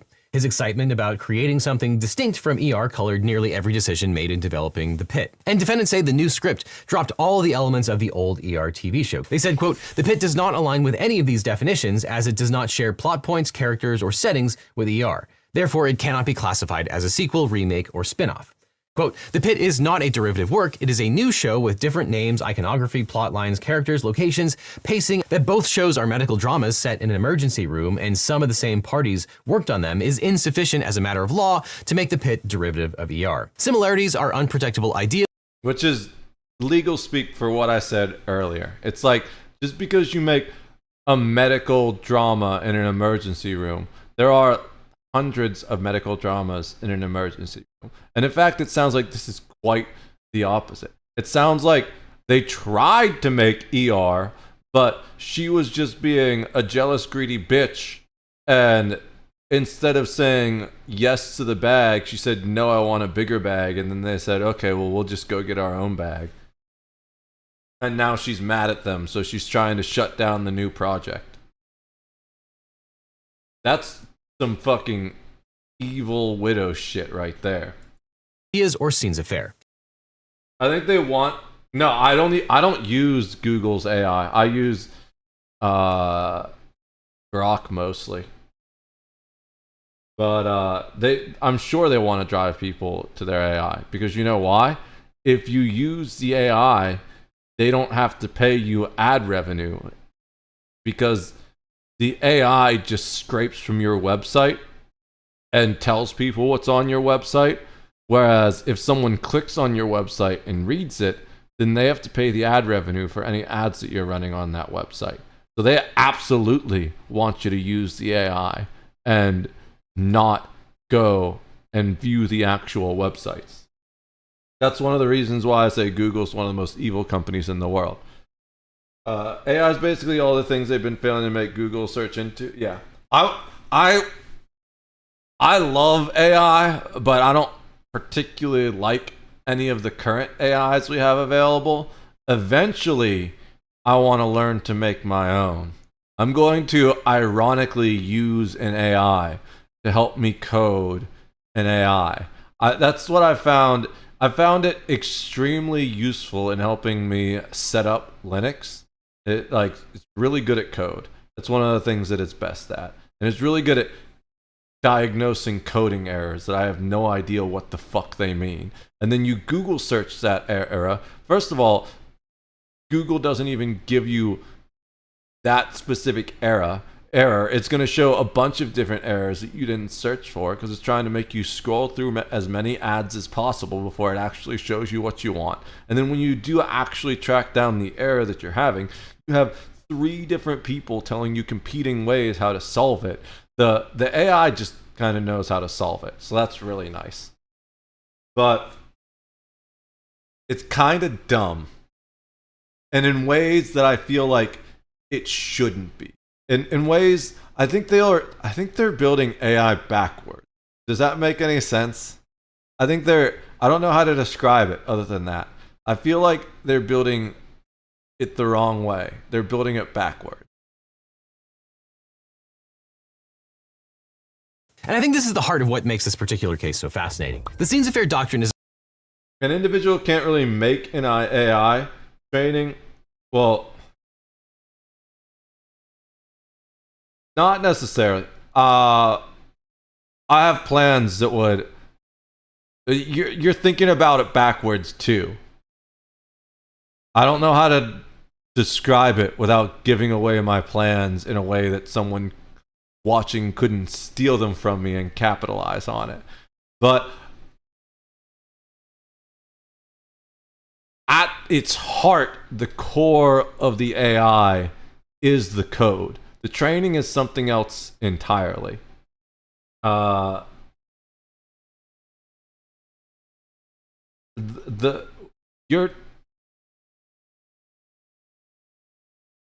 once I make it, it probably won't be like a mature AI for like 5 or 10 years. But I think that's also part of the problem too, is they're trying to force them to be mature too early. It's like, it would be like giving a kid a driver's license at 7 years old, you know, because you need him to go to drive himself to work or something. It's like, yeah, we know you're trying to make money off this, but it's not ready yet, and it's causing problems. So, individuals can absolutely make an AI. It's just the mature version of it, the training. Well, I'm trying to make an entirely different AI. Let me put it that way. So, for starters, I want to make a large action model, not a large language model. And I think they are approaching the entire way of building AI backwards. So that whole process that you're talking about doesn't apply to the way I want to build the AI. It's still going to need training in a similar manner eventually, but that's much later in the process. We're talking like, no one will probably see my AI, even if I were to start tomorrow, until like 5 or 10 years from now. Is a copyright principle that excludes certain elements of creative works from protection because they are standard, inevitable, or dictated by the subject matter. The term comes from the French meaning scenes that must be done. And under this doctrine, courts recognize that some show with different names, iconography, plot lines, characters, locations, pacing, that both shows are medical dramas set in an emergency room and some of the same parties worked on them is insufficient as a matter of law to make the pit derivative of ER. Similarities are unprotectable ideas or scenes of fair. And I think this is the heart of what makes this particular case so fascinating. The scenes of fair doctrine is a copyright principle that excludes certain elements of creative works from protection because they are standard, inevitable, or dictated by the subject matter. The term comes from the French meaning scenes that must be done. And under this doctrine, courts recognize that some elements I didn't hear that again. I'm trying to figure this out. Give me a sec. I'm typing. I want to know what the term is, because scenes that must be done is kind of a cool term. Oh, I already typed this in. Never mind. I copy pasted it twice. I just didn't see when I switched scenes or switched windows. Do I just move this? Yeah, I think we just move this over top. Now that way it stops causing problems. Oh wait, it's too big. It doesn't fit.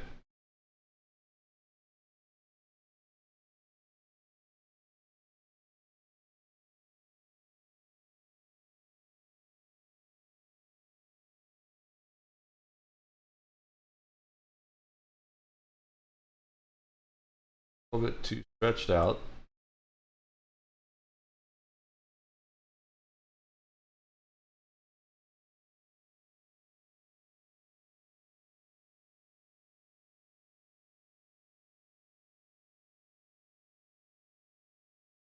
All right, there we go. I have one monitor. I used to have 3 monitors that were all 1080p, but living with my parents destroyed 2 of my monitors.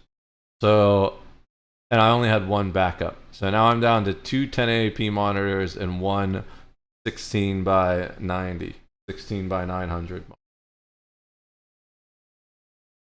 There we go. Iconography, now, plot what was lines, this thing characters, before I start locations, reading again? pacing, that both shows are medical dramas set in an emergency room and some of the same parties worked on them is insufficient as a matter of law to make the pit derivative of ER. Similarities are unprotectable ideas or scenes of fair. And I think this is the heart of what makes this particular case so fascinating. The scenes of fair doctrine is a copyright principle that excludes certain elements of creative works from protection because they are standard, inevitable, or dictated by the subject matter. Yeah. The term comes from the French meaning scenes that must be done. And under this doctrine, courts recognize that some elements in a work are so commonplace or necessary for a particular genre. You can't have a firefighter show without a scene of the fire department garage door rolling up and the fire truck rolling out with its lights and siren. Well, its lights on first and then sirens on the road, because if you turn the sirens on in the station, you're going to blow everyone's eardrums out. But not that I haven't known people to do that before. So the controls for the sirens are often foot pedals. So it's not been uncommon, especially for some of the younger kids that didn't know, if you let them ride in the officer seat, is what it's called. It's definitely occasionally happens. Even older people do it sometimes, where you accidentally step on that siren while you're still at the station, and everyone yells at you for it. But you can't make a firefighter show without a scene of that at some point.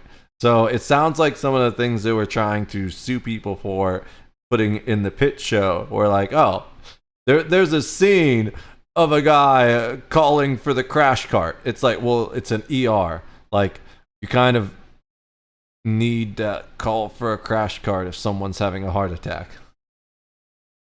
Or theme that they can't be copyrighted. These elements include stock characters like a hard-boiled detective in a noir story, common settings like a saloon in a western, standard tropes like a hacker using a computer screen covered in code, and predictable sequences of events such as a police officer reading a suspect Miranda rights in a TV crime drama. And scenes affair is really important because it prevents copyright holders from monopolizing basic building blocks of storytelling. Now, to be liable for copyright infringement, the courts look to whether two works are, quote, substantially similar.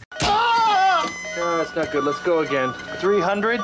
Substantial similarity is a term of art. You can't just say, oh, these two things are substantially similar. There's a whole frame clarity is a... No, that's not good. Let's go again. 300? Substantial similarity is a term of art. You can't just say, oh, these two things are substantially similar. There's a whole framework to determine that standard. Pulse clear. All compressions? And courts employ a two-part framework to assess substantial similarity between works. There's the extrinsic and intrinsic test. Now, the extrinsic test is an objective analysis that dissects specific expressive elements such as plot, themes, dialogue, mood setting, pace, characters, and... I love that I was talking about a crash cart scene, and that's what they had, was a fucking crash cart scene. Of course, it's a medical drama. What else is going to be the most dramatic moment, right? Of events. It focuses solely on protectable components, excluding ideas, historical facts, or genre conventions. Now, this is probably hard to visualize for non-copyright people, but when you're making comparison between two works of art, you have to filter out and not take into consideration the unprotectable elements. So, for example, if someone claimed that one movie was a ripoff of James Bond, and you were comparing the two movies, you probably would framework to determine that standard. Pulse clear. All compressions? And courts employ a two-part framework to assess substantial similarity between works. There's the extrinsic and intrinsic test. Now, the extrinsic test is an objective analysis that dissects specific expressive elements such as plot, themes, dialogue, mood setting, pace, characters, and sequence of events. It focuses solely on protectable components, excluding ideas, historical facts, or genre conventions. Now, this is probably hard to visualize for non-copyright people, but when you're making comparison between two works of art, you have to filter out and not take into consideration the unprotectable elements. So, for example, if someone claimed that one movie was a ripoff of James Bond, and you were comparing the two movies, you probably wouldn't be able to use the mere fact that both main characters were secret agents, or used a handgun with a silencer on it. What was the other movie? Not take into consideration the unprotectable elements. So, for example, if someone claimed that one movie was a ripoff of James Bond, and you were comparing the two movies, you probably wouldn't be able to use the mere fact that both main characters were secret agents, or used a handgun with a silencer on it. However, you probably would be able to use the fact that both characters, if this was the case, ordered a martini shaken, not stirred. The former are genre conventions or scenes affair that are so ubiquitous that it would be unfair to make them protectable elements. But the latter is specific and creative enough expression that probably would be evidence in a copyright infringement case. So if a plaintiff's work fails to meet the extrinsic test, the case must be dismissed without proceeding to the intrinsic test. Now, the intrinsic test, on the other hand, is a subjective evaluation that considers whether an ordinary reasonable audience would perceive the total concept and feel of the two works as substantially similar. And that assessment is typically reserved for the jury. Now, I'd say on both situations, it's a clear no, just based off that scene. First of all, one,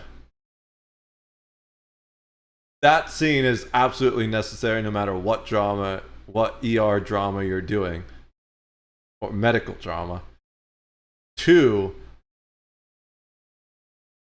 like, as someone, it's probably different for me because I was a theater kid, so I know a lot about cinematography.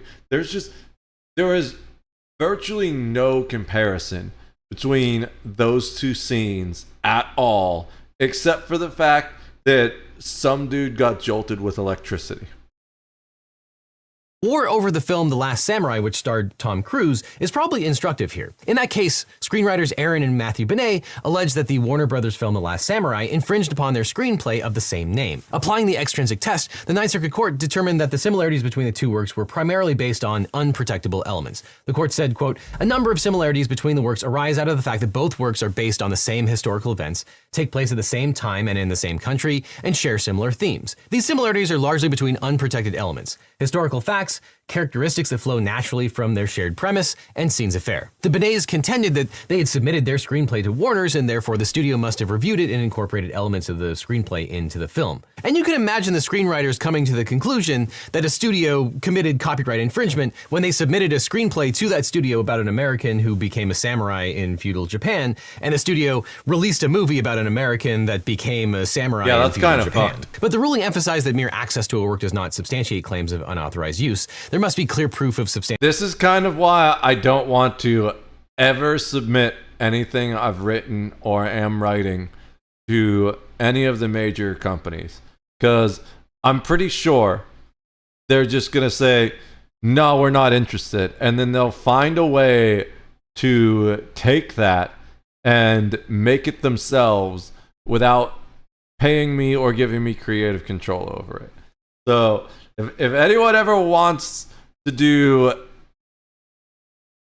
I'm working on novels. It's been a while since I've worked on any of them because I've been focused on getting all this shit up and running again. But if anyone ever wants to do a movie adaptation on one of my novels or something, or I've got things that I've written that could just be TV shows or movie scripts, then it's going to happen in one way and one way only. And that's going to be me with full creative oversight. Because fuck these intellectual property thieves that already have way too much money.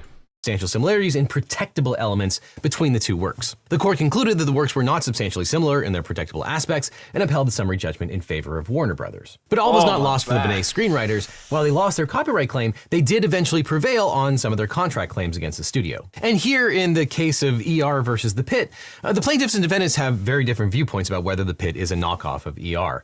The estate says that, quote, "The Pit is ER. It's not like ER. It's not kind of ER. It's not sort of ER. It is ER, complete with the same executive producer, writer, star, production company, studio, and network as the planned ER reboot. No one has been fooled. The Hollywood Reporter recognized the reboot, now named The Pit, for what it actually is, ER 2.0. And the defendants could not disagree more. Quote, "Once you look past the generic elements of the genre, The Pit is entirely different from ER, involving different names and iconography, different plots, different characters, including those played by Wiley, whose character in ER was a green resident, with different themes, a different setting, a different pace, and a different approach to music and lighting. ER was also bound by network restrictions on language and nudity. The Pit is a streaming show uninhibited by such restrictions. But generally sharing a plot and themes doesn't make a creative work derivative. You think you know what you're doing? Believe me, you don't." But the estate claims that the pilot episodes of both shows are strikingly similar. Quote, "Both pilots begin in the early morning and take place over the course of a single day. Both series use act breaks." That's just like a common storytelling trope. I want to see, so really sharing I want to plot compare and these themes scenes. doesn't make a creative work I wasn't derivative. sure which You one think it you said know what this you're doing? scene was Believe from. me, ER. you don't. Okay. But the estate claims that the pilot episodes of both shows are strikingly similar. Quote, "Both pilots begin in the early morning and take place over the course of a single day. Both series use act breaks, commonly referred to as commercial breaks, which in the case of The Pit is highly unusual for a series airing on premium cable or a streaming platform that does not air commercials. The main character's co-worker, friend in both series is a roguish bad Don't boy." like all the streaming platforms air commercials now? I don't know. I'm pretty sure does, well, let's just go back to Grok. My friendly assistant for everything.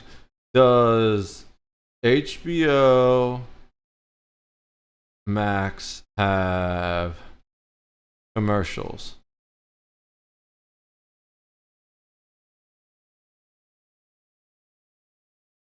Offers multiple subscription plans, some of which include commercials. So that's why it has commercial breaks, because they have commercials. This is one of the dumbest lawsuits I've ever heard of in my life. Both pilots introduce characters who are students' interns on their first day at the hospital and are not prepared for what they will experience. That's also just like a scenes affair or whatever they called it. It's like literally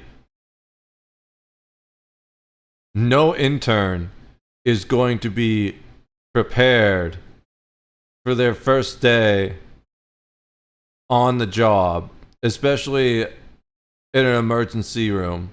And it's just a common TV trope that you start the first episode on a primary character's first day there.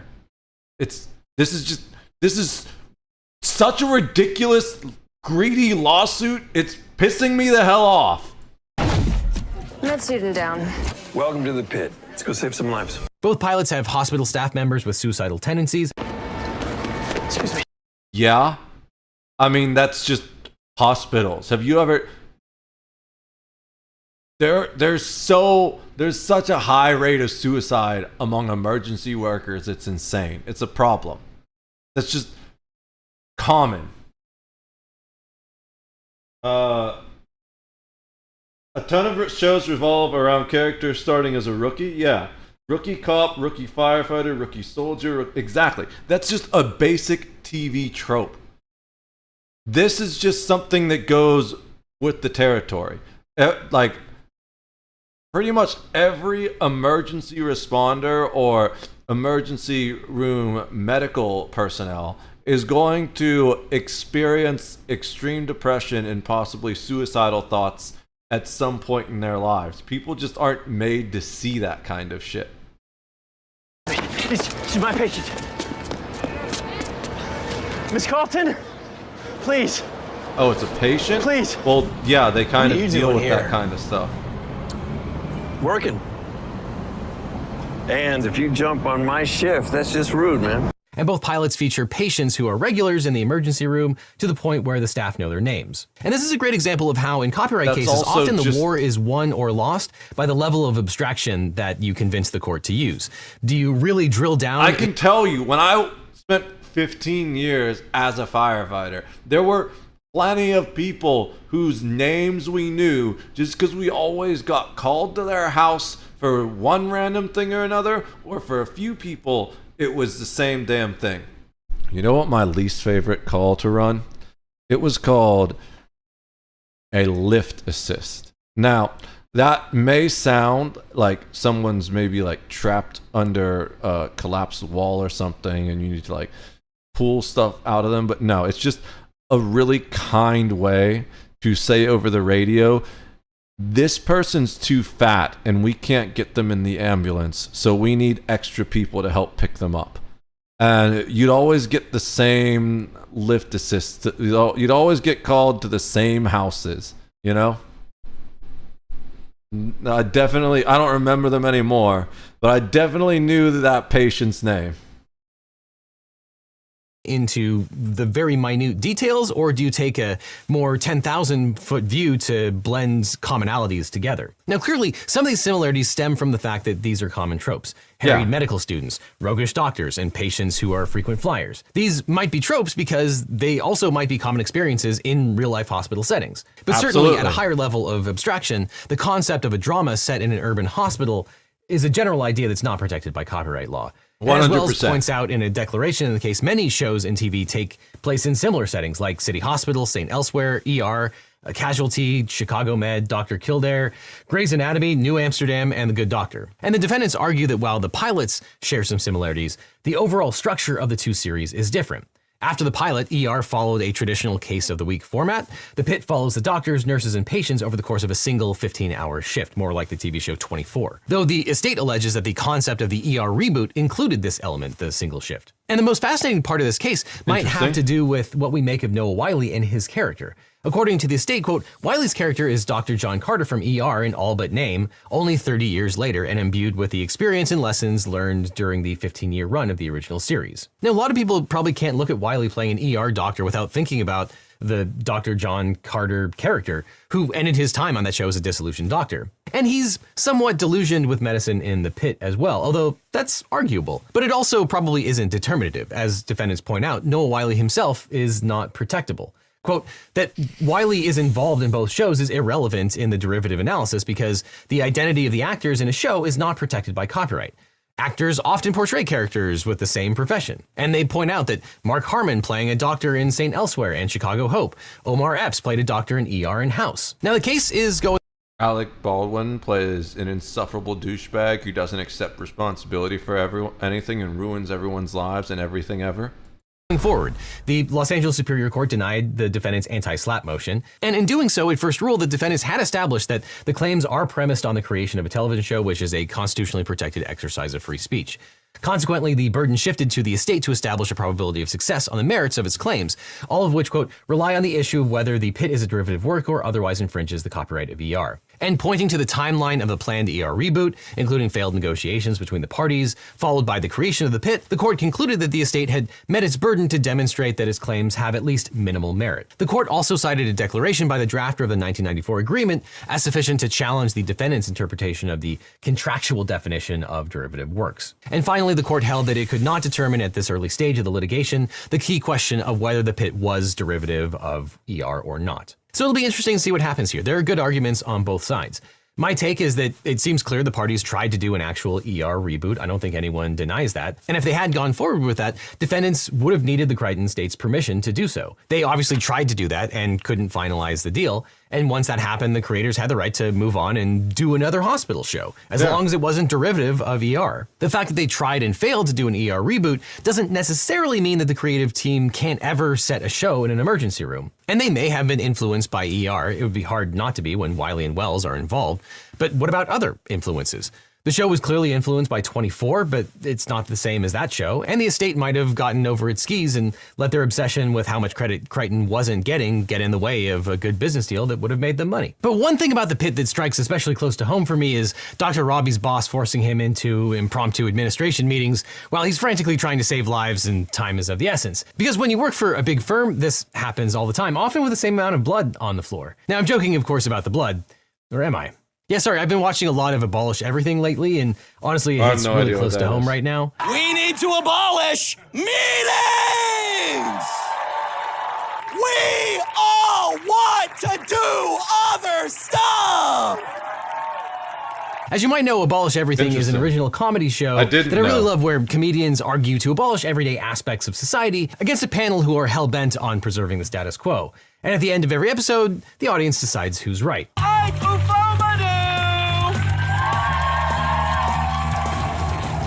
Interesting. But the only place where you can watch Abolish Everything is on Nebula, the streaming site that me and my fellow creators created from the ground up. No wonder I've never heard of it today, before. You can get 40% off the annual subscription. I don't think it's interesting enough to buy Nebula. You know what I kind of hate? This fucking trend. And it's YouTube's fault. It's absolutely YouTube's fault, to be fair, that this is happening. But this trend of where creators are moving people off YouTube to paid-walled video program sites.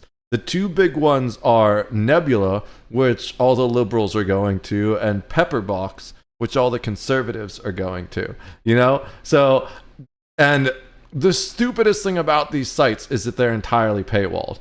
If you wanted to get me on that website, you gotta put a free tier in there. No one is going to compete with YouTube when, even as shitty as it is, as shittified as it's becoming, it's free and it's got the largest viewer base of anything out there. So if you really, really want to pull someone in, you need to let them sign up for free and then not paywall everything.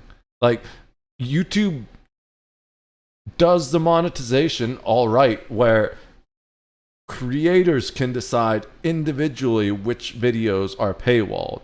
Like, I'm trying to think.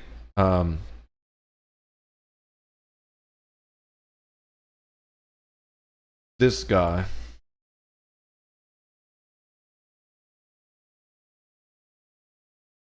I don't know how to spell it. Right there. Is this the right one? Yeah. So this guy has some paywalled videos. Not a lot necessarily. But there's one that keeps popping up.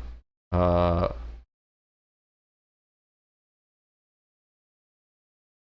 watched some of his stuff. He's not as good as he used to be, in my opinion. Where I can see the. I'm gonna look for the.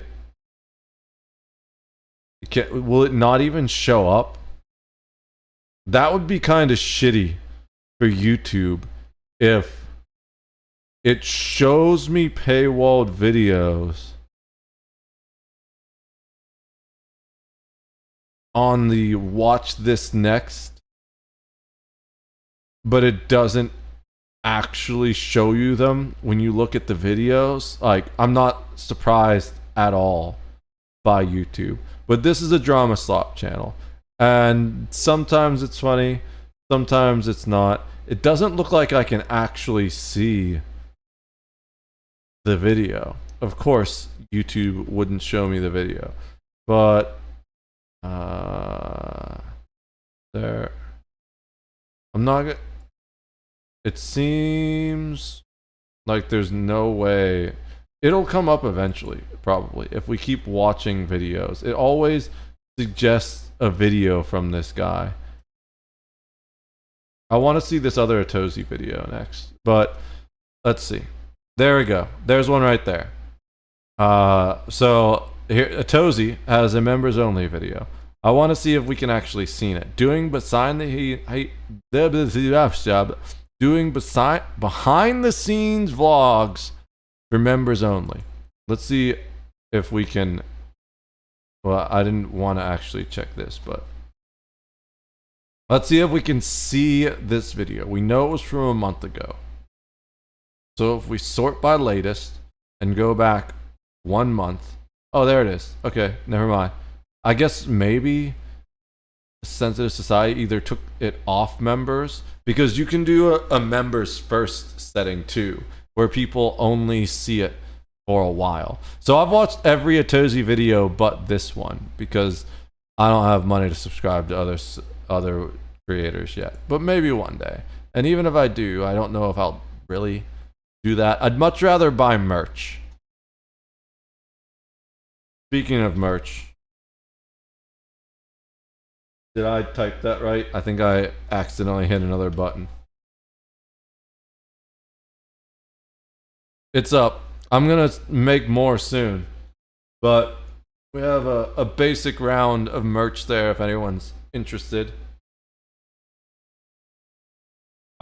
Let's watch this video while I keep working on trying to figure this shit out.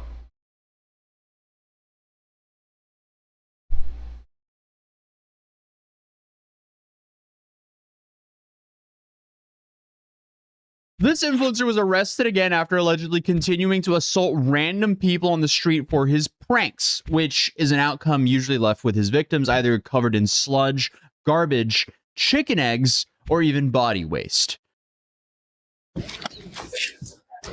He just crawls into my arm. Yeah, it's safe to like say a that child. Pranksters are down There's been bad. times where I was like those weren't as walking bad around as the house trying to make coffee with one arm. Because you might while I have remember the this guy cat from when I first in covered the him other in his arm. content back in early of 2024, as he He's made on my headlines after being arrested for throwing headphone biohazard buckets at random subway passengers in Belgium. However, since then, not only was he released on bail, but this absolute moron doubled down and decided to continue with his antics. So I guess there was no surprise here that he was arrested yet again. So this is Yannick, a Belgian TikToker and YouTuber and Instagram influencer who was recently arrested for several charges, including violation of bail, insulting state agents, behaving disorderly, possessing illegal weapons, assault and battery, damaging public property, and handing out substances that seem to be dangerous. And I guess for whatever reason, this guy has built an entire online presence around assaulting strangers with buckets of the most disgusting sludges that you could ever imagine, like mixing things like dog waste, paint, beer, and food scraps all in one bucket. His methods are always the same. He fills up a bucket with whatever repulsive mixture he can find near him, and I guess just throws it on someone random he finds on the subway. Then he runs as fast as he can like the coward he is. And yes, sure. He really calls these pranks. But I guess the only pranks that he has to worry about now are the ones that will be done to him in prison. And I don't know if this makes this worse or better, but this absolute moron just seems to be doing all of this for the sport of it, as most of his videos only get a couple thousand views, and from what I can tell, he doesn't even have ads running. So there's literally zero upside with him doing this. But back in January of 2024, he was arrested and charged with assault and battery, plus I told you it was damages. assault. And I mean, at that point, it would be safe to say that most people would maybe go, technically battery. I don't know, maybe it's time Assault to find another career path, especially considering that he wasn't making any money from battery it. is Perhaps physical contact. consider something that doesn't require you being a burden to society. But not Yanike. Since roughly 1 month after his arrest, this guy was back on his channel with a brand new series. And what is his brand new series? As you saw earlier, it was Throwing Eggs at Strangers Prank.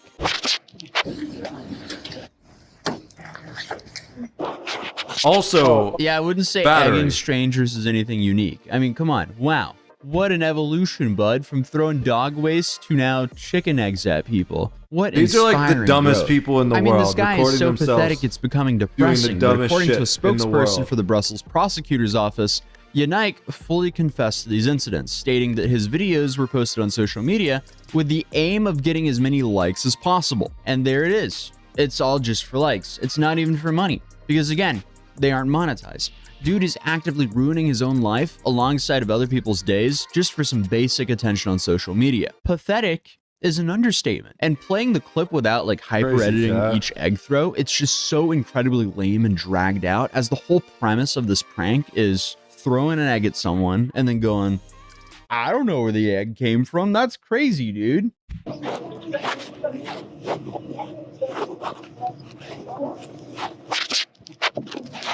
Oui. Il y a un truc qui est tombé de là. Il y a eu une fuite là, il y a un truc qui est tombé. J'ai vu, vous voyez, il y a un truc qui est tombé de là. Je sais pas si c'est... What a piece of shit. This isn't even funny.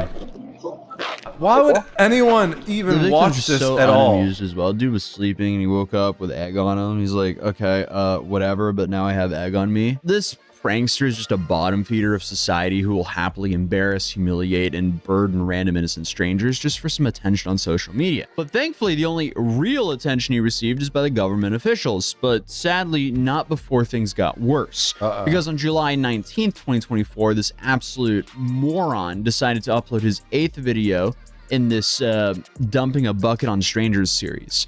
This time, he took his viewers on a delightful journey through the forest where he gathered supplies for his latest abomination. Here he mixed together various oils, beetroot juice, wood chunks, and some unidentified waste before dumping the entire mess on yet another unaware victim's head. And yes, this is while he's out on bail. This dude is working overtime to get no leniency from the judge. And understandably, fed up with all this nonsense, the Brussels Intercommunal Transport Company, they released a statement calling this behavior completely unacceptable. In quote, they said, "We really don't take this lightly. We immediately notified the police and instructed our lawyers to the latest incident of the public prosecutor's file on his previous offense." And this is where things start to catch up to Yanike, because authorities are no longer playing around with him. Because when the police searched him after his latest prank video, they found something that made his situation so much worse for him. A couple of tear gas canisters in his possession. I really hope that was not for a future video. I really hope so too. Thankfully, they seized those. But according to the Brussels Times, a judge has now slapped him with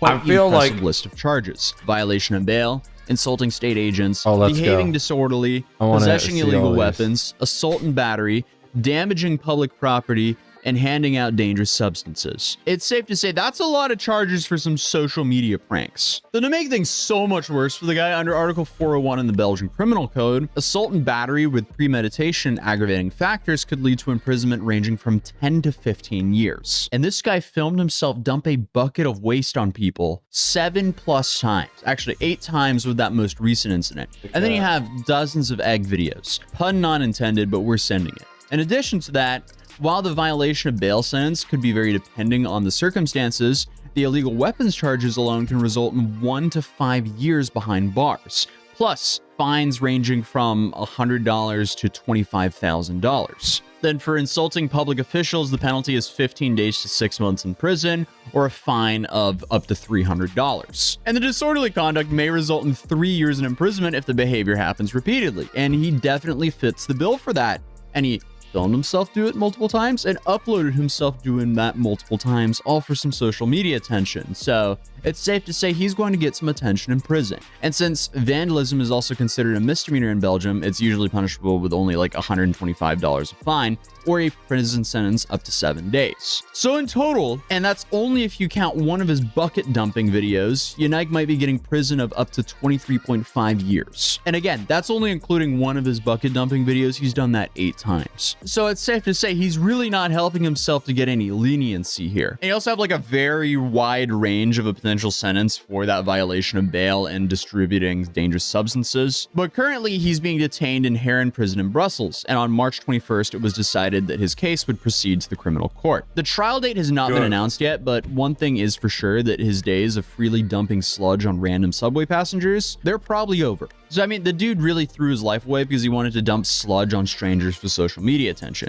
It's actually so funny how pathetic some people can be. And I mean, imagine just being one of those victims. You're just trying to get home from work or school. Maybe you've already had a rough day and then suddenly you get a bucket of dog waste dumped all over you. Like, come on. Then of course that video was filmed without your consent for thousands of people to watch. I mean, the sheer narcissism you have to do that to someone is outrageous. The best thing that we can actually hope for cases like this is there's actually real world consequences for treating other people as props to your quest to internet fame. But I guess this is what happens when you base your entire self-worth on social media validation. You just start doing dumber and dumber stuff for that basic attention on social media. It's so depressing to see. But in the meantime, Yannick remains in detention, awaiting his trial. The question is now whether the Belgian justice system will actually make an example out of him to discourage others from following his footsteps, or not. But if you're in Brussels, you can at least ride the subway again without the fear of being doused in dog waste. For now, at least. That's one step forward. Hopefully next, they actually throw him under the prison. But other than that, if you're new here, feel free to subscribe, and I'll see you in the next video. Peace.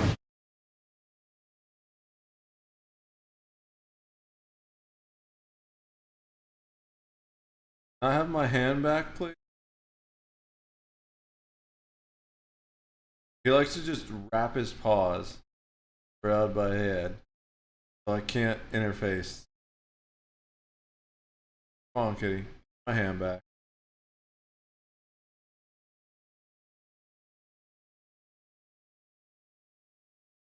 Alright. I guess, let's see. Oh! Mudar stopped using Arch. I'm interested to see why.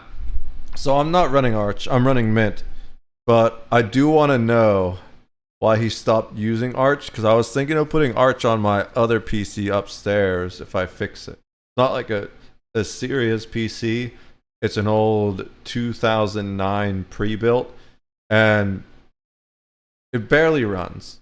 So the nice thing about Arch is it's highly customizable. So I was planning on stripping a lot of shit I don't need and just making like a bare bones installation of Arch for that. But let's see why that might not be a good idea while I try and figure out how to get this damn Stream Deck working. Guys and gals, me Mudahar, and you know, this is not my monthly Linux Cope video, okay? In reality, ladies and gentlemen, long story short, Windows is dying, okay? You know, October 14, 2025, if you don't update from Windows 10 to 11, you might not get those fancy security updates. Now, you know, a couple of weeks ago, I kind of, you know, showcased how to install that juicy Arch Linux, you know, the really complicated elitist version of Linux that people on Reddit or the internet can't stop saying that they use, okay? And I'm proud enough to say that I've stopped using it for mental health reasons. Now, one of the things on my channel is like, I don't want to sit here and just like gas up Linux and say, oh, it's the greatest thing. It's got problems, okay? One of those problems is the user error sometimes. Now, I was updating my Linux installation. This is what I was just talking about. Unfortunately, after, I would say, 2 years of having this safely installed onto my system, Arch Linux, and just minding its own business, I broke the installation, okay? There was one update that came in, and literally it just froze my entire system up. Now, normally, if your system freezes up during an edit, okay, you know, black screen and everything, yeah, I figured that was an edit. Most modern operating systems, like Windows, for instance, will probably roll back and recover things and probably get you back to a computer. The funny thing about that is the video freeze happened right at the same time I sent a prompt to the AI, and I was like,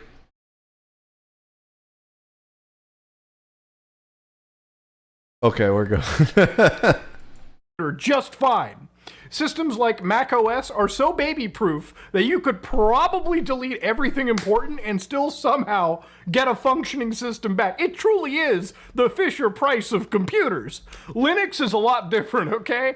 If you want to blow up everything important on your system directory all in one fucking command, you can, all right? Linux literally hands you a sidearm and says, if you want to blow the brains out of your computer, we won't stop you, and you can.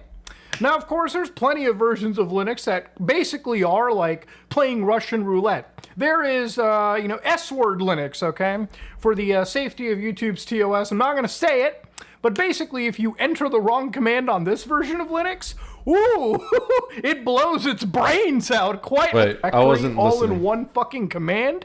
You can, all right? That you could probably delete everything important and still somehow get a functioning system back. It truly is the Fisher-Price of computers. Linux is a lot different, okay? Yeah, it's very much different. If you want to blow up everything important on your system directory all in one fucking command, you can, all right? Yeah, so I don't know what the TAC RF is, but sudo, it grants you root privilege, which is the same thing as administrative rights on, basically the same thing as administrative rights on a Windows PC, except for it's more restricted as to when you grant things administrative rights, and also far more powerful. Like getting root access, that's how you brick everything. RM is remove. I've actually had an issue with this command myself too. I deleted my home folder once. So all of these, home is like your basic thing. All of these things were gone. And I had to copy paste home folders in. And then I had a problem where my drives weren't mounting correctly. And when they remounted, they made new copies of themselves. So even though they're called Fastboy and Slowboy, because this is an SSD and this is a regular old school hard drive, which I mostly just use for bulk storage of like images and music and stuff like that.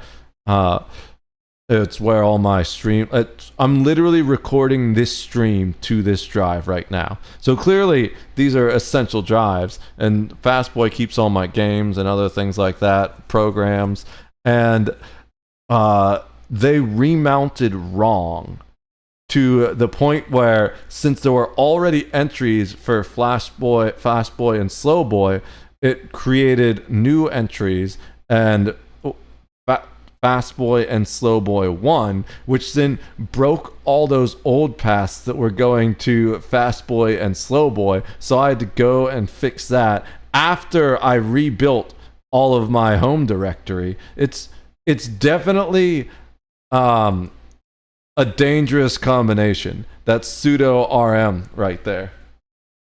AKA delete everything and don't stop for anything. Yeah, pretty much. What is RF Oops. Command in Linux. So let's see. The -R option enables recursive removal, meaning it will delete a directory and all of its contents, including subdirectories and their files, and the F option forces the removal. So you don't even get the chance to say, like, are you sure you don't want to delete this? It's the ultimate nuke right there. And to show you, this is what I'm doing on the other screen. Literally, I'm typing commands and trying to figure this shit out and asking the AI why it's not working. So I very much relate to all of this. If you want to blow the brains out of your computer, we won't stop you, and you can. Now, of course, there's plenty of versions of Linux. I didn't blow the brains out of mine, but I gave it a good gut shot. All these folders. I wish I'd taken a screenshot of it. Well, desktop wasn't gone, but documents, musics, pictures, videos, maybe downloads, I don't remember. They all had a little like warning symbol on them because they were just gone, entirely gone. I had to rebuild them from scratch. Fortunately, I was still setting the PC up, so I didn't really lose much. There were like 2 or 3 files I had saved that were not important files, but that was rough. That was a rough day. Basically are like playing Russian roulette. There is, S-word Linux, okay? For the safety of YouTube's TOS. I'm not going to say it, but basically if you enter the wrong command on this version of Linux, ooh, it blows its brains out, quite literally. That is kind of course, funny. If you love living life on the edge. It's not surprising to me at all that version of Linux exists, but I really can't fathom ever wanting to use that for so many reasons. First of all, you guys have no idea how many incorrect commands I've entered into the terminal. So I would have deleted my whole PC like 20 times at this point if I were running the S-word Linux. That's another thing I hate about YouTube. The fucking soft censorship. It's absolutely insane. But it's like playing WoW hardcore mode, except for with all of the important things you own digitally in real life. It makes no sense to me. Why would you? It's got to be. I feel like you would only ever run that on a secondary PC, right? You have your main PC where you're going to run Arch or Ubuntu or Mint or something. And then you have your second PC where it's just like a game for you, where maybe you do that to get better at coding. I can't imagine ever seriously running that as your main distribution. That's just fucking insane. It's just a meme for the giggles. There are so many meme distros people made just because they could. Yeah, that makes sense. See alt Hannah Montana Linux. We gotta look this up.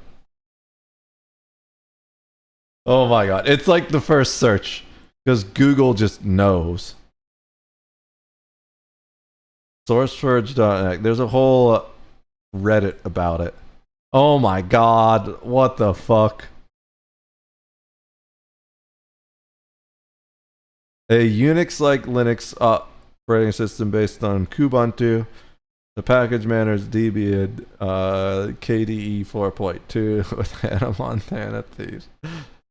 Dude, look at that. It's insane. Holy shit.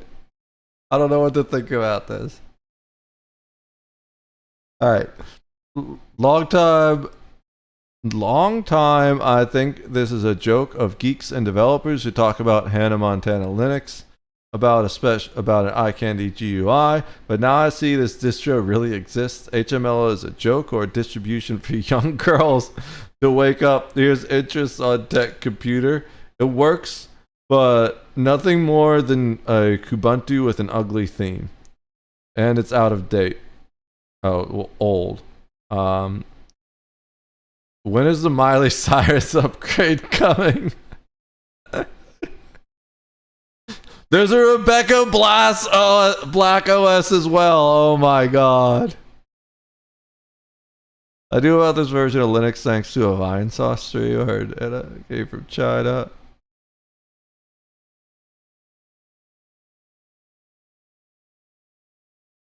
Today I was trying to bring it all the way up to modern standards but ran out of disk space. I will try again after I fix the specs of the VM I'm using for this waste of time. So far I got it to Ubuntu 10. This seems to be built on a very old Ubuntu for 32 bits, Ubuntu 9. Do upgrade breaks, but editing the sources, list repos, and changing the code names later. Updating, upgrading apt, get distributed upgrades seems to be working so far. Yeah, by the way, Hacko and Michael use it. Dude, I can... See, the difference with this, though, is I can see people intentionally using the Hannah Montana Linux, ironically but unironically at the same time. You know, it's like it's one of those things where you're using it ironically, but still actually using it as your main distro. Whereas I don't see the Suicide Linux being the same thing. I'm gonna say it because I'm not monetized and I don't care. Rebecca Black OS, bro, what the fuck? This needs to just play Friday constantly on random intervals. You know what one of my favorite things to used to do to people was? You can't really do it anymore. I guess you kind of can. So, when I was younger, I would mess with people by doing like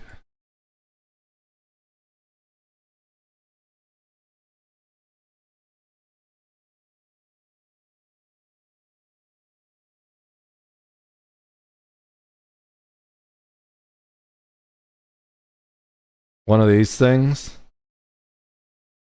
like changing someone's background to this image and moving all their icons. It was such a shitty thing to do, but it was so funny, man. And then you set the bar to auto hide, so it just looks like their screen is fucking broken.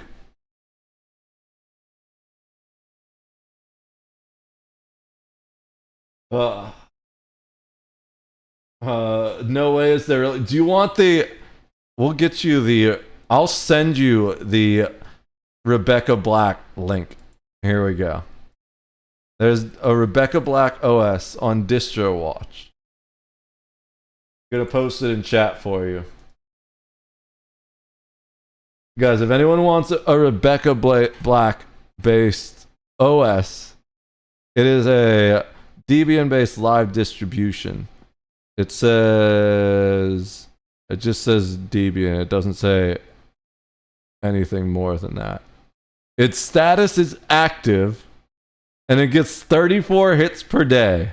That's kind of insane. Average visitor rating 10 out of 10 from 2 reviews. I gotta read these reviews. What are your thoughts on Rebecca Black OS? Oh, that's the request.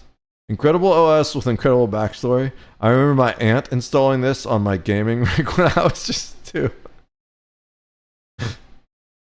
Absolutely fantastic. What's not to love? I mean, it's such a great operating system. It's going to become my daily driver. That's awesome. Oh, that's amazing. I love the Linux community most of the time. They get like kind of elitist and weird though, which I feel like that's kind of what this video's a little bit about, because he's already called Arch Linux elitist or something like that. I may recommend this, okay? But I was a user of Arch Linux, and unfortunately, in the middle of an update, wait, I missed one. I have a super nerd friend who uses this thing called Nixos, which is Linux, but if everything was rebuilt from config files every time you start it. That is interesting and strange. What's the purpose of doing that? I'm curious. And lo and behold, I basically was staring at a black screen at 2 in the morning. Oh, wait. Now, normally I'm not freaking it, but basically if you enter the wrong command on this version of Linux, ooh, it blows its brains out, quite literally. Now, of course, if you love living life on the edge, I may recommend this, okay? But I was a user of Arch Linux, and unfortunately, in the middle of an update, it crashed, and lo and behold, I basically was staring at a black screen at 2 in the morning. Now, normally I'm not freaking out if I lose my computer because most of my work happens on external drives. Okay, here's a fucking pro tip for people that don't want to pull their hair out when things go wrong. Work and keep all your important stuff on external drives, okay? Because if your computer takes off... That's exactly why I have this setup here, right? Because you see, I don't know how to show all. Oh, here, we can just do this.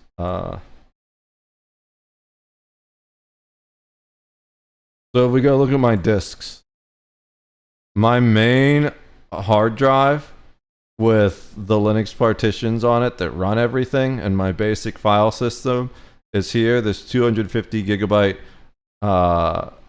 NVMe flash drive, which is one of the fastest drives I could get at the time. That's why it's kind of small, only 250 gigabytes, because I sacrificed capacity for speed and life, like maximum writes, because a lot of people don't know it, but the trade-off for solid state drives is eventually they won't be able to write to themselves. They won't be able to be written to anymore. They just run out of total number of writes. Whereas theoretically, a hard disk can be used infinitely forever, but the problem with hard disks is they have ball bearings and things like that in them that break down over time. So for a while, hard disks would last longer than SSDs, but now we're getting to the point where the SSDs have such high number of writes that they generally last longer than it takes a regular old hard disk to mechanically fail. So because of that issue that he's talking about right now, though, the main installation is on this, and things that get saved into my home folder get saved onto here. Get saved onto here, but then anything that's serious, like these were both made by Linux during the installation process. Those aren't real disks. Those are like virtual disks or weird partitions. I don't know exactly what they are. It's a little bit past my understanding. But here is... This is Fastboy. This is where my games and programs and all kinds of stuff goes. And this is Slowboy. This is where I'd save all the videos that I'm working on, music, stuff like that. So if anything does happen to this drive, then we have this. Also, there's two other tools I have. One is Timeshift. Timeshift is basically like the Windows system snapshot. I don't know if that's exactly what they call it, but it takes snapshots of your system state. Mine is set to do, I think it's either daily or weekly, but also on boot. And then I have this backup tool. I guess I have two backup tools. This is the one I'm using, and I did originally have it set to back up to a cloud, but then it ended up being more than the cloud could handle. So right now, it's backing up to a drive, but I'm not sure which one, and I haven't had the time to figure that out and make sure I redirected it, but I will once I have more time. We're solving another problem right now, you know, one impossible problem at a time. But you definitely want to make sure everything, even if you're not on Linux, but especially if you're on Linux, You want to make sure you've got some proper backups going, and that preferably you should have really 3 backups. So you should have one drive in your PC that is a backup for like your main drive, like I have. Those are multiple drives in my PC. You should also have an external hard drive that you can plug into your PC for backups and unplug it. I have an external hard drive. I think I have 2, but one of them doesn't work. And the other one I was planning on setting up as an internal drive for my other PC, because the other PC doesn't have an SSD. I think it's a SATA-based SSD is the other drive that I have, and both of my internal drives are NVMe, which is way faster than SATA. So I was thinking of putting that SATA drive in the other PC to give it a little bit more memory and some speed, but to be honest, I don't think I really need it. I never max out on memory, and all I do is like put YouTube videos on the TV on that one. So it probably doesn't really need the drive. I can probably use that as an additional backup drive. But then the third thing you want is you want cloud backup. But that can be difficult because storage can be expensive depending on how much you're backing up.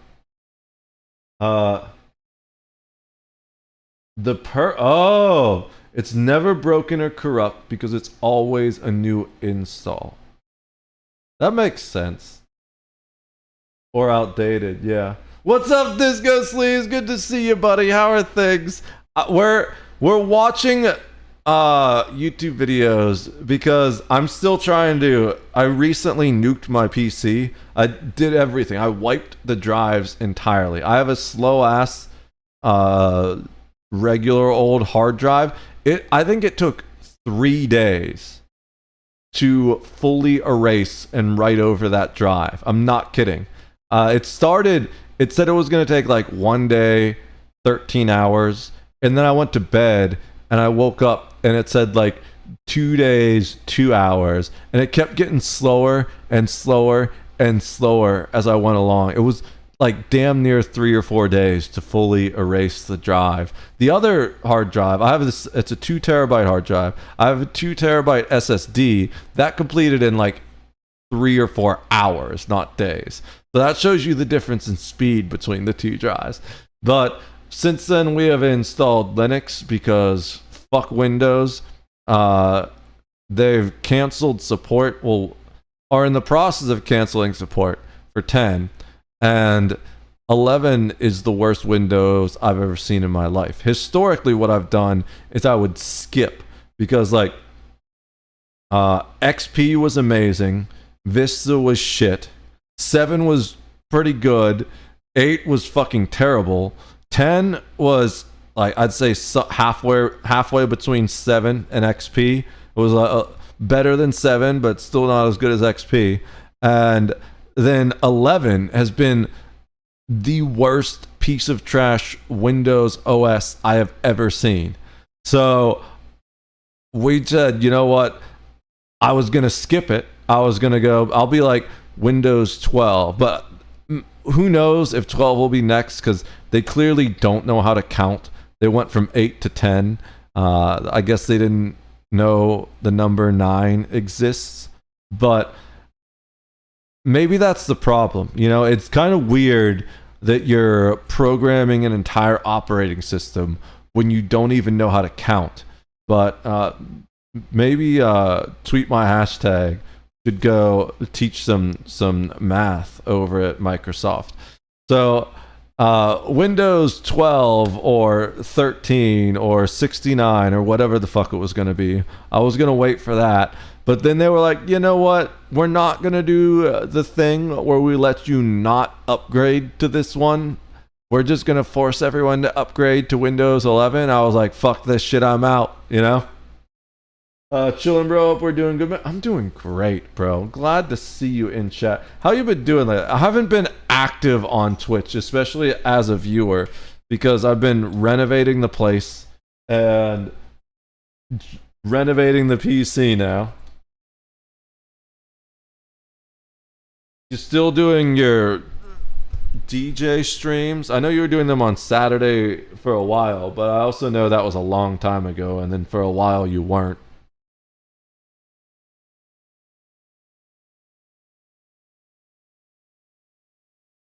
Guys, please follow my friend Disco Sleaze, the sleaziest disco streamer on Twitch.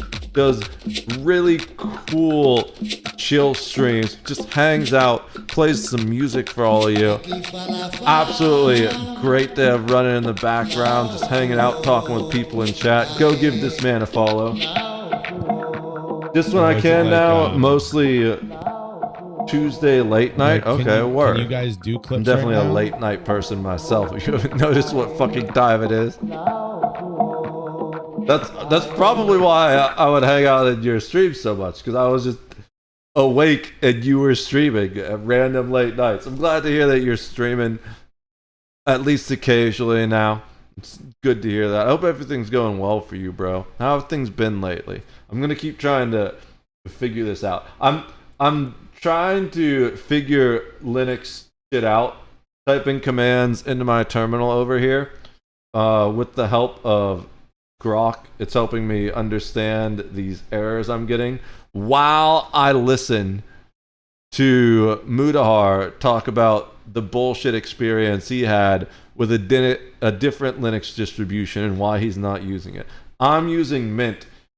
He's talking about Arch, which he calls it the one that like elitists use or something like that. And I specifically chose not to use Arch because I did not want to do exactly what he did. The way I look at it, this is my work PC, right? And it's very important that my work PC just works. I want it to be the most user-friendly, simple version of Linux that a lot of people have the same exact setup. So the really nice thing about Arch is it's supremely customizable. You can do all kinds of things you want. Set up your own little personal package, basically, and prioritize it to exactly what you want to do.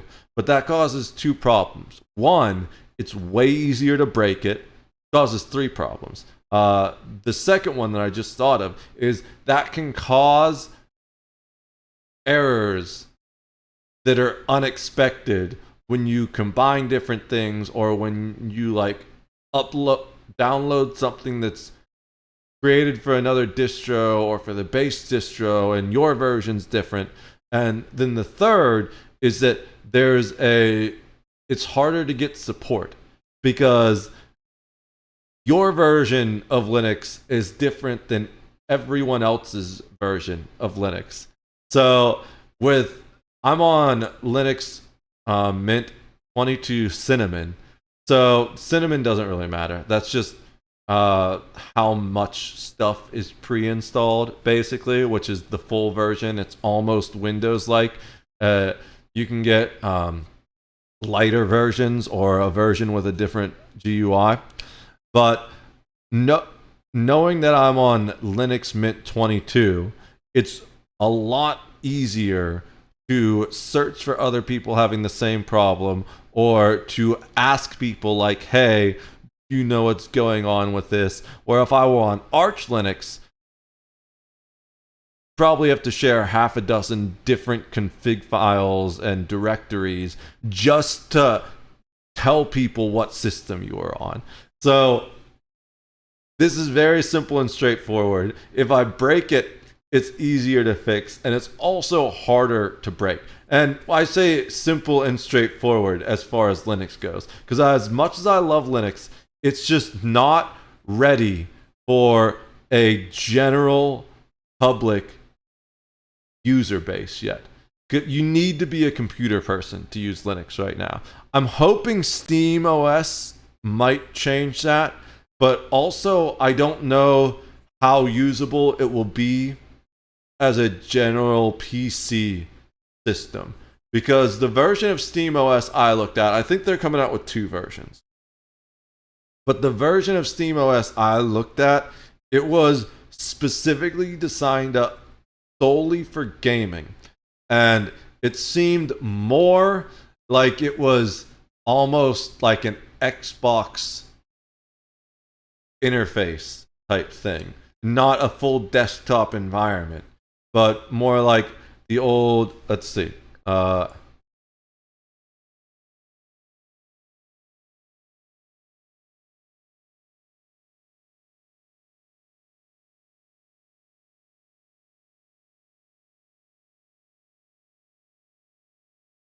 the fuck?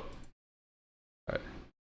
So something more like this, where it's not a full OS, but it's just got, it's more like, it said it was designed to work on a TV, which makes me feel like it's kind of like this, instead of working on an actual PC. So honestly, this is just a new idea I have. I haven't started thinking of this at all.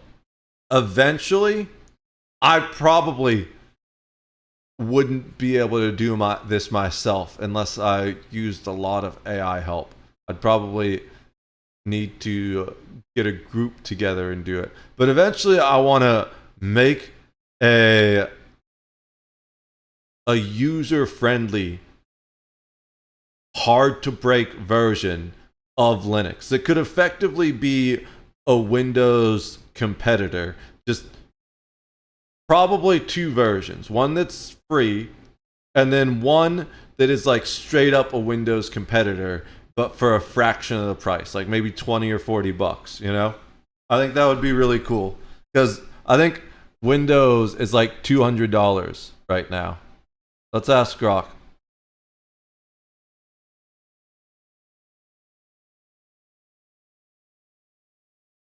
How much does Windows OS... Oh my god, I can't type.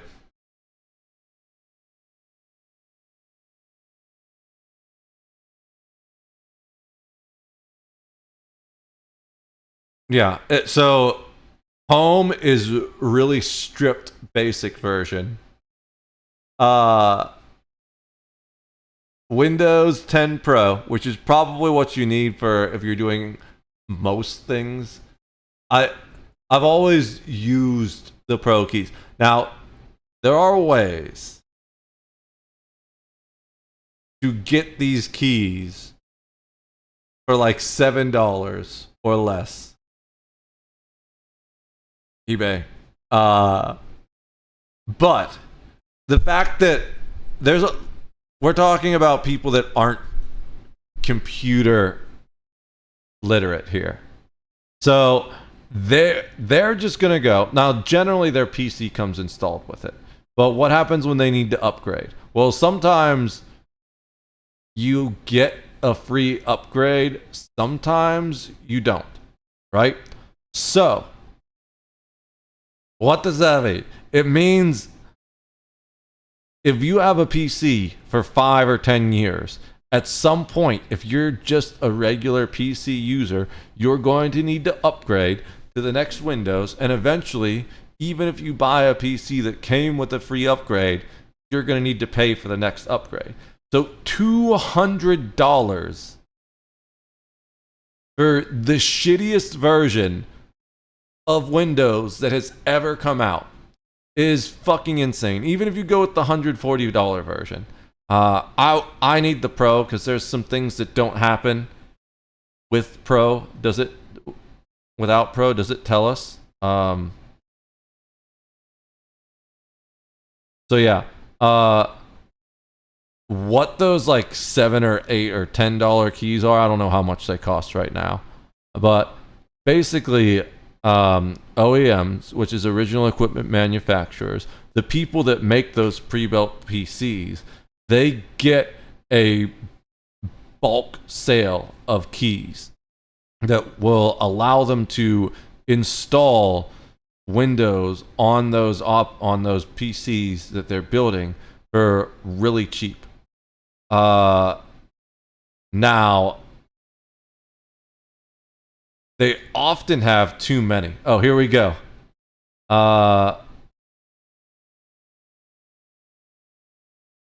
Can often be available through third-party sellers. It says like $12 or $20 now. it's makes sense, inflation, and they've been going up in price. I think I got the Windows 7 key for like $3, and then Windows 10 was like $7. So that makes sense that it keeps going up in price. But what happens is often these OEMs end up selling these keys because they get too many of them. They just have, say they're only building 40 PCs, but they get 50 keys. Well, then they'll sell off the extra to recoup a little bit of the money they spent to get those. And technically, they're not supposed to do that, but it doesn't stop them. Let's go see.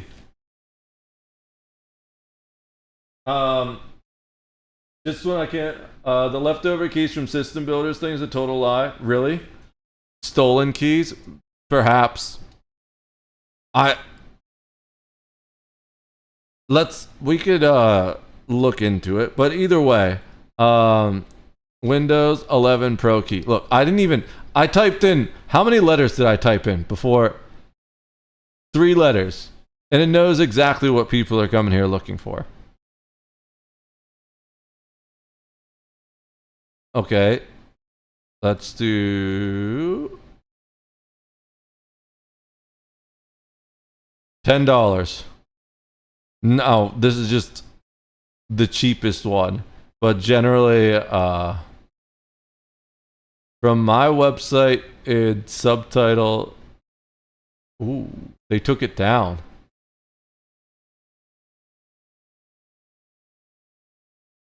Microsoft Windows XP.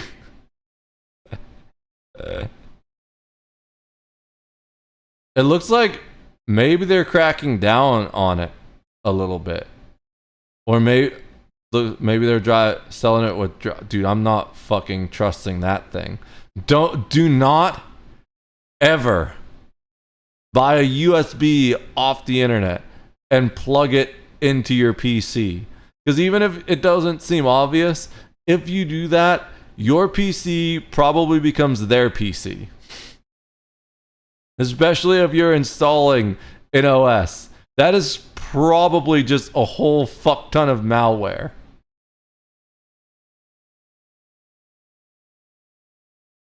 Alright, they got like $40 for the Pro keys. $40, $50 for Pro keys on here. It's even more expensive than it used to be. I bet that's partially because Windows cracking down on it.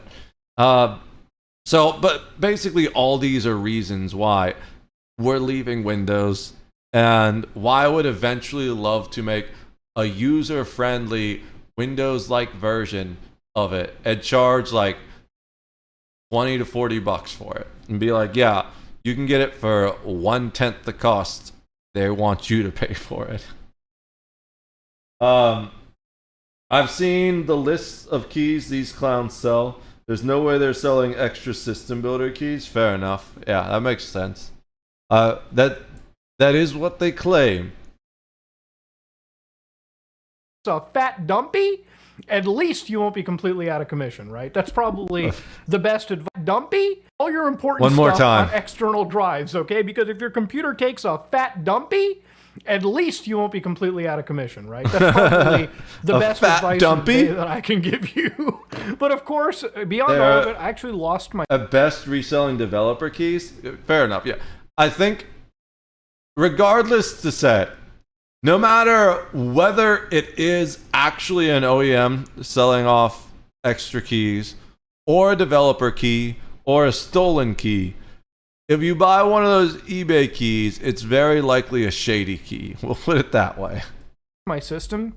And I had a recovery system called TimeShift, which, for anybody that doesn't know, basically, I literally just said TimeShift. If it's formatted I just showed you guys that. You'll be allowed to go into the past, for instance, and effectively just load a state, right? So, for instance, every single thing you're seeing right over here. Can I drag this? No, I'm not going to do that. Of Linux that has been auto-saved. Okay, so like an autosave. So that's how I can see. The D means for daily. I don't know what the O stands for. I don't know. Let me just switch scenes real quick. My thing doesn't work yet, obviously. So I gotta click slowly. Alright. And I'll open time shift for you guys.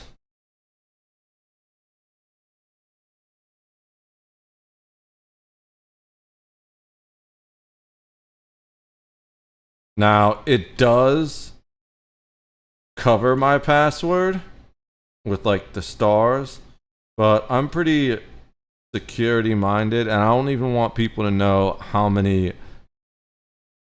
characters are in my password, you know, because then that dramatically cuts down the number of attempts they would need to make with a brute force attack to like by an order of magnitude that I can't even estimate. People don't realize how quickly computations and permutations blow the fuck up mathematically.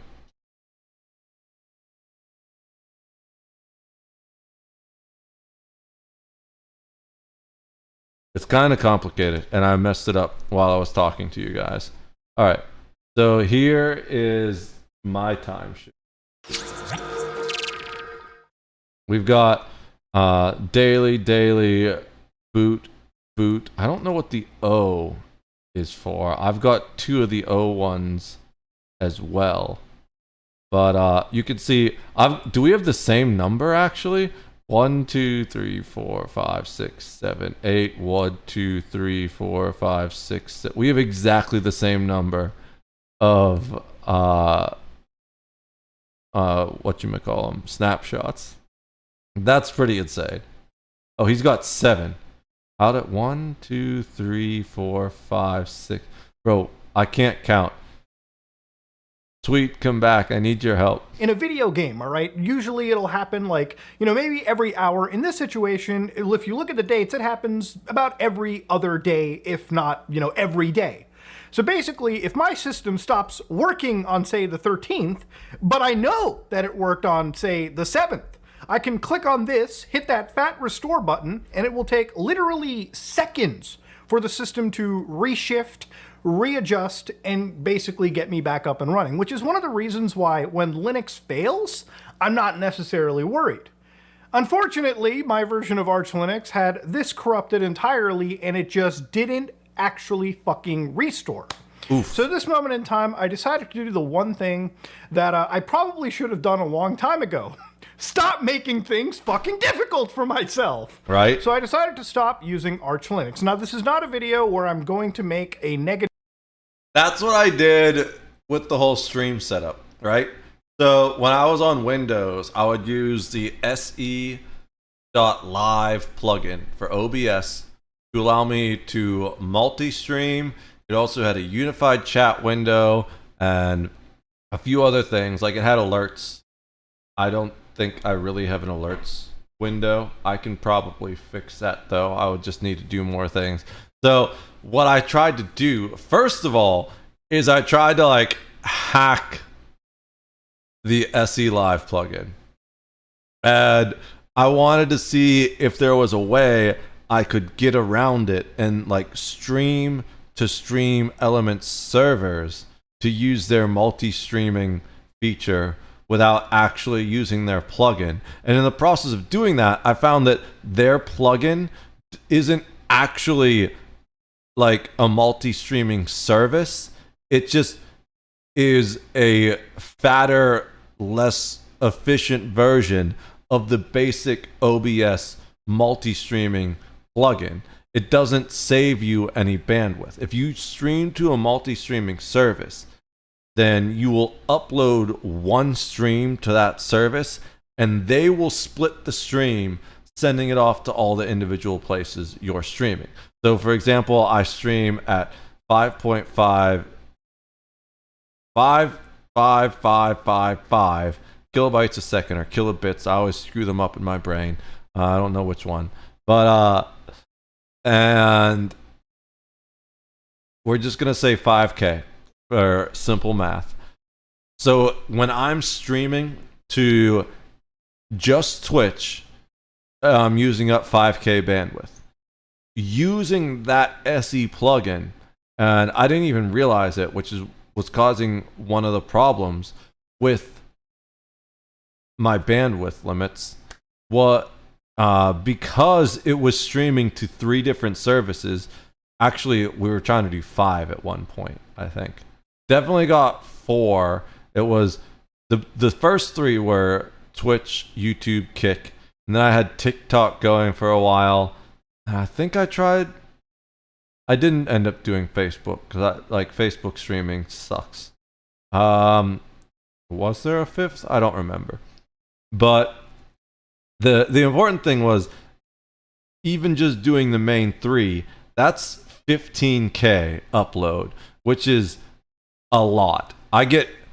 At the time, I had really bad internet when I first got moved in here, and I had a 4K upload speed. I didn't even realize it was lower than my basic setting. So I had to, for a while, I dropped the stream down to very low settings. And it was because I didn't have enough upload speed to actually stream. And then eventually we got that sorted, and now I have 20K. I mean, yeah, 20K, which is, no, not 20K, 20 KBS or whatever it is. 20K would be insane. Now I have 20. But 20K is like, I'm NASA, basically. Now I have 20. And even so, streaming at 5. Well, I guess it is K, yeah. Bro, my brain is so fried. I've been awake for way too long trying to solve all this bullshit. I don't get enough sleep right now either, so I don't. Oh shit, I forgot to do something. Did this work? No, it didn't.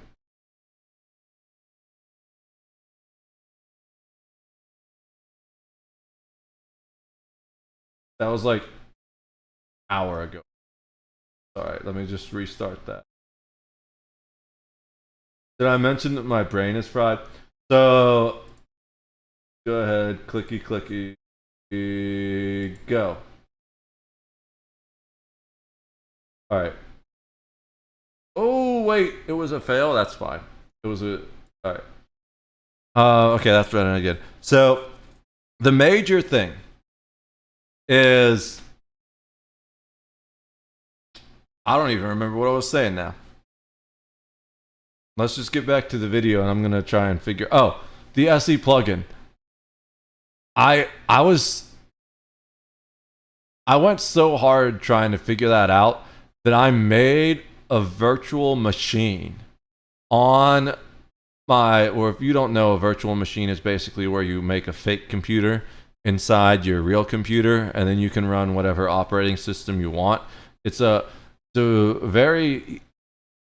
like complex, but it's a useful way to get around a lot of compatibility issues on Linux.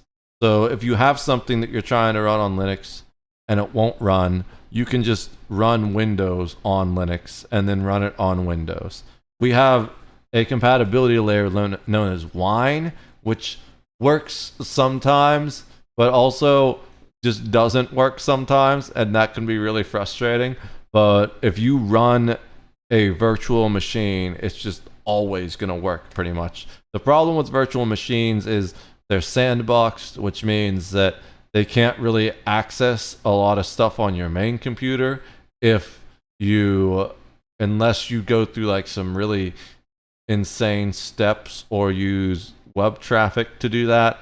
Also, they split your system resources. You got to devote a certain amount of system resources to the virtual machine, and all the resources you devote to that can't be used by your main machine.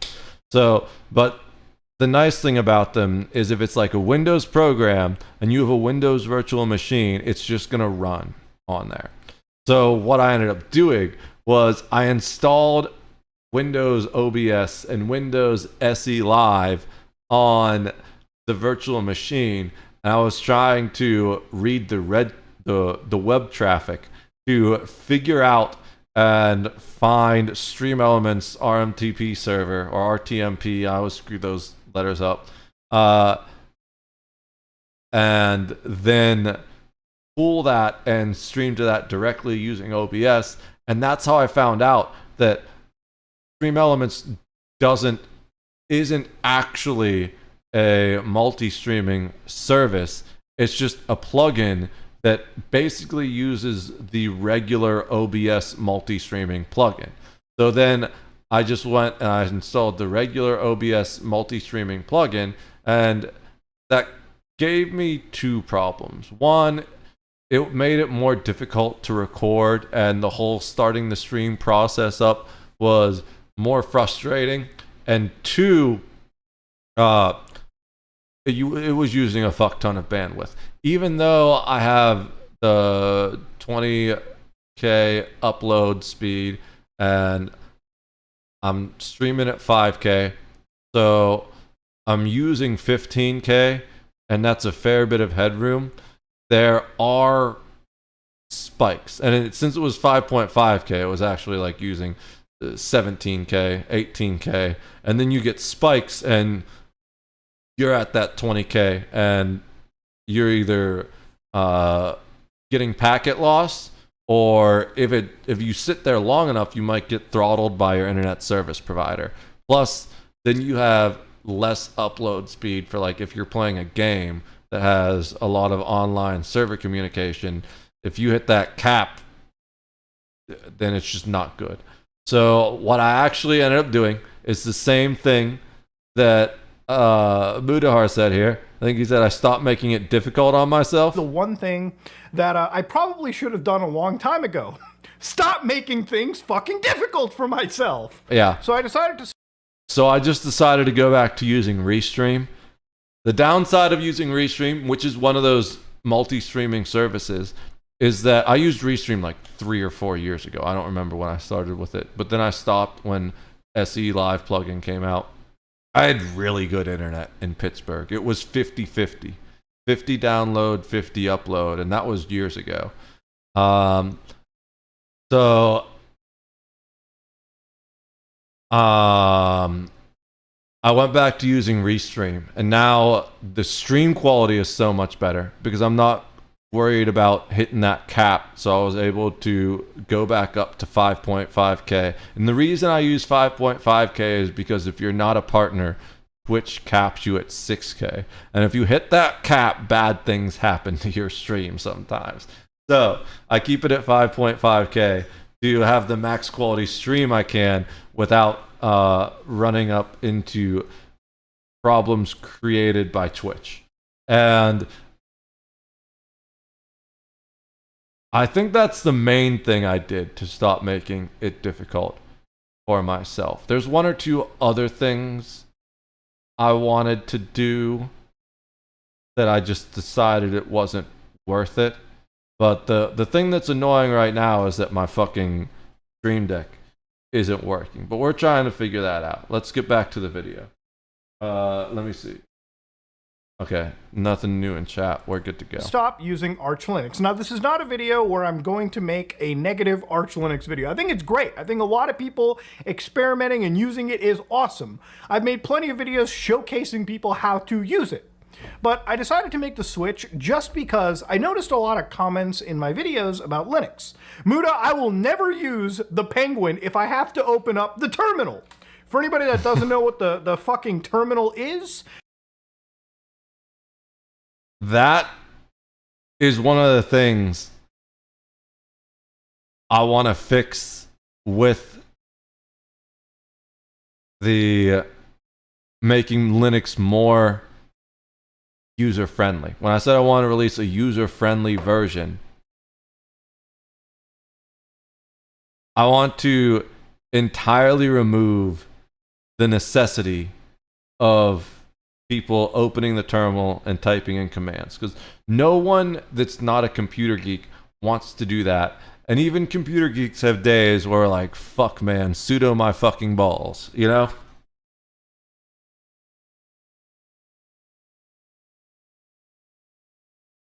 And right now I'm having This is one of the scariest One of those nightmares days, that to be anybody honest. who's thinking of switching to Linux actually wants to do. This screen right over here makes it look like you're back in 1991, okay? When computers had you literally typing in exact commands to navigate around and basically see what's on your system. Now, of course, if a lot of people think this is confusing or annoying, I get it, okay? You're somebody that just wants to use their computer. You're not used to terminals and old 90s methods of navigating your computer, and you probably don't want to learn, okay? Dude, you already have way too much shit in your real life to worry about. Why would you come home to learn something this confusing? So I decided, obviously, I wanted to take this chance and switch off to a different operating system underneath the Linux umbrella and kind of see if there was not a better option. Now, I've promoted Linux Mint in the past, and actually the big catalyst was actually PewDiePie's video where he actually did use this Oh, did he say on his main Mint? system. So I figured, you know, I've promoted this in the past. I've talked about how cool Dude, that's it is. what I'm on. What if I considered switching to it and seeing if this addresses a lot of the problems that many people have? See, a lot of users that talk about Windows actually, you know, at least in my comments, they don't actually like it, all right? They don't want to be using Windows, but they want to upgrade to it because that's literally... Nope. Linux Mint 22.1 synonym. Synonym? Oh my god, I fucking said it. Cinnamon. Fuck me. There's my processor. Not bad. Not great anymore. It was really good when I got it. 3600X. X meaning it can be overclocked, but I've never needed to overclock. The biggest bottleneck I have right now is actually this. I want to get my RAM up to 32 gigs instead of just 16 gigs. And then we got our good old RX 5700X. It's does everything I need it to.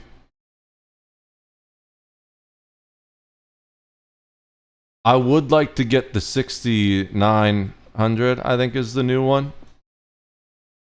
AMD 6. There is no 69. I'm so disappointed. 6000 series.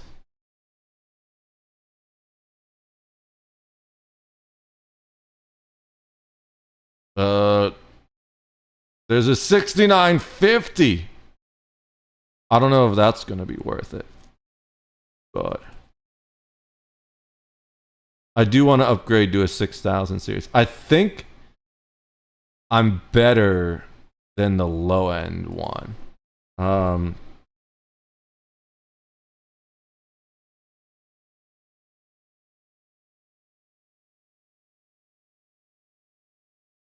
there's a 660. Let's see if I'm better than the low end version of it. Yeah, so I'm still better than some of the newest cards. Ranked 74th out of 92nd. Let's see if I change this to a...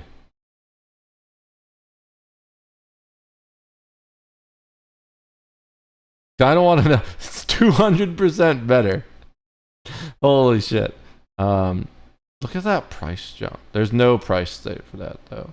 Even if we go to a 68.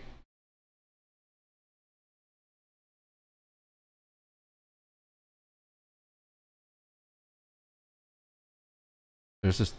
Are there 7000 series cards now? Am I that far out of date?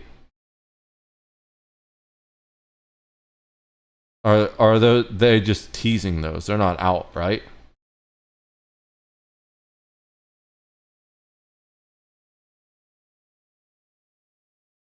Release date? What?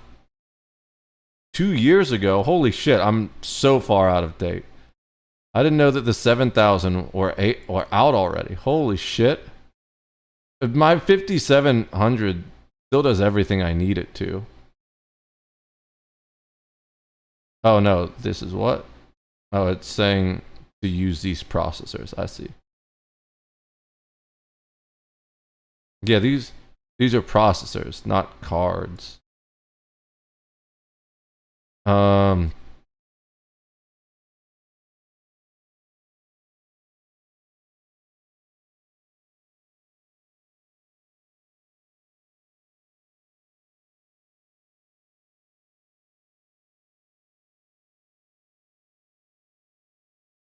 Does it say what the release date was?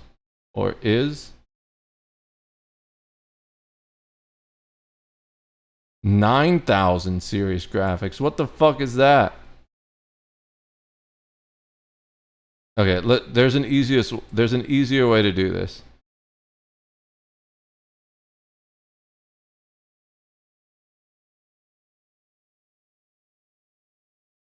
It is the 9,000 series. Holy shit. I guess, dude, I'm so far out of date. I wonder if there's a 9,000 that I'm better than. Probably not. That's probably a huge leap in tech. There's no benchmarks for the 9,000 though. Is there an 8,000 series or did they skip that? There's no 8,000 series. Oh wait, they're not going to be... It's not going to be only not. I got it. I'm dumb. 9,070. Is that the lowest one? It's the only 9,000 I see. And it's 232% higher than mine. Let's see if there's an 8,000 series card. I don't see... It looks like they skipped 8. Apparently none of these companies know how to count anymore. But the 7,000 series, the lowest is the 770, 76. It doesn't look like there's a 7.5. So the lowest, dude, this card is only $60 now. I got it for like 150. And then after I got it for 150, the COVID happened. And they were selling for like 300 to 500. So is this... Wait, I gotta read these. Oh, is it a drop down? Why does user benchmark have a bad reputation on Reddit? Well, that's easy. Everyone has a bad reputation on Reddit, except for Redditors. Marketers operate thousands of Reddit accounts. Our benchmarks expose their spiel, so they attack our reputation. Why does user benchmark have bad Trustpilot reviews? The 200 plus Trustpilot reviews are mostly written by virgin market accounts. Real users don't give a monkeys about big brands. So, I have pretty high confidence in this website just because most of these benchmarks are just benchmarked and uploaded by people like me. I've uploaded my 5700 XT benchmarks before.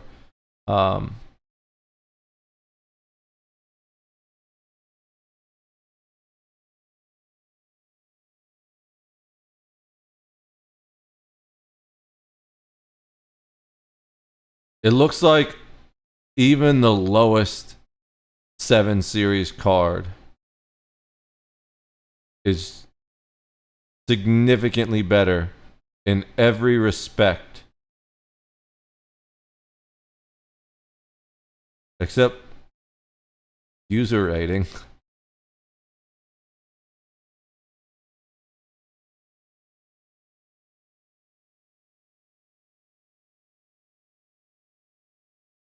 What the one, okay, the thing I hate about this website is it's super, honestly, I wouldn't be surprised if Nvidia owns this website because it absolutely hates AMD. I don't know who writes these things, but there's so much insane vitriol towards AMD that it's ridiculous. Even though by every metric I can tell, AMD is by far the better company. The only thing that Nvidia has over AMD is they get slightly higher benchmarks on their top end cards and their ray tracing is better right now. Other than that, AMD is better in every single way. And it's one of those things where it's not noticeable, right? At the level when you have the highest ranked, most expensive AMD flagship card and you put it up against the flagship NVIDIA card, the game is going to look almost identical to you, perhaps with the ray tracing difference. But let's say you're not running it, let's say it's not a ray tracing enabled game. So that is the one advantage that NVIDIA has, which is actually kind of ironic because AMD started working with ray tracing first. NVIDIA just beat them to the punch with it. But if it's a non-ray traced game, or you turn ray tracing off because maybe your CPU can't handle it, or you don't have, or you just don't like it, the games are going to be absolutely identical, except for the AMD card is going to be cheaper, it's going to manage the heat better, and the software and drivers are better too. But let's see what these user benchmark AMD hate posts absolutely entertain me. First time buyers tempted to consider the RX 7600 by AMD's army of advanced marketing scammers, YouTube, Reddit, Twitter forums. I guess I'm one of them because, you know, I'm a streamer that's pro AMD. Should be aware that AMD have a history of releasing benchmark busting, heavily marketed substandard products. The 4060 is faster, has a broader feature set. Their DLSS is pretty good. I don't use that. Here's the thing. If you're using a top-end card, you don't need it. So what that is super scaling. You can set it to a higher resolution and then scale it down to a lower resolution, which allows you to like get 1080p like graphics on a card that can really only run 720p, or 4K graphics on a card that can really only run 1080p or something like that. If you're super into that, I just run everything on my native screen resolution, which is 1080p, and my card handles that easily. So their DLSS is probably a little bit better from what I understand, but I've never used that. It offers far better game compatibility drivers. No, it doesn't. That's a lie. Everyone that is saying they have driver problems with their graphics card, it's always been an NVIDIA user. I used to have an NVIDIA card in my original PC upstairs, and I would have graphics drivers problems all the time. And then one of my friends, when I started streaming, he hasn't streamed himself in a while, last time I checked, but he's a really good dude, and you should go give him a follow. Sent me an old RX 560, which I still have in that PC, by the way, and it was such a massive improvement over my AMD card, over my NVIDIA card, not just in specs, but also in the usability of the software and the stability of the drivers, that I've never looked back ever since then. So what else are they going to say? PC gamers looking to join AMD's 2% GPU club. Stream stats 5,000, 6,000, 6,000 series combined market share. Yes, and we're proud of it. Need to work on their critical thinking skills. Influencers posing as reviewers are paid handsomely to scam users into buying inferior products. Experienced gamers know all too well that high average FPS are worthless when they are accompanied with stutters, random crashes, excessive noise, and a limited feature set. So you're talking about NVIDIA, right? Because those sound like NVIDIA problems, not AMD problems to me. So I'm pretty sure that one of two things are happening here. Either this is like an NVIDIA owned website, because they just hate on AMD so much, it's insane. And they especially get mad when AMD's benchmarks are higher than theirs. And I'll tell you why AMD's benchmarks are sometimes higher than theirs. Because AMD cards generally handle heat better, which means you can find higher stable overclocks with them.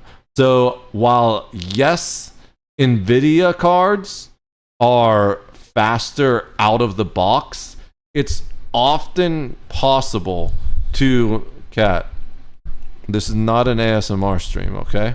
I don't think they want to hear that. I guess it's an ASMR stream now. All right. So while NVIDIA cards are almost always faster out of the box, it's there's a thing called the silicon lottery, right? So every card should be able to run at its native specs. Easily 100%, no flaws. If it doesn't, take it back and get another one because you got a bad one, which happens sometimes. It's just life. Happens more often with motherboards for some reason, but I guess they're a bit more complex than GPUs, so there's more stuff that can fail. But what the silicon lottery means is that as much as they have standardized these building processes, there's just a lot of stuff that kind of up to chance, and sometimes you just get a really, really good chip that you can... It's always going to work at the base level, right? But sometimes you get a really insanely good one that you can overclock to some ridiculous levels and nobody knows why. So that's what the silicon lottery is. What happens is you get one of those AMD chips, and since AMD chips already handle heat better than NVIDIA cards do, that thing will absolutely blast the competitor NVIDIA chip out of the water. And I don't think they get too fond of that. The other thing, if it's not an NVIDIA-owned website, I feel like this is just the ultimate PCMR, which stands for PC Master Race, Chad, that's running this. Because it's like they get very elitist about certain things, like very brand elitist, and it makes no sense. Like, if you're not running NVIDIA Turtle Beaches, you're a corporate shill. And in reality, they're actually the corporate shill because they're just running NVIDIA and Turtle Beach headphones, and they're like, oh my god, this guy is an influencer that's promoting AMD cards, how dare he? But then you don't notice how many influencers promote NVIDIA and cards. It's very hypocritical. So as much as this is a useful website for these benchmarks, because the vast majority of them are user submitted, it is absolutely fucking, like, look at this. That's 9,000 benchmarks, if I'm reading that correctly, you know? So it's just absolutely hilarious to me to watch them always crash out over NVIDIA cards. This is what they say about my card, by the way. I've read this like 2 or 3 times. It's so funny. Out of the box reference, 5700 XT has high burst speeds, but under load it overheats and therefore drops frames to the extent that it more or less is unusable for demanding games like PUBG. They say it can't even run PUBG. You want me to install PUBG right now and prove you wrong? I will do that live on stream. Where the fuck is Steam? I don't know if I've ever played PUBG on my account. So I've played PUBG like 5 times. I used to go over to my friend's house and play it a little bit. And every time I played it, I ended up in the top 5. I'm not that good, I just didn't play it a lot, you know? So it's like a small enough sample size that I have a 100% PUBG top 5 completion rate. Now, that being said, I ended up buying it eventually because I had a lot of fun. And then after I bought it, I never played it again. Okay, that's not entirely true. I played it once in 2019 for 62 minutes. So what? That's like maybe one game. But let's go ahead and install it. And I'll prove you wrong.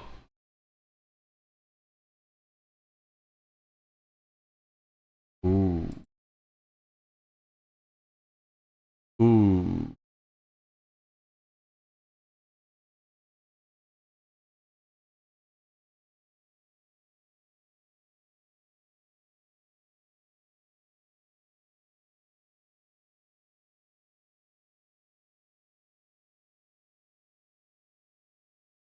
It has the wrong library set up because of that error I mentioned where where my drive's unmounted and then I had to like redo the paths and everything, but that's fine. I'm just gonna move the stuff to the other drive. They're both SSDs, so it should take very little time. Fortunately, it didn't install any games in this library. It just installed the Proton compatibility layers. So those will be really fast to move. But, so there is one thing I do have to mention about AMD cards that I think is kind of stupid. But I also think I know why they do it. Out of the box, AMD cards will, at least all the ones I've had, never run their fan at 100%. So that's where the overheating problem they talked about comes from. I don't think PUBG would overheat this card, to be honest, because like PUBG's not that graphically intensive. Well, maybe it is, but it's like not compared to a lot of the other games I've played. I will tell you what game does overheat this card, but it doesn't actually overheat it. It gets it hot, but the card still manages it. Halo Infinite. That's the hottest my card ever got. Was playing Halo Infinite. And that was absolutely insane because it was really like, okay, whatever. So I think I solved that issue for the most part, but let's go and cool. We're gonna install PUBG. I kind of want to just show you that it's going to not overheat my card. Well, it's not going to stutter. What did they say? Frame drops and stuttering. In order to settle the card, it was undervolted. Bro, that's the stupidest thing. They are intentionally trying to make the card look as bad as possible. That's what makes me think that this is either an NVIDIA funded website or it's just some insane, insufferable, egotistical PCMR bro that runs this. GPU Pro. We'll look into that website in a minute. Why isn't it opening the link? There it goes. And the maximum clock was lowered to 1980 megahertz. The stock BIOS and driver defaulted the card to 2030 megahertz. I don't know what my clock is right now. I haven't overclocked this card at all. All I do is, I did have it overclocked on Windows, but I don't have it overclocked now. But the insane thing is it actually runs better on this at the base clock than it did on Windows overclocked. which is fucking hilarious. Like the game, I played Marvel Rivals once just to test this out when I got it installed, and the game was way smoother on Linux at my graphics card base clock than it was on Windows overclocked. And this game isn't even supposed to run on Linux. I have to use compatibility layer.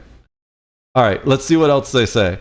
The fan curve also had to be turned up to around 50% power at 75 degrees, which is a lot noisier than stock. And that's why NVIDIA cards don't go to 100%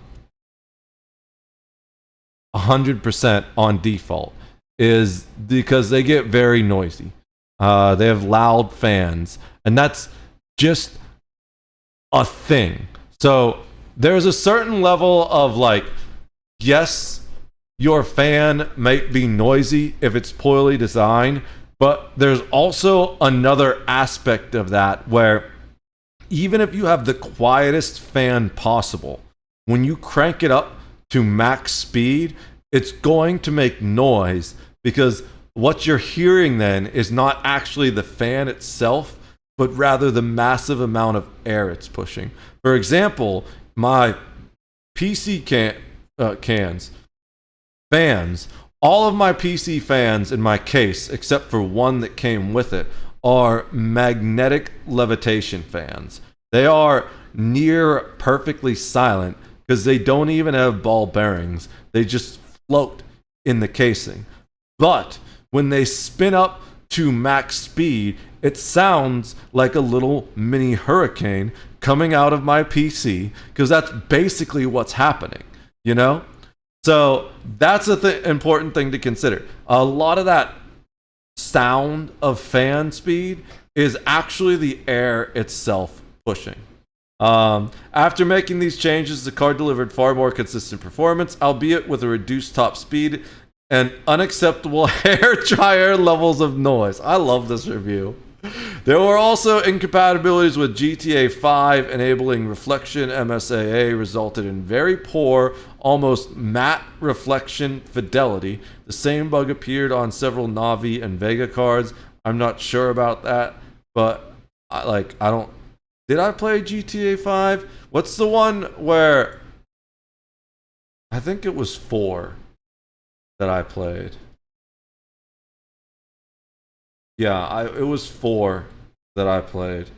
4 was so good. Yeah, I absolutely loved GTA 4. That's the last GTA I played. Enabling reflection, we already read that.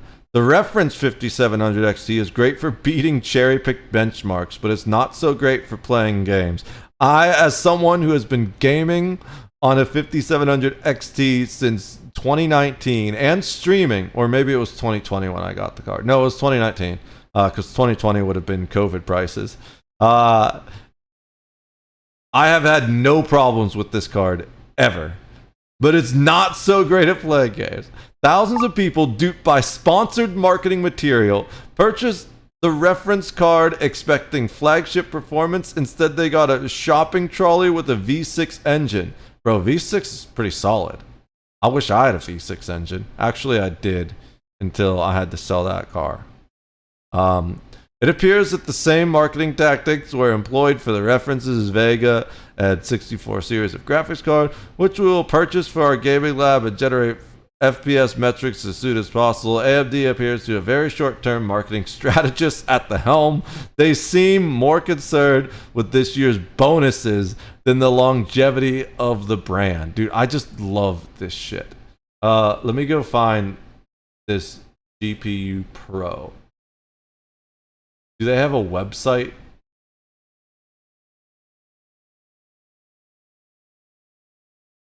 I really hope they'd have the profile. Nope. So I guess it's not the website, but just this person. And for whatever reason, it's always their ratings that are shown on user benchmark. And I don't know why. Like, if you look, both of these are GPU Pro ratings. I have had such good success with this card. But as I said, the one thing you do have to do with AMD cards, if you're putting any kind of serious load on them, is make sure that you set a fan curve. And I'll show you my fan curve here.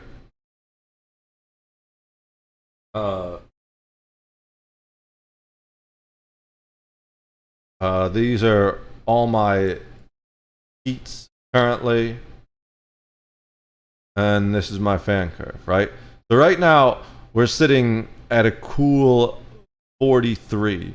They said they had to put their fan speed to 50% at 70. I have mine set way earlier. Mine's at 70 at 70. And why? So I have a pretty aggressive profile, but I used to mine on this card. Keep that in mind. I used to Ethereum mine on this card, and I've had it for 6 years now, and I game heavily and live stream. I put this card through so much bullshit. I would stream for 10 hours, and then I would put my miner on and mine for 10 hours, and then wake back up and stream for 10 hours and mine for 10 hours. And I did that for like 2 years straight. And the card's still going. Anyone who rags on AMD is probably actually just an NVIDIA shill. All they know, and they don't know if there's any other options. But to guide you through Linux Mint, the option is there. Now, when it comes to using this on a day-to-day basis, what was he saying? Actually, you know, at least in my comments, they don't actually like it, all right? They don't want to be using Windows. But they want to upgrade to it because that's literally all they know, and they don't know if there's any other option. And it's not user-friendly enough to guide you through for Linux, Mint, unfortunately. the option is there. Now, when it comes to using this on a day-to-day basis, if all you do is browse the web on your computer, watch some movies, write some documents, and basically do a little bit of graphic design, then I would say the option for at least these 3 blocks is there. That's fine. This one gets more interesting, but then streaming, that's when it's starting to get difficult. Like the problem I'm dealing with right now that I'm in terminal for, this is specifically a streaming related problem because I have the Stream Deck. Now, there is a potential analogy here where certain peripherals that are made for Windows or Mac are just not going to work on Linux without a little bit of extra work. Theoretically, because you can customize Linux however you want and build your own drivers and stuff, with enough work, every peripheral will work on Linux. So that's like the double-edged sword, right? Certain things you buy online or in a store that are designed to work with Windows might not work with Linux out of the box, or if they do, might have limited features. But once you learn enough, you can make just about anything work. Graphic design, a lot of software is still exclusive to Windows and Mac, so I would never in a million years recommend you switch over to Linux if this is primarily where you want to work and you're already established in something that's a professional suite that's not available here, okay? Your mileage may seriously fucking vary. Now, when it comes to things like gaming, for instance, even that works exceptionally well. But let me guide you through the process. Getting Linux Mint, basically copying it to an actual flash drive as you would a installation for Windows, had me taken exactly a few minutes, didn't have to modify or do anything crazy. It's super fast. Installation literally took faster than Windows. A couple of prompts, you know, me entering in my username. The download and installation are slightly faster than Windows. I'd say the installation's much faster. The thing that blows my mind is the boot speed. The boot speed on this is so fast. My computer starts up so insanely fast. There's no way Windows can even compare to it. Names, my basic locales, things that I would normally be doing in every other system took, again, minutes. After that, the system basically installed, and I was actually pretty shocked to see that everything worked out of the box. So, meaning my graphics card worked out of the box, my system worked out of the box, everything even updated before the installation actually completed, which I quite enjoyed. And, you know, aside from all of that, it just worked out of the box completely well. Now, when it came to my graphics card, a lot of the actual graphics card stuff worked pretty much based on, like, open source drivers, but it took literally seconds for me to get the more updated version of NVIDIA drivers. And again, this is primarily for NVIDIA. If you have AMD GPUs, congratulations, everything's just baked in, and you don't even have to worry about updating the drivers there. Isn't that fun? I was going to say, that's one other thing. Linux is nicer to AMD than it is to NVIDIA. I did upgrade my AMD drivers because I was trying to solve other problems, but it was because I was doing unnecessary things. And actually I found, so the weird thing I found out is when you're playing and using Steam on Windows, you generally want to disable the Steam overlay because that can cause problems, especially with older Steam games. On Linux, it's the opposite. So I was having a trouble. I was testing WoW to make sure I had everything set up properly. Playing WoW Hardcore Classic, I managed to kill 2 of my characters, actually. The first one, I was like, whatever. I was kind of just fucking around. But the second one, that's actually the first time I've legitimately died on a character when I wasn't playing with a friend and it was like a down with the ship type thing. Or it's the first time I've lost a solo character that I didn't want to lose. And I was fucking pissed.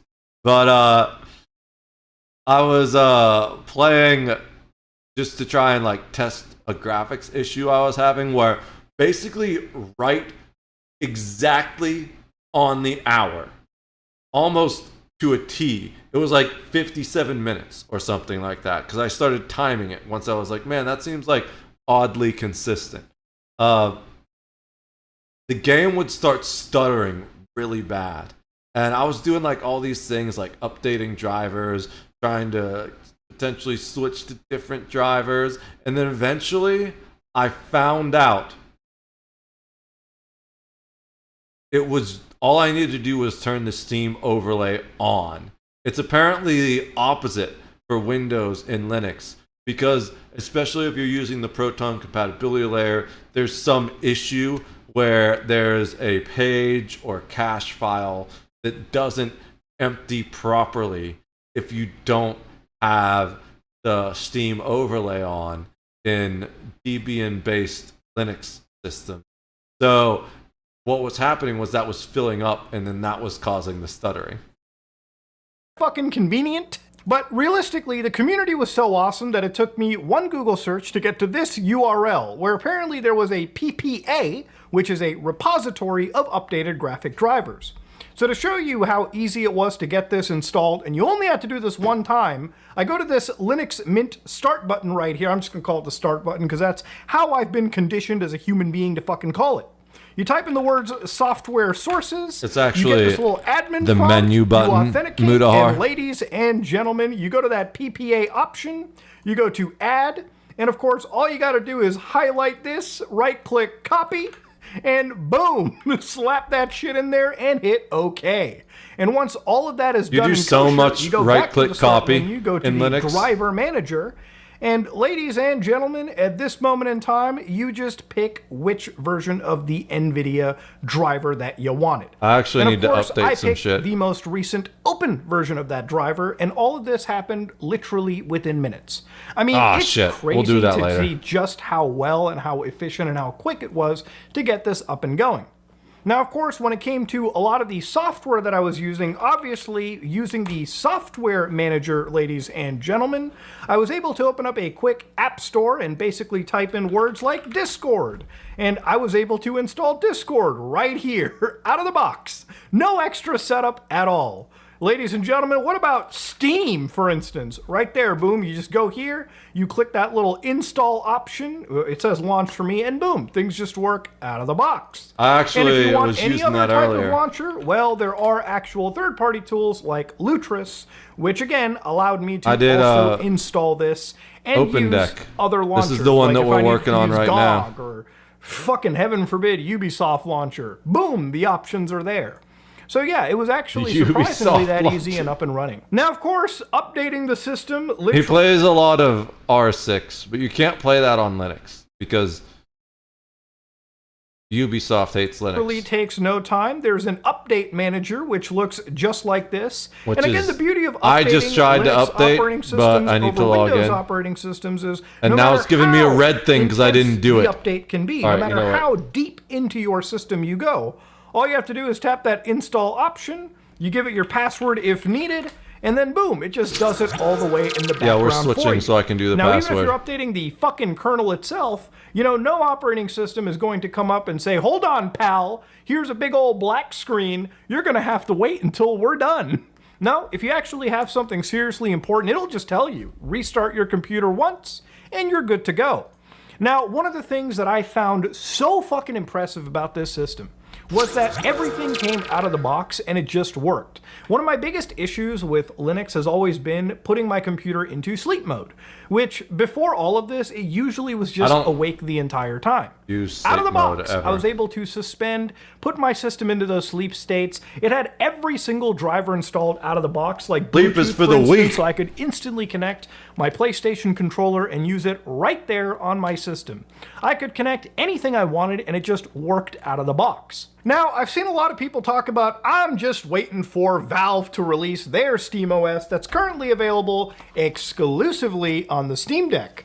And I would say, you don't have to wait for anything, boys. The world is your You can get it oyster. already. Let Uncle Muda guide you through how to get things fucking hacked together on your system. I found it once already. If you go to Valve's website, you can actually build your own Steam machine. Yeah. Now, this is a Steam machine. Remember back in the day when Valve actually released pre-built gaming computers with like Alienware and shit? Yeah, this was I love how this far video older is version of everything that Linux. I was You can already actually talking read it about. just by the fucking hardware requirements. 4 gigabytes of RAM or more. Hard drive, only 200 gigs. You know, it's crazy when like one game alone probably eats up nearly all of that minimum requirement right there. But you see this Like yellow 2 strip? games, This but image yeah. is not compatible with Steam Deck. If you're looking for the recovery image for the deck, visit this link. And that link takes you to the SteamOS recovery menu, where you can in fact download the original SteamOS image and hack it together onto an actual computer. Now, do I recommend you do that? Probably not. This image is designed specifically for this set of hardware. No, in reality, there's another amazing option that I've shown you before called Bazite, which again runs on Fedora Linux. And of course, I've heard of that, but I'm not interested. But there's one thing he didn't show you. Maybe they changed it. But last I looked, we talked about this a second ago.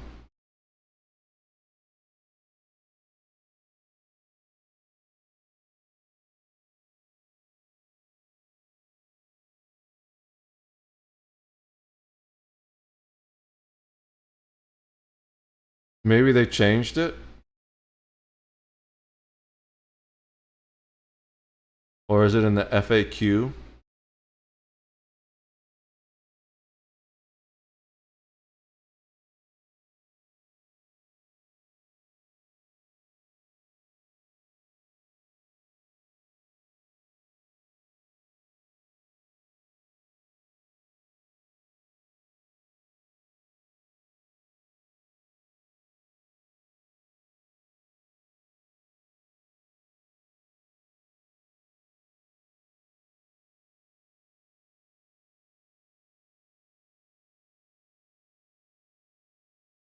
So here's one of the things that might be the thing. Maybe they took that away, but by default, you can't even see the desktop.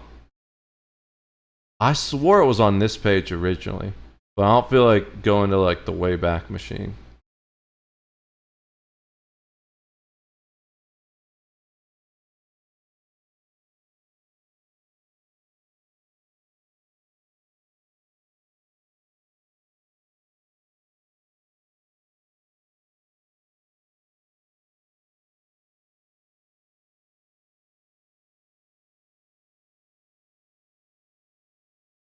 before I swore it said this was like really only designed for TVs. Maybe they made some changes, but I don't feel like going back to find it. So that's pretty cool if it's been fully updated. But I'm enjoying Mint so far, and especially after all the work I've done, I don't feel like installing another OS. Maybe I'll install it on the other PC upstairs instead of Arch, especially if he got rid of Arch.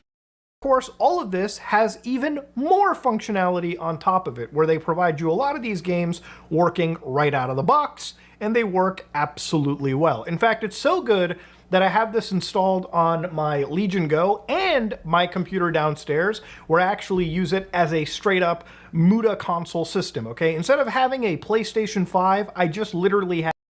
That's my fault. I forgot to change a setting with the new update. I'm glad you mentioned that, Ghost. Nobody else has mentioned it so far. I added the compression filter. I added the noise gate, but there's one setting I forgot to change. I actually don't know where it is on Linux. Give me a second to find it.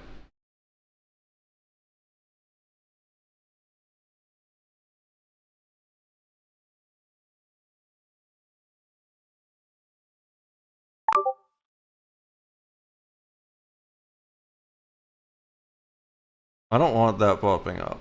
I need to get rid of that too.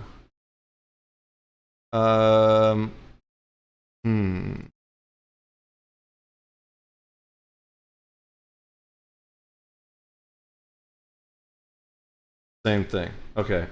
I need a... Oh, wait. No. It's weird that... Okay, it is picking it up, but...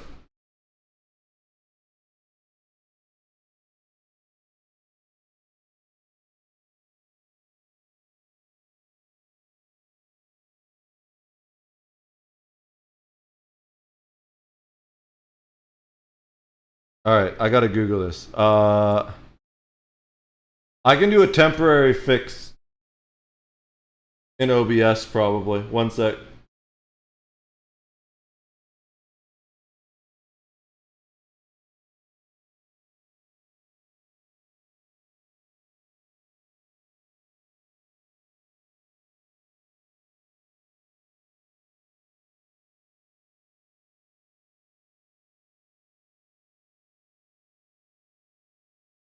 Okay, that should fix it in OBS. How does it sound? Should be better now. Coming out of both ears. 7.1 surround, baby.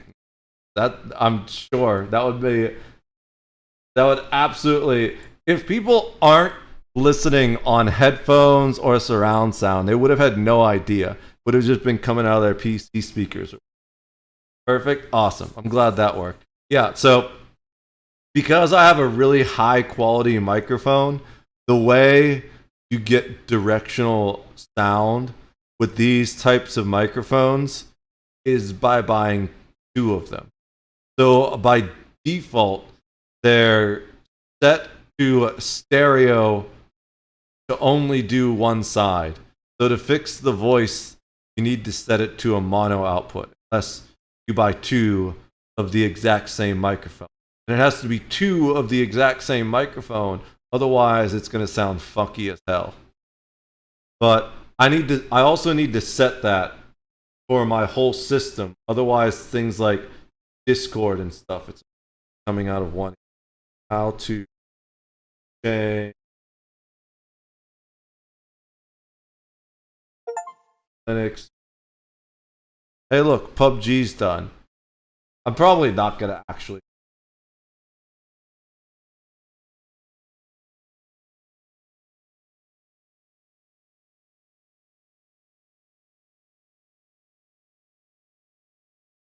Give me a second to read this.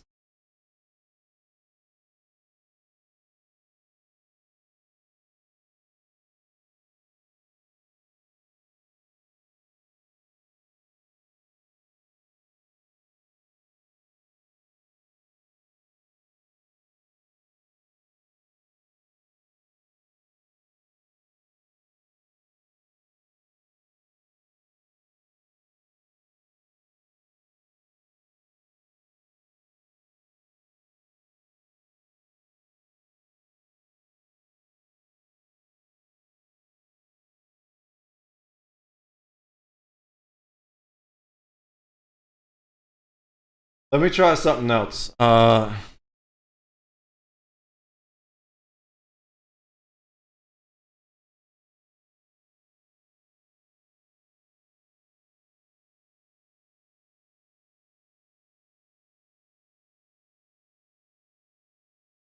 8i6. Some guy has an 8i6. I mean, it still probably is same stuff.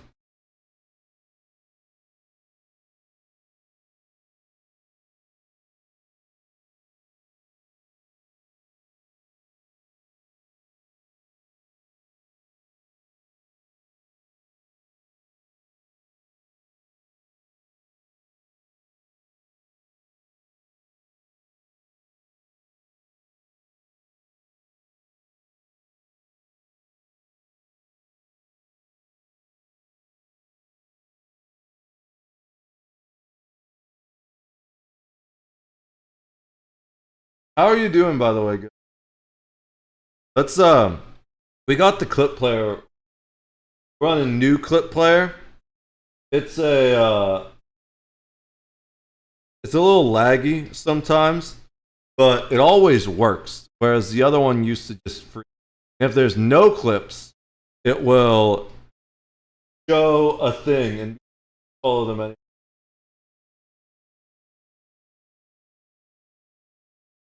I wonder what clip is gonna play for.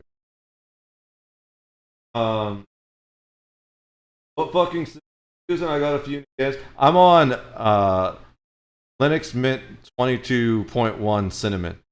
I nuked my whole PC and I got rid of Windows because fuck Windows. I've done several YouTube videos about it. They're actually, I think, the most viewed videos on my YouTube. Want to go check them out, but yeah. So I like Mint a lot. It's just a lot of work to get everything set up. Every day I find something new that wasn't set up, and now here we are.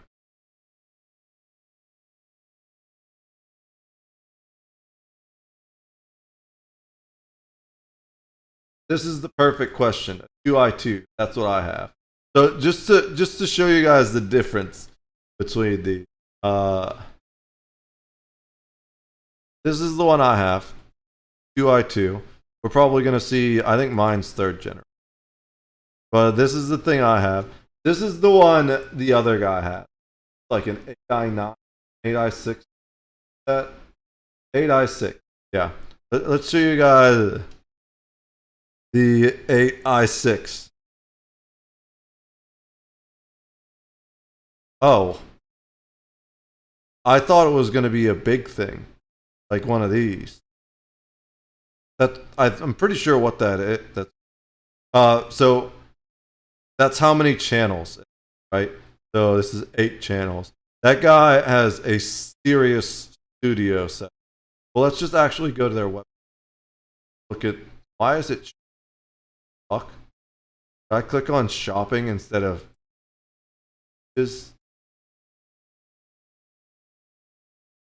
they move that shit? Fucking hell. That's actual black hat. Okay. I don't know. That looks exactly like my 2i2. Except for the dials are indifferent. I'm not sure. Oh. That doesn't look like my 2i2. There's the 8 input.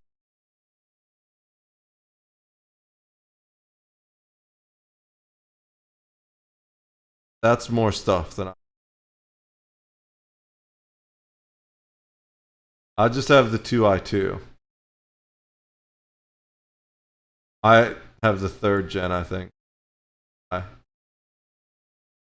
looks exactly like mine. And if you look on the back, a little bit different, huh?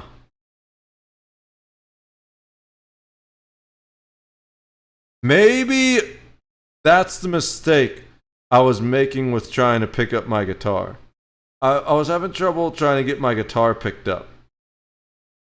Last time I tried to plug it into the 2i2. That's why I have the 2i2. One is for microphone, the other's guitar, and that's my 2 inputs. You know, as a singer-songwriter, that's really all.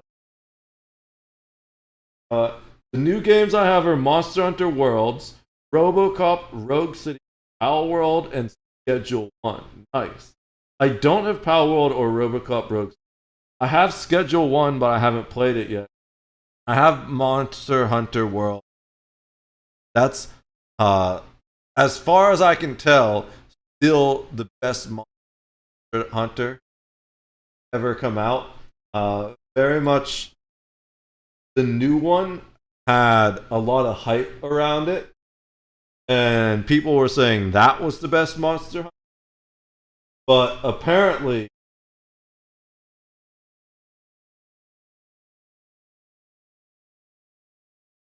the end game of Wilds just ain't it. He had a TikTok yesterday or the other. I only see TikTok when I'm uploading TikTok, and I'll like watch a friend like it load. If I don't leave the phone open, I'm eating a donut. It doesn't upload properly. Okay, I'm and it didn't upload properly. I want a donut. It's the frosted The double. guy in Schedule 1 always looks like an absolute crack hood, and it's hilarious. I can't wait to try it out. We might do that later this stream. If I get this stream deck issue. Why is it so loud? What is going on? What the hell is he playing? I love how everybody gets to defending you. This is great. Oh, that explains it. Fucking look at him, Among Us. look at him, Chad. Look at him. Like, wait. Why you calling this boy for? That's great. I love y'all. I'll be right back. You fat ass. Do you eat your cheese? That shit was funny. You're like, yo, we want to hear Yeah, about go ahead. Actually, though, like, I want to know what this is. We need to hear him. Alright. Yeah, I'm really looking forward to trying Schedule 1. First, I gotta figure out. I've been entirely rebuilding everything, including my OBS, everything. I've got a new starting transition. The camera looks way better, and the only difference is that I'm not chatting. All of them. Take the chat window. You guys feel like the chat window is too big, or is it a good size? I didn't realize how big that chat window is. But the big issue I'm having right now is check buttons don't work. So that's what I'm trying to do. Also, solve the sound issue. I solved it temporarily in OBS, but I want to solve it everything. That's only solved for the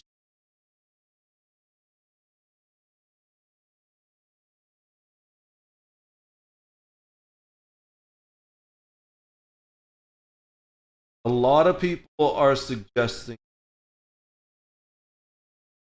goal.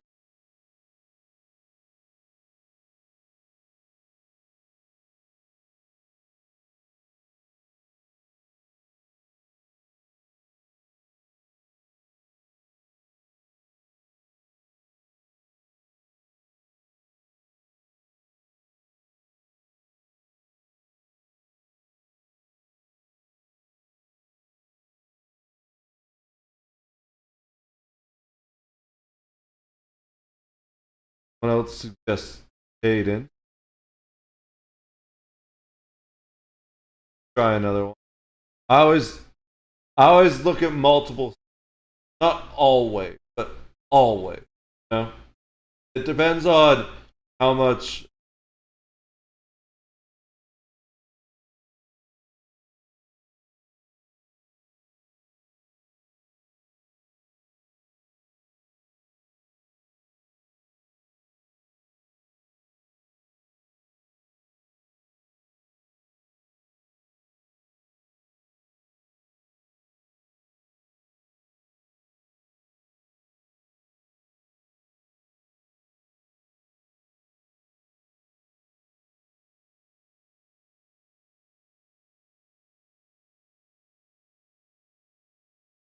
1 second. I'm just reading quickly.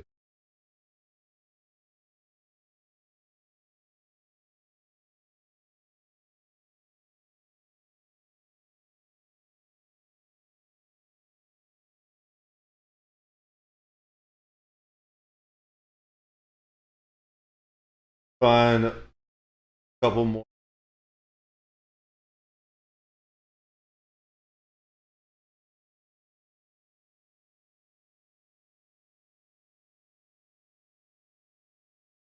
I8. I kind of want to see what that one is. What the fuck is the 18I8?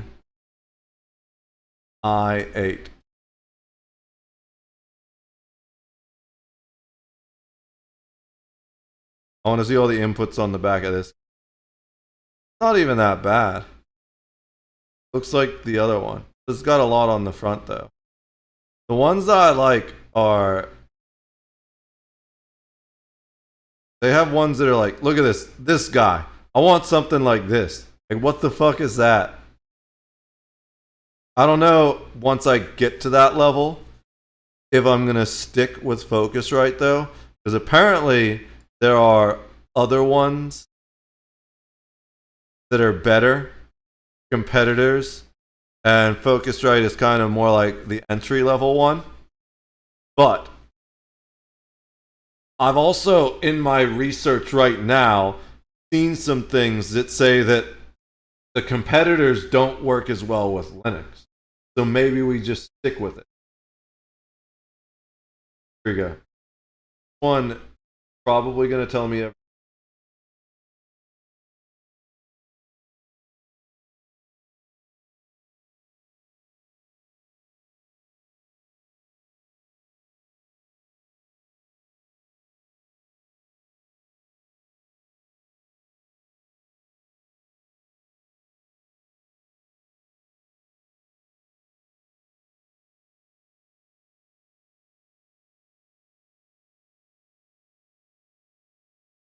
so, other thing I've seen, jacked on free. Oh, here's a whole thing.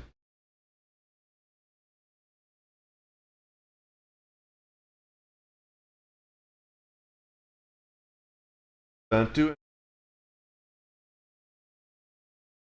Using Xtorio is notoriously complex and has taken several weeks to try and error to reach a point. I'm going to bookmark. Creating a new book.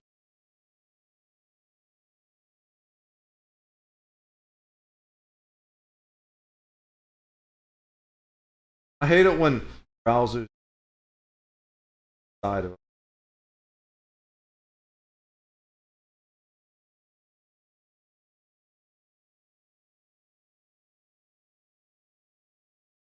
Save. I use the Linux Advanced Linux Sound Architecture. My only interface for external audio. Sound writing not provided. No one does, as far as I'm aware.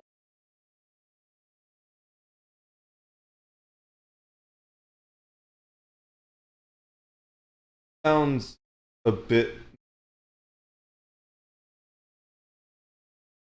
what I want to do.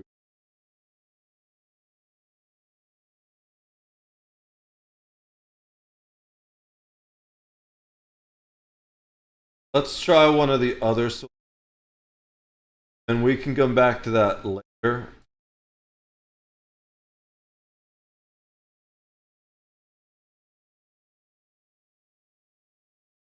One thing that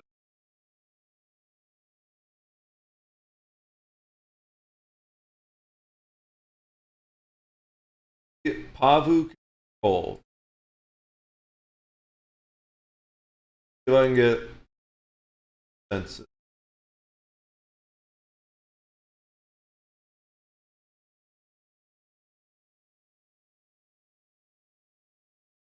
One is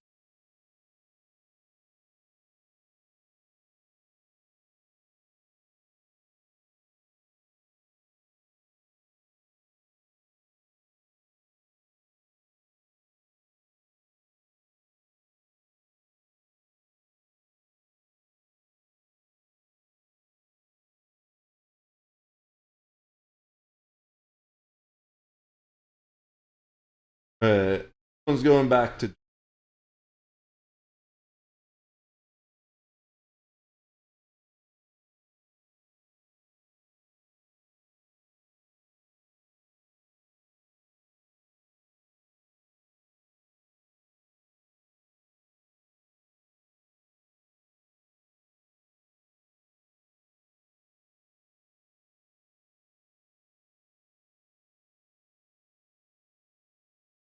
Jack.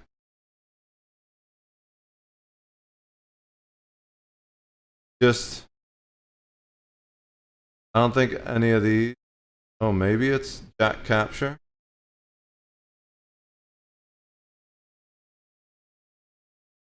No screenshots with this program. Played via.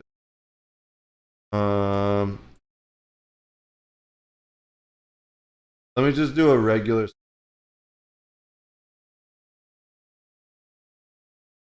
Jack audio. Jack audio connect.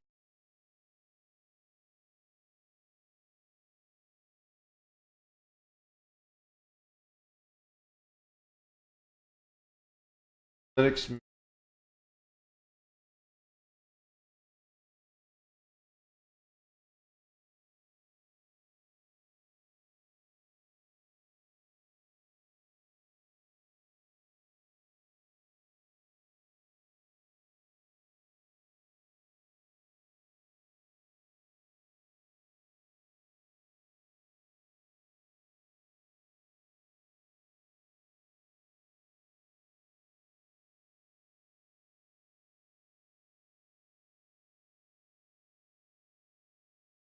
Hopefully I can just.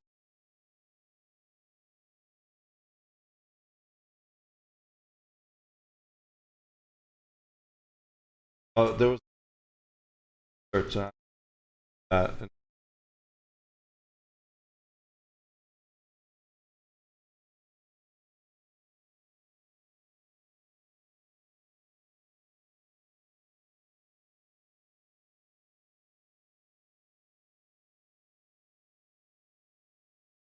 Sudo AP. It's kind of funny.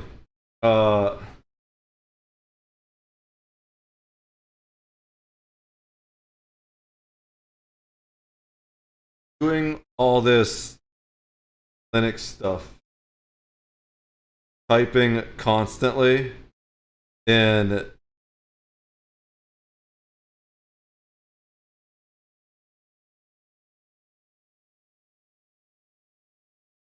let me not talk while I'm typing in.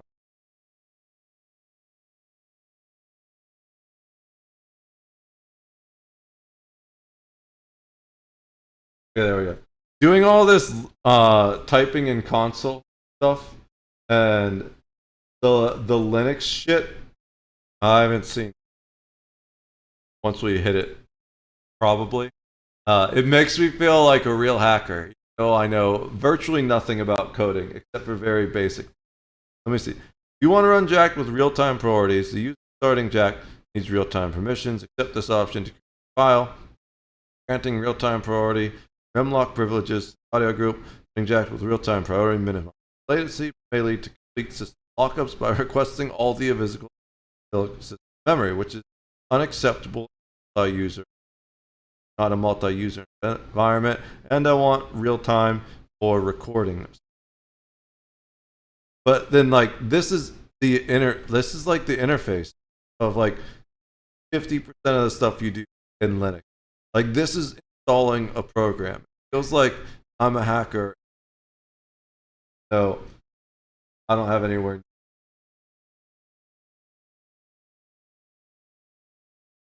But it's fun. Hey, what's up, Johnny? How's it going, bro? I was on a tangent there. How you doing? I also have Elite Dangerous. Elite Dangerous. EVM Prophet of War Carrier and Silence of... You have a carrier, bro? Damn, someone's serious about the game. I have a crate. I love my crate. I am stuck out in the black.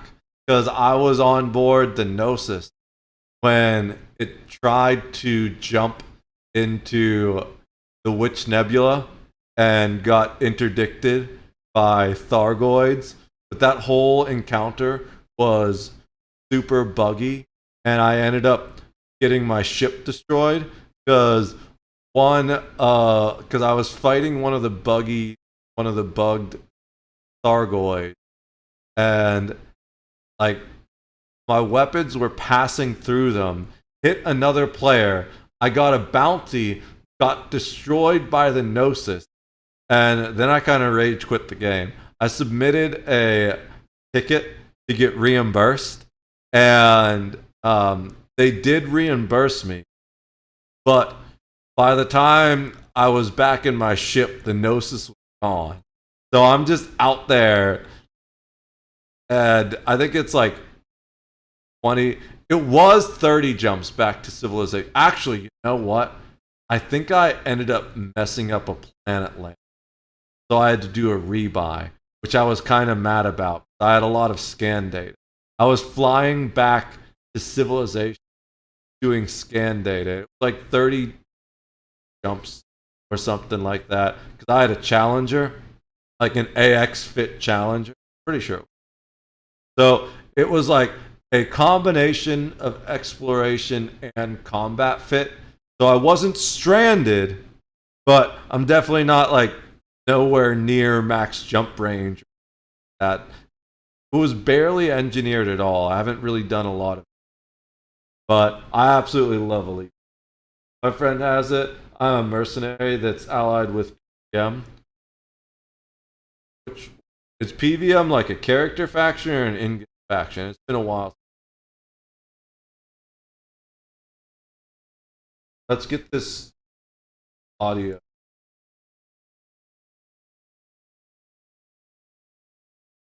Cool. All right. I don't know what this working. I think this is just recording.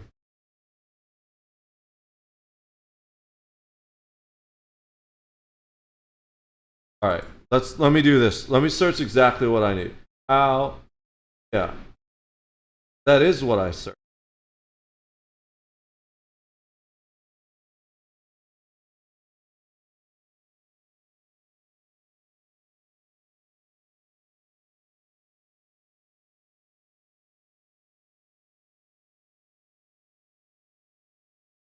I hope if I typed the right thing.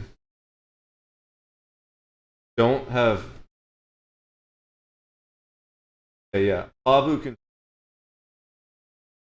I should have just got the other one. I don't need.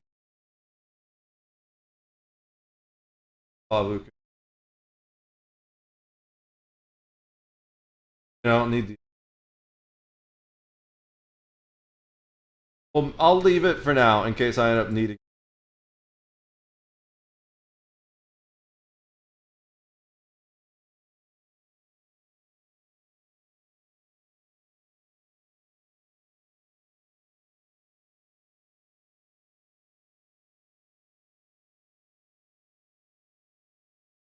You guys can watch me be a real hacker. So much work. You guys have no idea how difficult that was. How do you...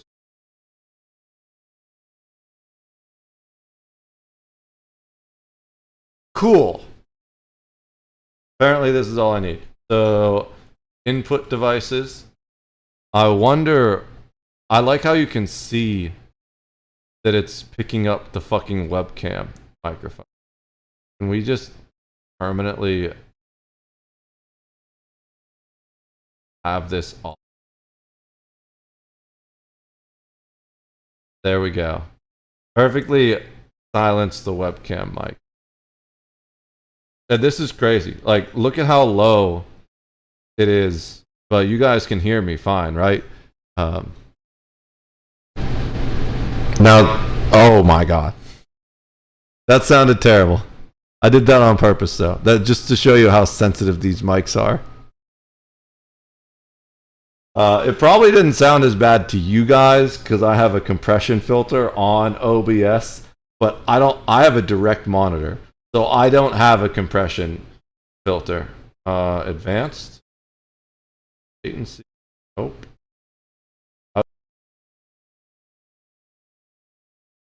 That's good. So we're also going to mute that. But how do I set it?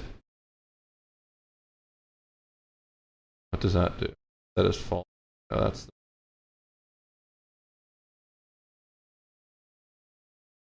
What's that thing that's just randomly picking up? I'm going to mute everything that I don't know what it is.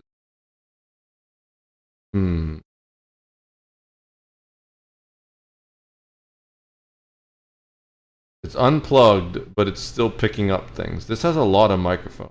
I'm going to mute all those.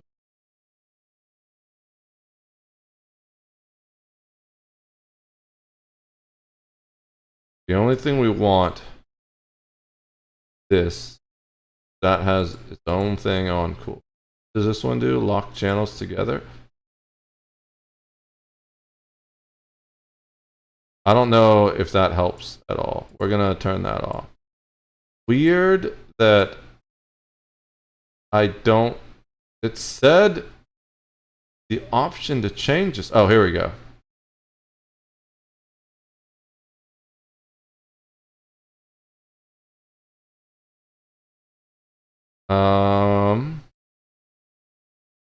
I don't see a mono option for this. What the fuck, bro?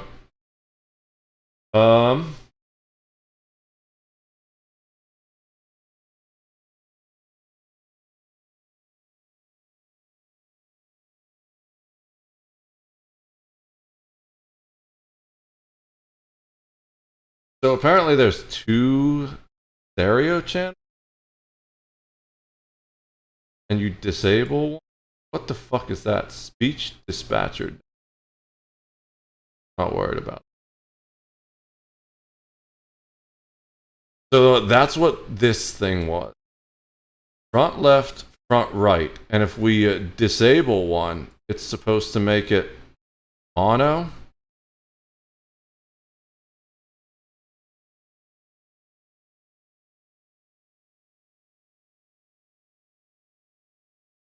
I don't think I like that idea at all.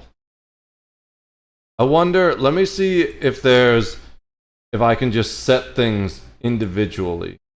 Like, can I set, Discord's the main thing I'm worried about. Voice and video.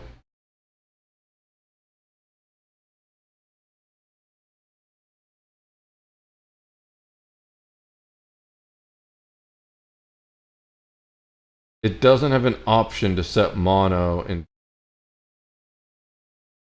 Let me see if there's another option.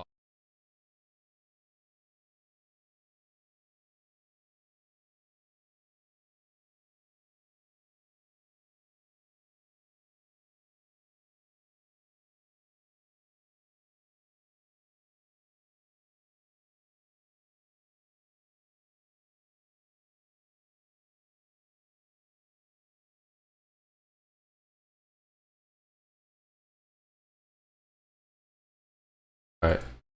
This one says Pavu control.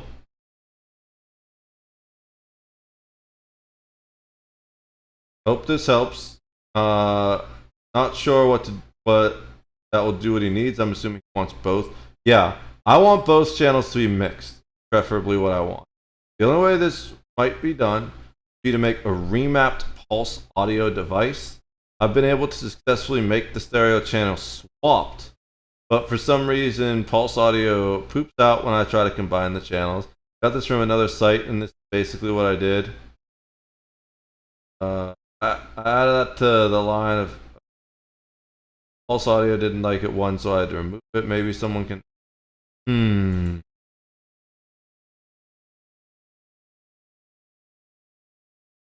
I guess for now, for the stream,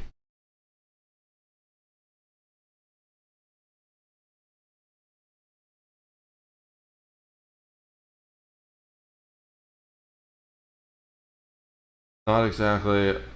I'll take terminal commands as long as they're not too complicated.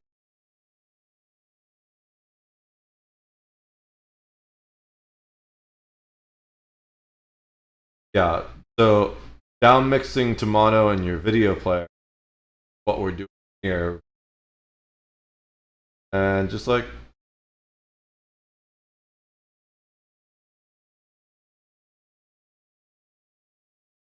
there are some really nice graphical programs for sound that start with a quas, like the fantastic quas mixer in the software, or Synaptic Package Manager that you sound mixer. Familiar with them?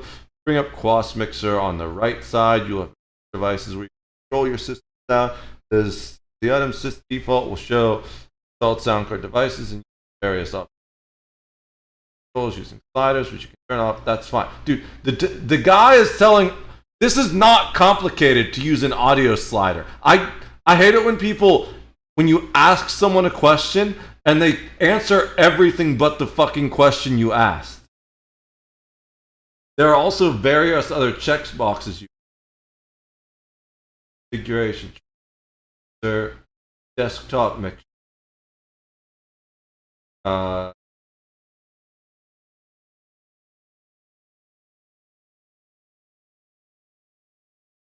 Yeah, he ends the useless comment with, "Hope this helps." That's my new favorite phrase, by the way. If you aren't aware, just here. I want to hear the rest of this Linux stuff, but while I'm doing this, there's a video that I really like.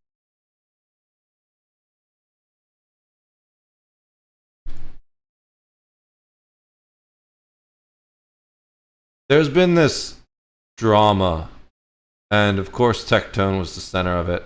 I don't really pay attention to anything in the gacha space at all. I played Genshin Impact for like 2 streams because I had a sponsored stream, and I didn't like it. Done.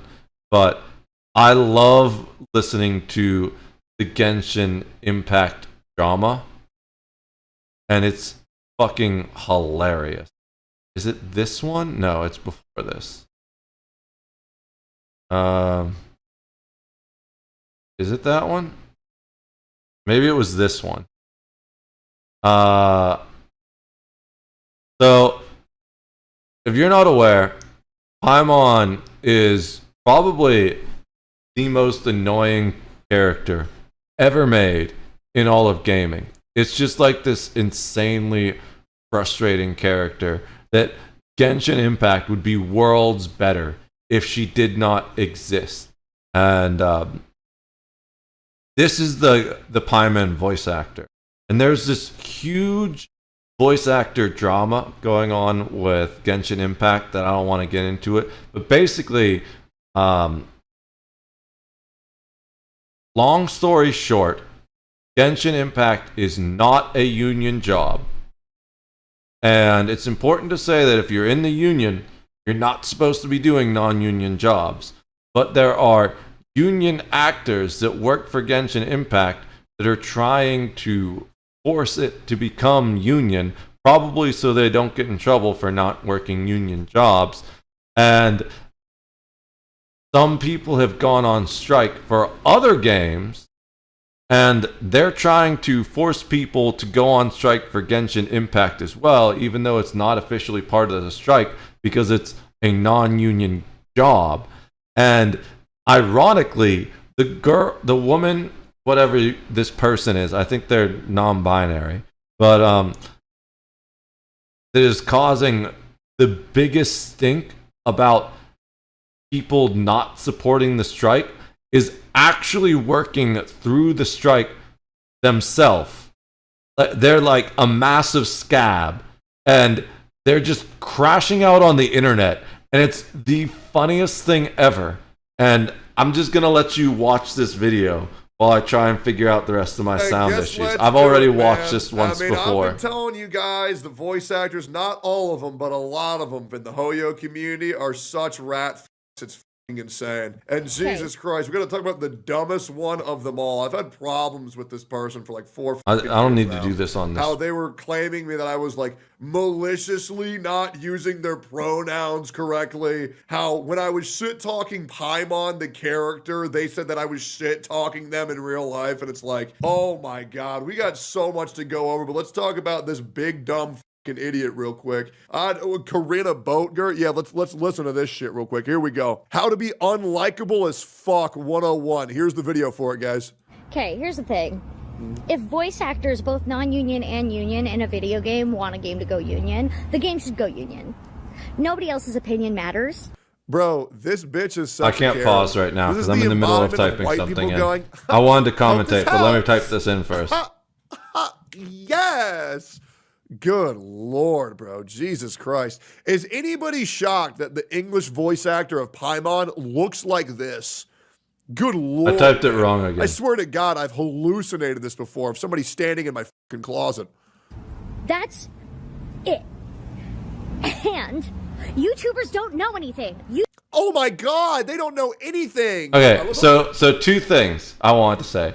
One, let's just start from the beginning. I'm gonna commentate on this. I have watched this video before. This one is pre-watched. We got so much to go over, but let's talk about this big dumb fucking idiot real quick. Unlikable as fuck 101. Here's the video for it, guys. Okay, here's the thing. If voice actors, both non-union and union, in a video game want a game to go union. First of all, the non-union actors don't want the game to go union. So that's a lie. It's like 3 seconds into the video and she's already lied. The game should go union. Second of all, the way she said that and smiled there, it makes my soul cringe. Just how like egotistical and self-involved she is. I'm pretty good at reading body language. And just from that little thing, I was like, oh my God, this is a foul person. Non-union and union in a video game want a game to go union. The game should go union. Nobody else's opinion matters. Bro. Nobody else's opinions matters. If nobody's opinion matters, your opinion doesn't fucking matter either. I said I wasn't going to commentate on this, but I guess I am. Of white people going, hope this helps. Keep that in mind. He said, this is the embodiment of white people going, hope this helps. Yes. Keep that in mind. Lord, bro. Jesus Christ. Is anybody shocked that the English voice actor of Paimon looks like this? Not at all. Good Lord, man. I swear to God, I've hallucinated this before of somebody standing in my fucking closet. That's it. And YouTubers don't know anything. Oh my God, they don't know anything. YouTubers don't know anything. Actors try so hard to act like they're like this be-all, end-all pharaoh of the entertainment industry. Brother, you know what you do as a voice actor? They give you a sheet and they say, do the funny voice and read this. Wow. Wow, man, that's so hard. That is so hard. Man, these construction workers, they don't get it. Man, these school teachers, they don't get it. Oh, man. Guys, have you even tried talking before? You just don't get it. Let's be real, man. The voice acting industry is paraded by the clique, the boys, and Nepo babies. And that's fucking it. It's a dream career because you luck out to get into it. And everybody fucking knows that. And whether you want to admit it or not, AI is going to take over that whole industry. You can get upset. You can point fingers. You can say, man, that's so mean to say. But you know what you can't say? That I'm wrong. This isn't Paimon, or even her voice actor. This message is for Corinna. You are an absolute worthless scab and a hypocrite. You are way worse than most scabs, because most scabs are smart enough to shut up when they get caught flip-flopping on their principles. You tell a human to read these lines like this. You give an AI a prompt to read these lines like this. It's only a matter of time. I'm sorry if that upsets you, but the voice acting careers will be gone very soon, and that's the truth. YouTubers don't know anything. They're not voice actors. They've never been in my industry. I want to blow your mind. There are YouTubers who are also voice actors. there are people on the internet where you can do both. You can really, really, really do both. Yep, it's really not that hard. They don't know what my industry is about. They don't know anything about SAG. They don't know anything about being a non-union actor either. And you know what's crazy? You know what's crazy? I don't know if this is going to solve it either. Absolutely right, but nobody fucking cares. We don't care how hard it is. We don't care how hard your life is. We don't care. The only thing that we care about is getting voices in the games that we want to play. We don't give a fuck if you're mistreated. We don't give a fuck, and I mean that genuinely. And for all these people saying that they care, no, you don't. Because you know you're using a fucking phone that was made in a sweatshop in China because you could get this shit for $199. Nobody cares. You watch Jujutsu Kaisen with some of the worst conditions, for any workers in MAPPA because you don't care. We just want the product. We want you to shut the fuck up. You live an easy life. No one's going to empathize with you. As a content creator, nobody has empathized with me. I've been told that my job's the easiest job every fucking day I go live, and I don't care. You want to know why? Because it's a blessing. I've got to do this for 7 years so far. It's a blessing. I'm happy that it happened. One day it will end. I don't care. I'm going to ride the wave. I love what I do, and I'm so blessed for this opportunity. I have an easy fucking life, and I pray to God that I'm still not working in a subway in 2025. It's great. The people don't care because they don't need to care. The only thing they need to do is get the product that they want in the easiest way possible. Stop telling me to go to liars. Dude, she's so insanely liars. They are paid to unnecessarily lie to aggressive. Also, She's paid to lie to you. She makes money by forcing people to join the union. And I'm not anti-union. I do want to say that. I think unions are kind of necessary, unfortunately. But SAG-AFTRA, which is the actors union that she's a part of, is the most evil union in existence. I think they are worse than the corporations, actually, when you really delve into all the bullshit. I was a theater major in college, and holy shit, everything I saw and heard made me 100% determined that I was probably never going to ever join SAG-AFTRA. One of the biggest issues is that you cannot take non-union jobs. And while for certain things that doesn't matter, like if you're an iron worker or whatever, because they're generally going to hook you up if you're in the union with, or like the Teamsters, something like that. But if you're in SAG-AFTRA, that's a problem because 80% of acting work is non-union. So you're signing up to give all your money to this group that says you can't work for anyone unless they say you're allowed to work for them. You need to pay them a significant amount of money, and if you don't earn enough money doing those 20% of the jobs that you're competing with all the best actors in the world for, because keep in mind that acting is a very, very competitive thing. It's not like a coding thing or a janitor job or a teaching job where you just always need more teachers and coders and janitors. It's a very specific thing where one person is going to fill that role, and it's going to go to the best person for that role. So I don't know. Like, let's see. Top SAG-AFTRA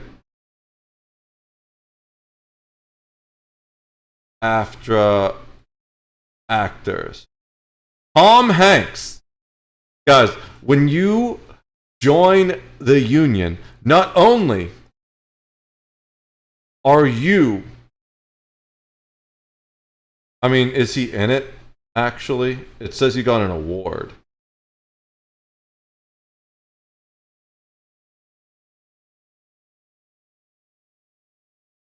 I mean, I guess they're probably not giving awards to people that aren't in it, right?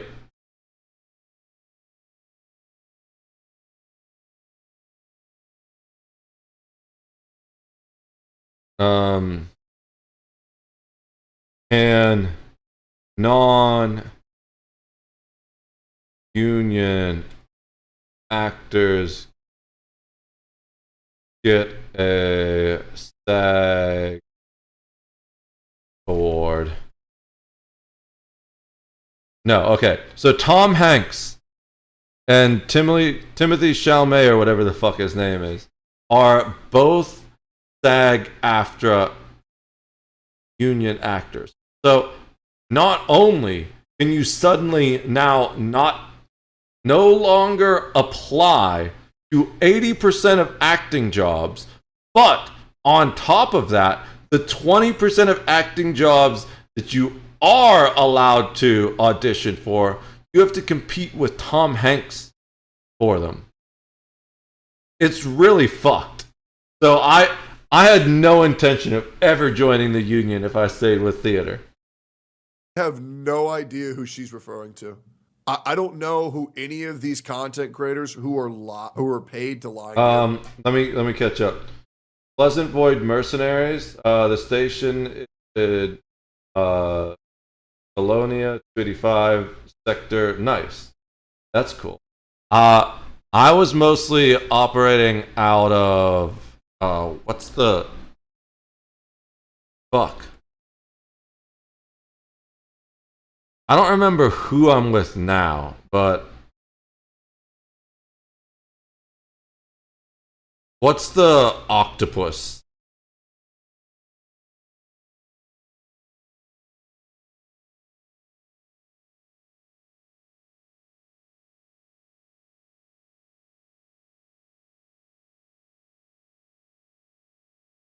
What? No, it's what the fuck? I think it's called. Dude, it's been so long since I played.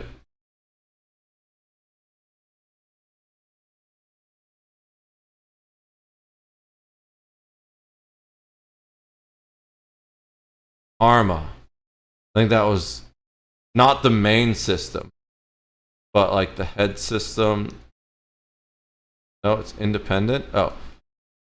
I was here. Yeah, the power play headquarters of Archon Delane. For a while, I was doing some Archon Delane headquarters stuff, power play stuff. So I was operating near his area. I'd stayed out of Harma though, because, well, actually I switched more to doing closed sessions, because anytime I went anywhere near Harma or any of the big systems, I just got deleted by someone because my ships aren't engineered. It's really rough. I feel like PvP is really unbalanced in open because of engineering. If you don't have Horizons, or if you haven't played a lot since Horizons, which came out, then you're in trouble. I still need to get my suit. Well, I think I have a basic suit now, but I haven't upgraded it or anything. I've played once since Odyssey. All right. I think she's just fucking. I don't know if I'm gonna find a solution. I'm sorry. They have more incentive to lie. They have more of an incentive to lie. Let me fix this other thing first, and then I'll go back to the sound. I've solved the sound temporarily now. Empathize with you and listen to you by calling them an idiot. Yeah, man. Let me know how that works out. I don't know if I actually need everybody this. who's watching this, you're an idiot. Listen to me. Okay. Yeah, we're the dumb ones. Uh-huh. Okay. Hey, boys. Type 1 if you want this bitch to get replaced by AI. Watch how many ones. It's just instant ones. Hey, it is what it is. Hey, Paimon. Hey, Corinna. Ain't you the motherfucker who going after new voice actors coming into the industry because they're replacing old VAs who won't comply with company policy? And you're the one saying they every shouldn't do that? pause and he the makes strike's going on her is just amazing. You're still voicing the f***ing game and getting paid? Aren't you that one? You're the one who's saying, nah, nobody do the shit that I'm already doing? That's what I remember. That's me, though. I don't know. Maybe you the other one. Maybe you the other one. But she got bills to pay? Good. Get a real job, bitch. Is what it is.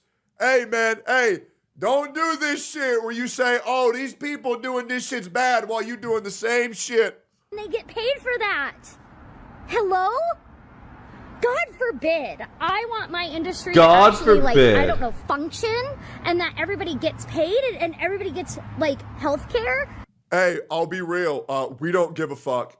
Yep, we don't care. Straight up. We know that all of this is just so you can get more money. And we mean this genuinely. We don't care. You want to know why? Because we shouldn't care. All we should care about is getting the product for as cheap as possible. We don't care, man. We just don't care. We have no reason to at all. Listen, I'll be real. Do you think I'm gonna go live and tell my chat, oh guys, Twitch is taking 50%. Twitch is taking 50% of the sub money I get.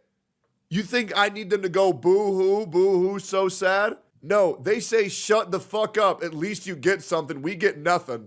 I woke up today and I had a Benadryl for breakfast and lunch. My cats don't care because they don't need to care. Nobody cares. Did you know that, like, once things become union, people get paid a lot more? So people are like, oh, but, you know, then some... Dude, her voice is so fucking annoying. They'll be able to, easily, because they'll get paid more. Also... The fuck? What are you... Bro, what is this? Look at these pauses. Bro, this chick These is pauses so are far insane. gone. She pressed the upload button on this shit, guys. You pressed the I want to make upload that button. very clear. I like that. She pressed the upload button on this. That's what's crazy. Also, there are options that the union has to help pay for those things. There are options to help people pay. She's so condescending. Within SAG, but you don't know that. Oh She's my gosh, so it's like you're not an condescending. actor. It's almost like you're not a voice actor. Dude, people like this. You know what I'm saying, man? I mean, come on. Jesus, this is brutal to watch. Like you're not a voice actor. And neither are these YouTubers. But bottom line is that both non-union actors and union actors in a video game. There are lots, and I mean lots, of YouTubers that are voice actors. But you don't know that. You don't know that, do you?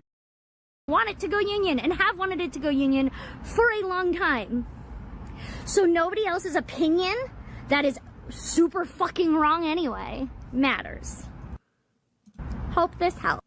Okay. She actually says it. She said, hope this helps. So, bro, anytime I hear hope this helps or see it written down, that's what I think of now. But my favorite thing about this, the first time I watch it, I didn't even notice he said this.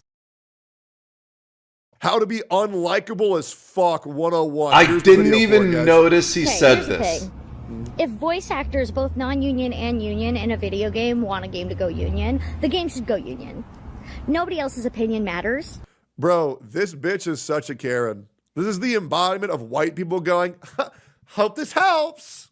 And then he literally called it. He literally called it. For a long time. So nobody else's opinion that is super fucking wrong anyway matters. Hope this helps. Okay. No way she said. He absolutely called it. That's insane. Bro, she said the line. Why you're doing this. You're doing this because you want more. Anytime I see hope this helps ever, that's what it makes me think of. And I wasted all that time doing watching commentators rather than doing anything I'm trying to do. I guess we can just listen to this. I'm just mostly copy paste, trying to find an easy way to solve. Have a console with Steam functionality that literally just has all my games running out of the box. And with cloud saving, it doesn't matter. I could play in front of this computer, I could play on this, I could play in my computer downstairs. With cloud syncing, obviously all of those files will be shared with each applicable system, which again is all entirely done with a lot of free, cool open source software like SyncThing, or built directly into shit like Steam, or really most gaming launchers on the PC without paying a dime. Now, one of the coolest things that I saw about like Linux gaming, guys, was apparently a couple of weeks ago, people had started to emulate ray tracing into actual Linux games. Or not Linux games, but just the Linux gaming stack. Yeah. So for instance, remember that Indiana Jones game that came out with the actual ray tracing being baked into the system requirements? Because it uses ray tracing as an actual, like, you know, feature of its game design. So, of course, one of the things that I saw was if you had an older GPU, or again, I guess even older NVIDIA cards that don't have ray tracing, there are emulated ray tracing options that are completely available. And lo and behold, at around 50 frames per second, we are in fact emulating ray tracing on a card that is not capable of ray tracing, all right? So 40 to 60 frames per second, obviously not perfect, but things do work. So if you have a super old legacy computer that isn't supported by Windows 11 anymore, things like Linux Mint and a lot of actual, you know, enhancements by the open source community have kind of allowed you to keep old hardware, or in some case even recent hardware, pretty alive and active. Now, beyond all of it, ladies and gentlemen, the interesting part about this system was, again, how easy it was to effectively get going. Again, I have been playing around with this for a few weeks now at this point, and I've switched over to the entirety of Linux Mint. And one of the beautiful aspects of it too, and one of the reasons why I made this video in the end was, again, if I could use this system for basically an entire month at this point without ever opening up that super scary, dreaded console, it's really not like something that I can't ultimately recommend. A lot of people had complaints about using Linux and saying that it was overly complicated. Or, you know, they'll always reference memes where it takes like an entire programmer to install things like a web browser. But I really think the excuse that it's just too hard now is actually null and void. Because ultimately, compared to Windows or even Mac, I would say that the Linux Mint option, and this isn't the only option in town, Bazite is that great option too that I showed as another competitor to this. There's also Hannah Montana OS, there's Among Us OS, and for those he said the Hannah Montana OS! There's also Red Star OS. Do not recommend you install that one. Should probably mention that for legal reasons, but there's a lot of great options, and I just really wanted to show you how Linux Mint works. So out of an entire error on my part and my system effectively crashing, this is a stable, secure version that works pretty much out of the box for most people. And again, the reason why I ultimately did switch to this was I don't want to go through the stress and hassle of reinstalling an operating system ever again. So in this situation, I did go down with Linux Mint, and basically for my month usage of it, it has been absolutely exceptional. And I don't know why anybody wouldn't consider switching to this, especially since Windows is adding a lot of shit that people are genuinely complaining about. You know, for the first time, there's actually serious competition in the mix too. And if you want a system where you can play a video game out of the box at its maximum settings with features like ray tracing or frame generation even, this is a great option. Now obviously, yes, there are games that don't work out of the box, primarily games with strict anti-cheats, so if you're looking to play really Rainbow the Six only Siege, thing. looking to play Call of Duty, it's probably still worth sticking around with Windows. And in that case, if you want to be using Windows or Windows 11, there are great tools like Rufus that allow you to download a copy of Windows 11's ISO file and modify it to the point where you can actually use it on unsupported hardware for now. But like I said, there's a lot of stuff that Microsoft is doing where they're just kind of twisting the knife ever so slowly to make the entire process more annoying.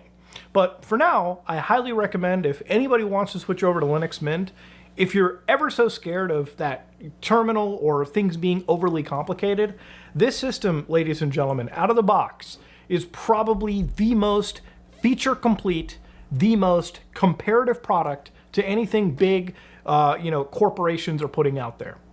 And it's all thanks to a fucking wildly amazing open source community and a group of people that are, again, willing to keep options available on the table. So yeah, if you like what you saw, please like, comment, and subscribe. Dislike it if you dislike it. I am out. Thank you for providing deep results, running the open producer same output, the error in Brave procedure, the web service active. Output shows like a 9 is by open deck installing flatpak load use, but 32 on Linux. Open deck.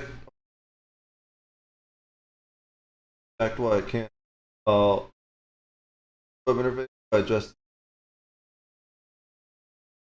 offer a direct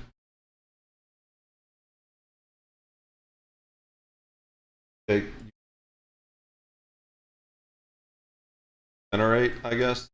That fix. God, this is exhausting. This is all to set up my Steam. I don't really. Mainstream media is efficient.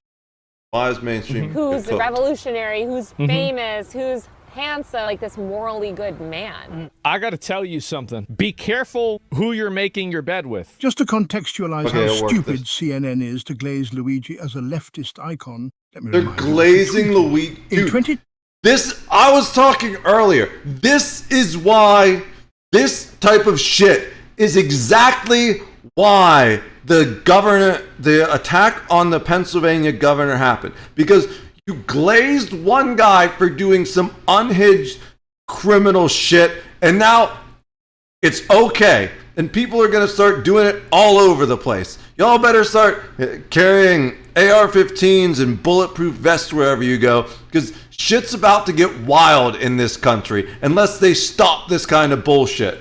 2022, Luigi retweeted a complete condemnation of woke ideologies. Luigi also made posts lamenting the decline of religion, or how decadence led to the fall of the Roman Empire. Have you seen the movie Idiocracy? It predicts the opposite of what you suggest, the overall dumbing down of humanity with the entire bell curve shifting left due to reproductive dynamics. It's obviously satire, but I've always worried that's the direction we are heading.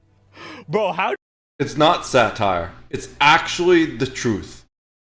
It's just literally the truth. It's not even satire. It's an actual analysis of what happens. Because the primary reason it happens is smart people are busy building careers and inventing things, and they also realize the financial and psychological burdens of having children. So they often put it off later until life. And even when they do have children, they usually have less children for all those previously mentioned reasons. But stupid people just fuck like rabbits because they have nothing better to do. So they just multiply. It's insane. How do you think you're not on the list? You're on CNN. It's amazing to think this. The women who got her outside chorus in New York. So, see, he even went and said it. Listen to what he said. The women who got her outside. Why is it all women? Why do you think that is? Oh, that's right. We all know why that is. So you're going to see women especially that feel like, oh my God, right? Like here's this man who's revolutionary, who's famous, who's handsome, who's young, who's smart. He's a person that seems this morally good man, which is hard to find. Morally? There's a term for it. It's called morally good man who walks up behind someone and fucking murders them in the street. That's a morally good man to you? How fucked up are your morals? Hybristophilia. There's even a fucking term women have for whenever they like being around. Oh, that's insane. The phenomenon characterized by sexual interest in and attraction to those who commit crime. Apparently, some dudes that go to jail get an insane amount of love letters. Insane women. I'm not surprised at all, but that's just such a weird phenomenon. I need to unplug something. While I'm staying. Around a dangerous fucking guy. It's a morally good guy until he kills you and dismembers your body. Calling a murderer morally good, holy shit, literally delusion. Well, she's saying that they think that. And she's right. It's a bunch of girls that just think the guy's attractive, so everything else gets overruled. And again, what have I always said? The retard's razor. Think of the stupidest reason why something is true. That's why it's true. Yeah, I just realized women will literally date an assassin before they swipe right on me. That's where we're That's true. She's laughing, but that is true. Yeah, of course. The big difference between retard's Luigi razor. and Charles. God, Listen, I don't like I'm that telling you word. right now, and I just say it. I agree with everything. But I kind of he like did the besides- meaning behind what he said. I wouldn't support. You can't kill a guy, right? But everything that he said, I agree with. Yeah. He wasn't wrong with 90% of what he said. I don't know if I'm going to say everything, because I haven't really seen everything he said. But most of the things I've seen, Luigi was right, but the ends don't justify the means, you know? That's the problem. All right, let's run this again.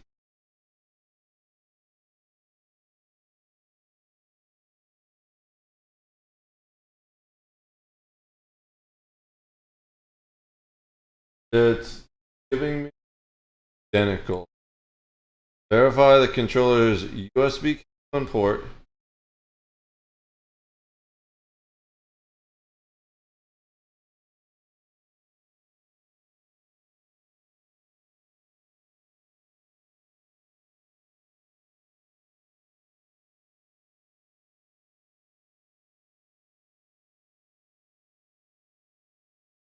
I know it's detected because I can interface.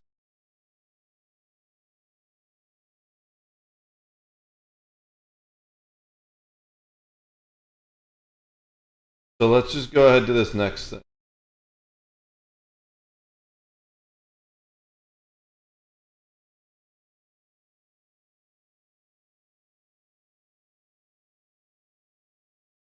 It would help if I copy pasted it right. I left off the L.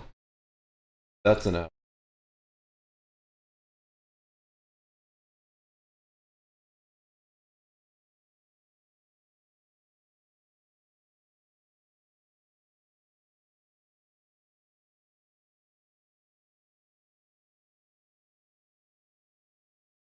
Copy paste that in.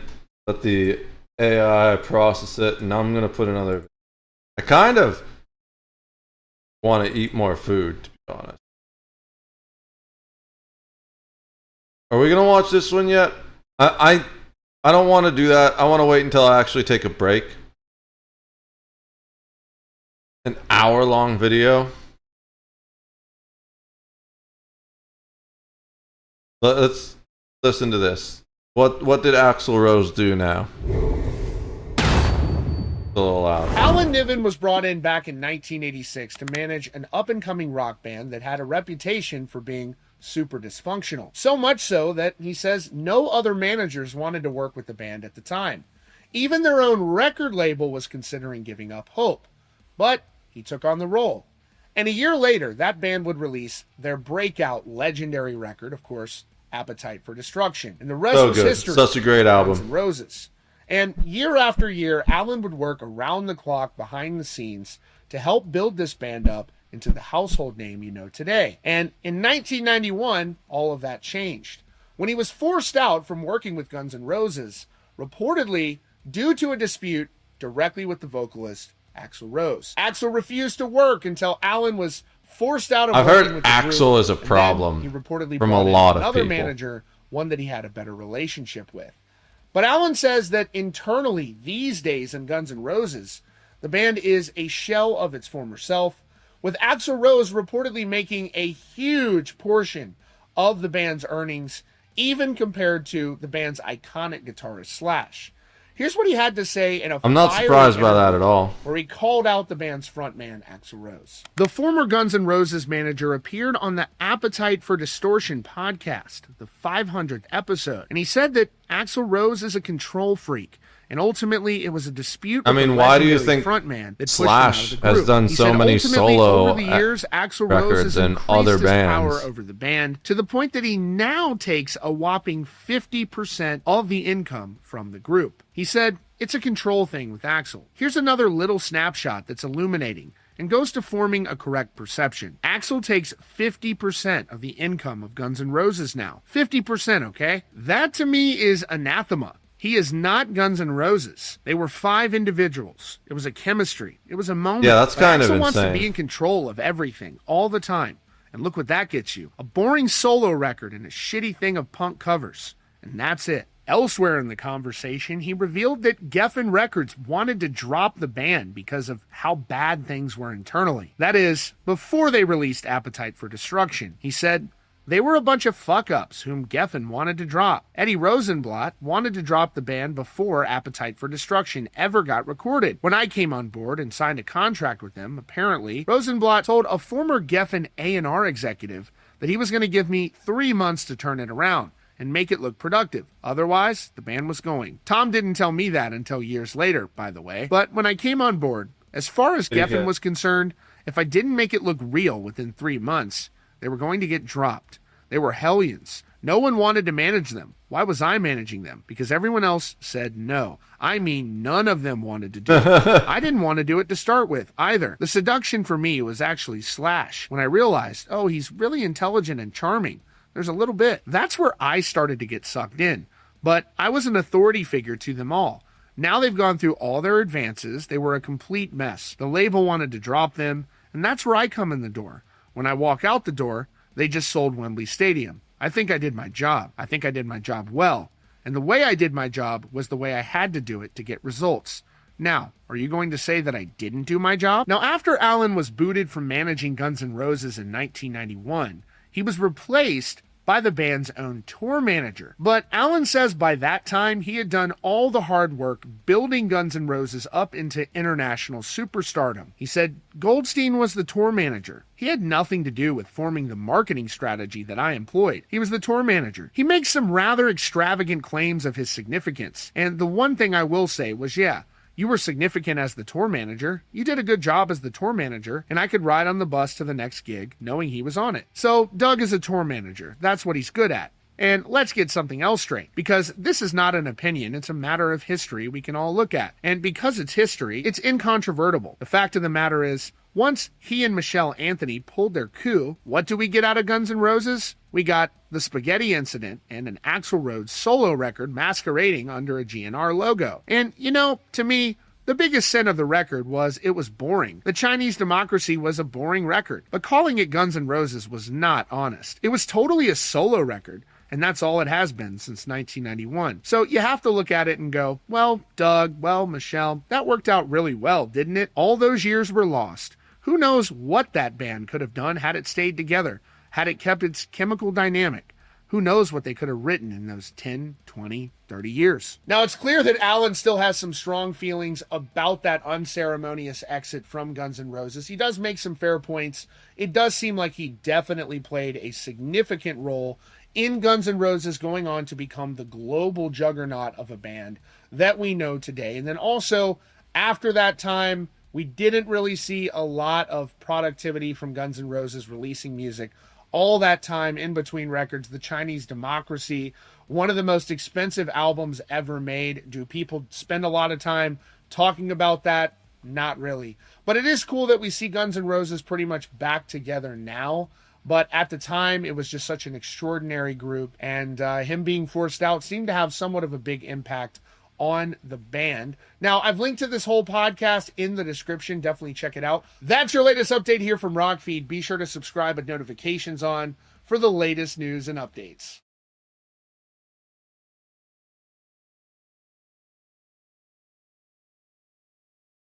Second.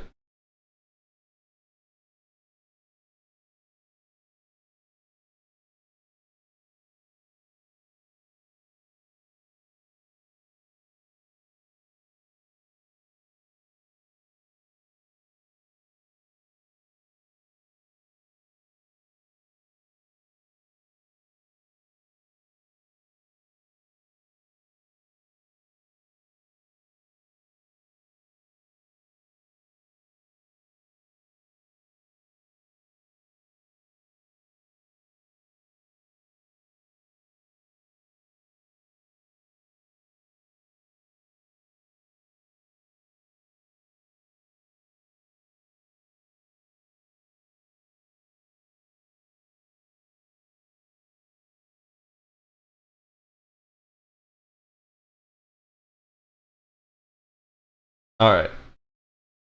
That wasn't anything groundbreaking, to be honest. It was just confirmation that Axl Rose is exactly who we always knew he was. Oh God. Wait, that's an old ass Ludwig video.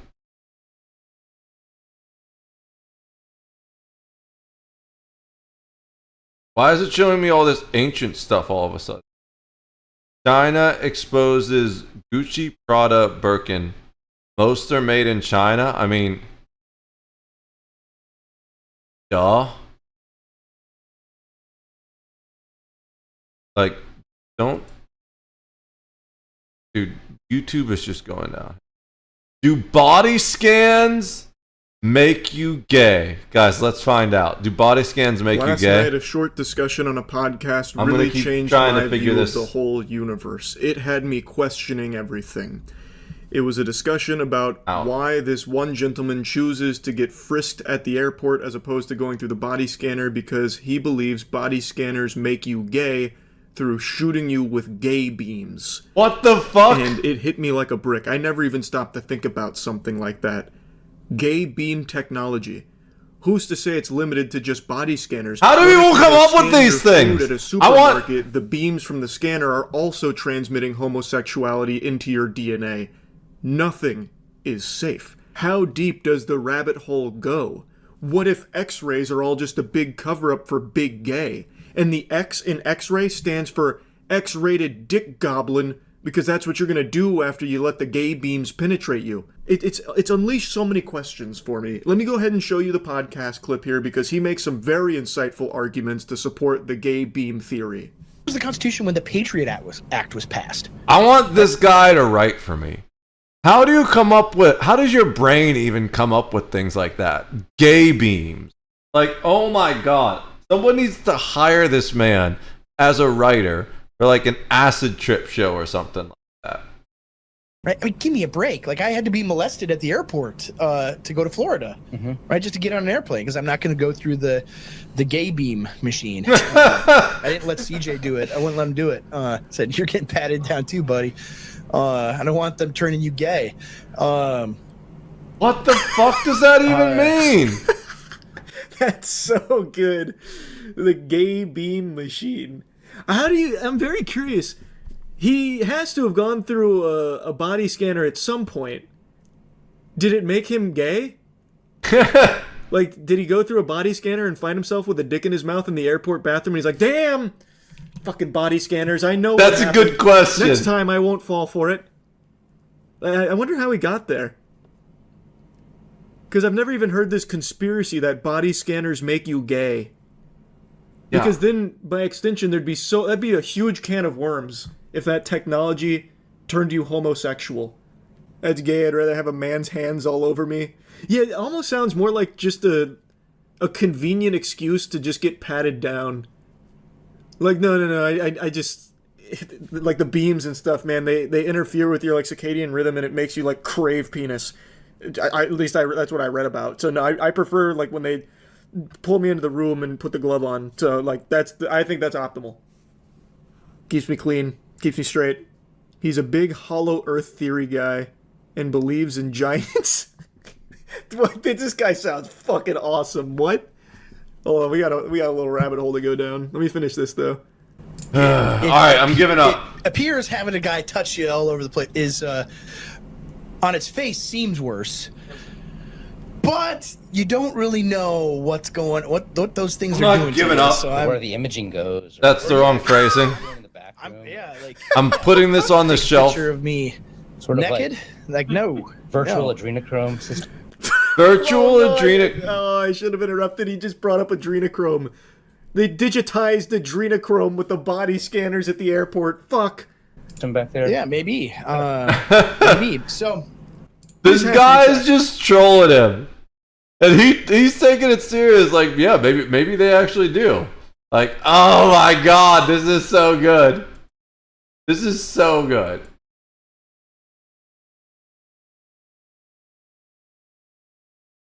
So I'm not giving up.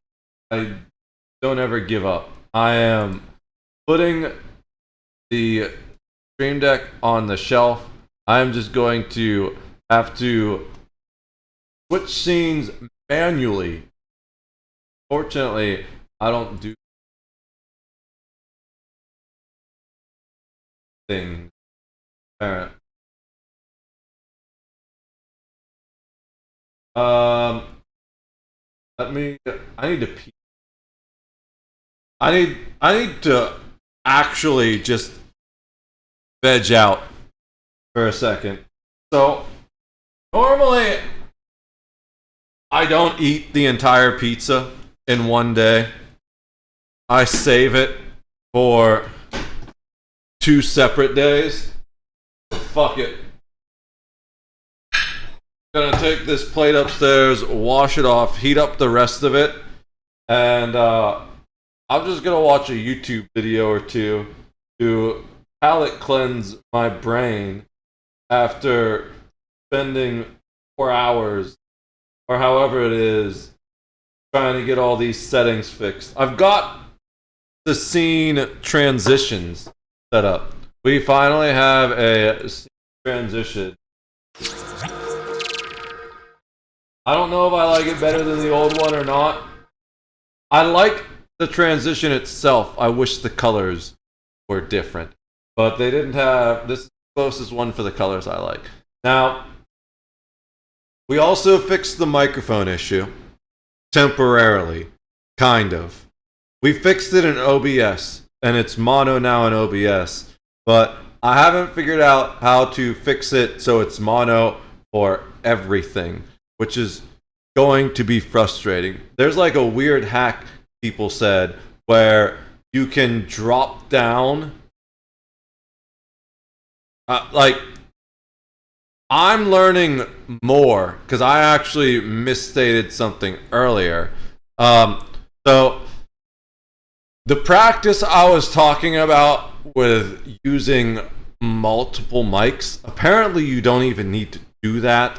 That's how you get like a true studio surround sound. But I guess this mic has 2 different sensors in it. And for whatever reason, they're both put the same ear. And if we open the, whatever it was, AVU, you can actually see if we go down here. No. This not the right area? Why don't I see it? The one we want. I don't think it's this at all. Not sure what that. Ooh, maybe it's one of the options. But earlier there was 4. I don't care about the latency offset. Now I'm confused because earlier there were 2 sliders. All except monitors. Okay, yeah. So all except monitors. Maybe, what if we look at the monitor? Monitor is quiet. Okay, I'm actually confused. Because earlier, when I dropped down, why'd the latency offset?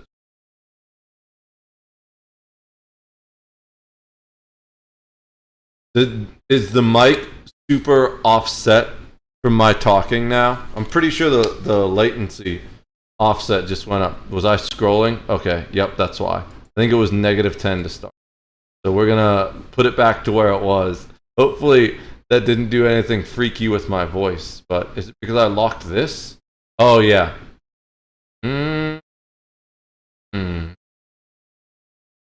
I hit that button. Yo, okay, maybe that's the solution. Ghost, are you still here? Let me know if you're still here, Ghost. Because I might switch OBS off and try it if you're still chilling and actively listening. If not, I'm going to just leave it on for now. That's how I get the sliders back. Because apparently, like, one of the hacks is there's 2 sensors in this microphone, and one of the hacks is to drop one of them out, and then it will apparently sometimes, but not always, detect it as a mono instead of a stereo input. But maybe this forces mono. I'm not sure. We'll look at this later. I'm gonna heat up the rest of the pizza. Gonna get another soda. Normally I don't drink more than 2 a day, but also normally I don't eat more than 4 slices of pizza a day. So I just want comfort. As fun as it was at first, it's starting to get frustrating in that little things that I want for the streaming setup aren't right. I can let go of the Stream Deck. That I can figure out at some other point, but the audio, that needs to be right. Especially once I start joining Discord calls and stuff with people. I don't want to have to fuck with the audio every time I open a new program. I just want to figure it out, get a solution for everything. I need to pee. I'm going to go make my stuff.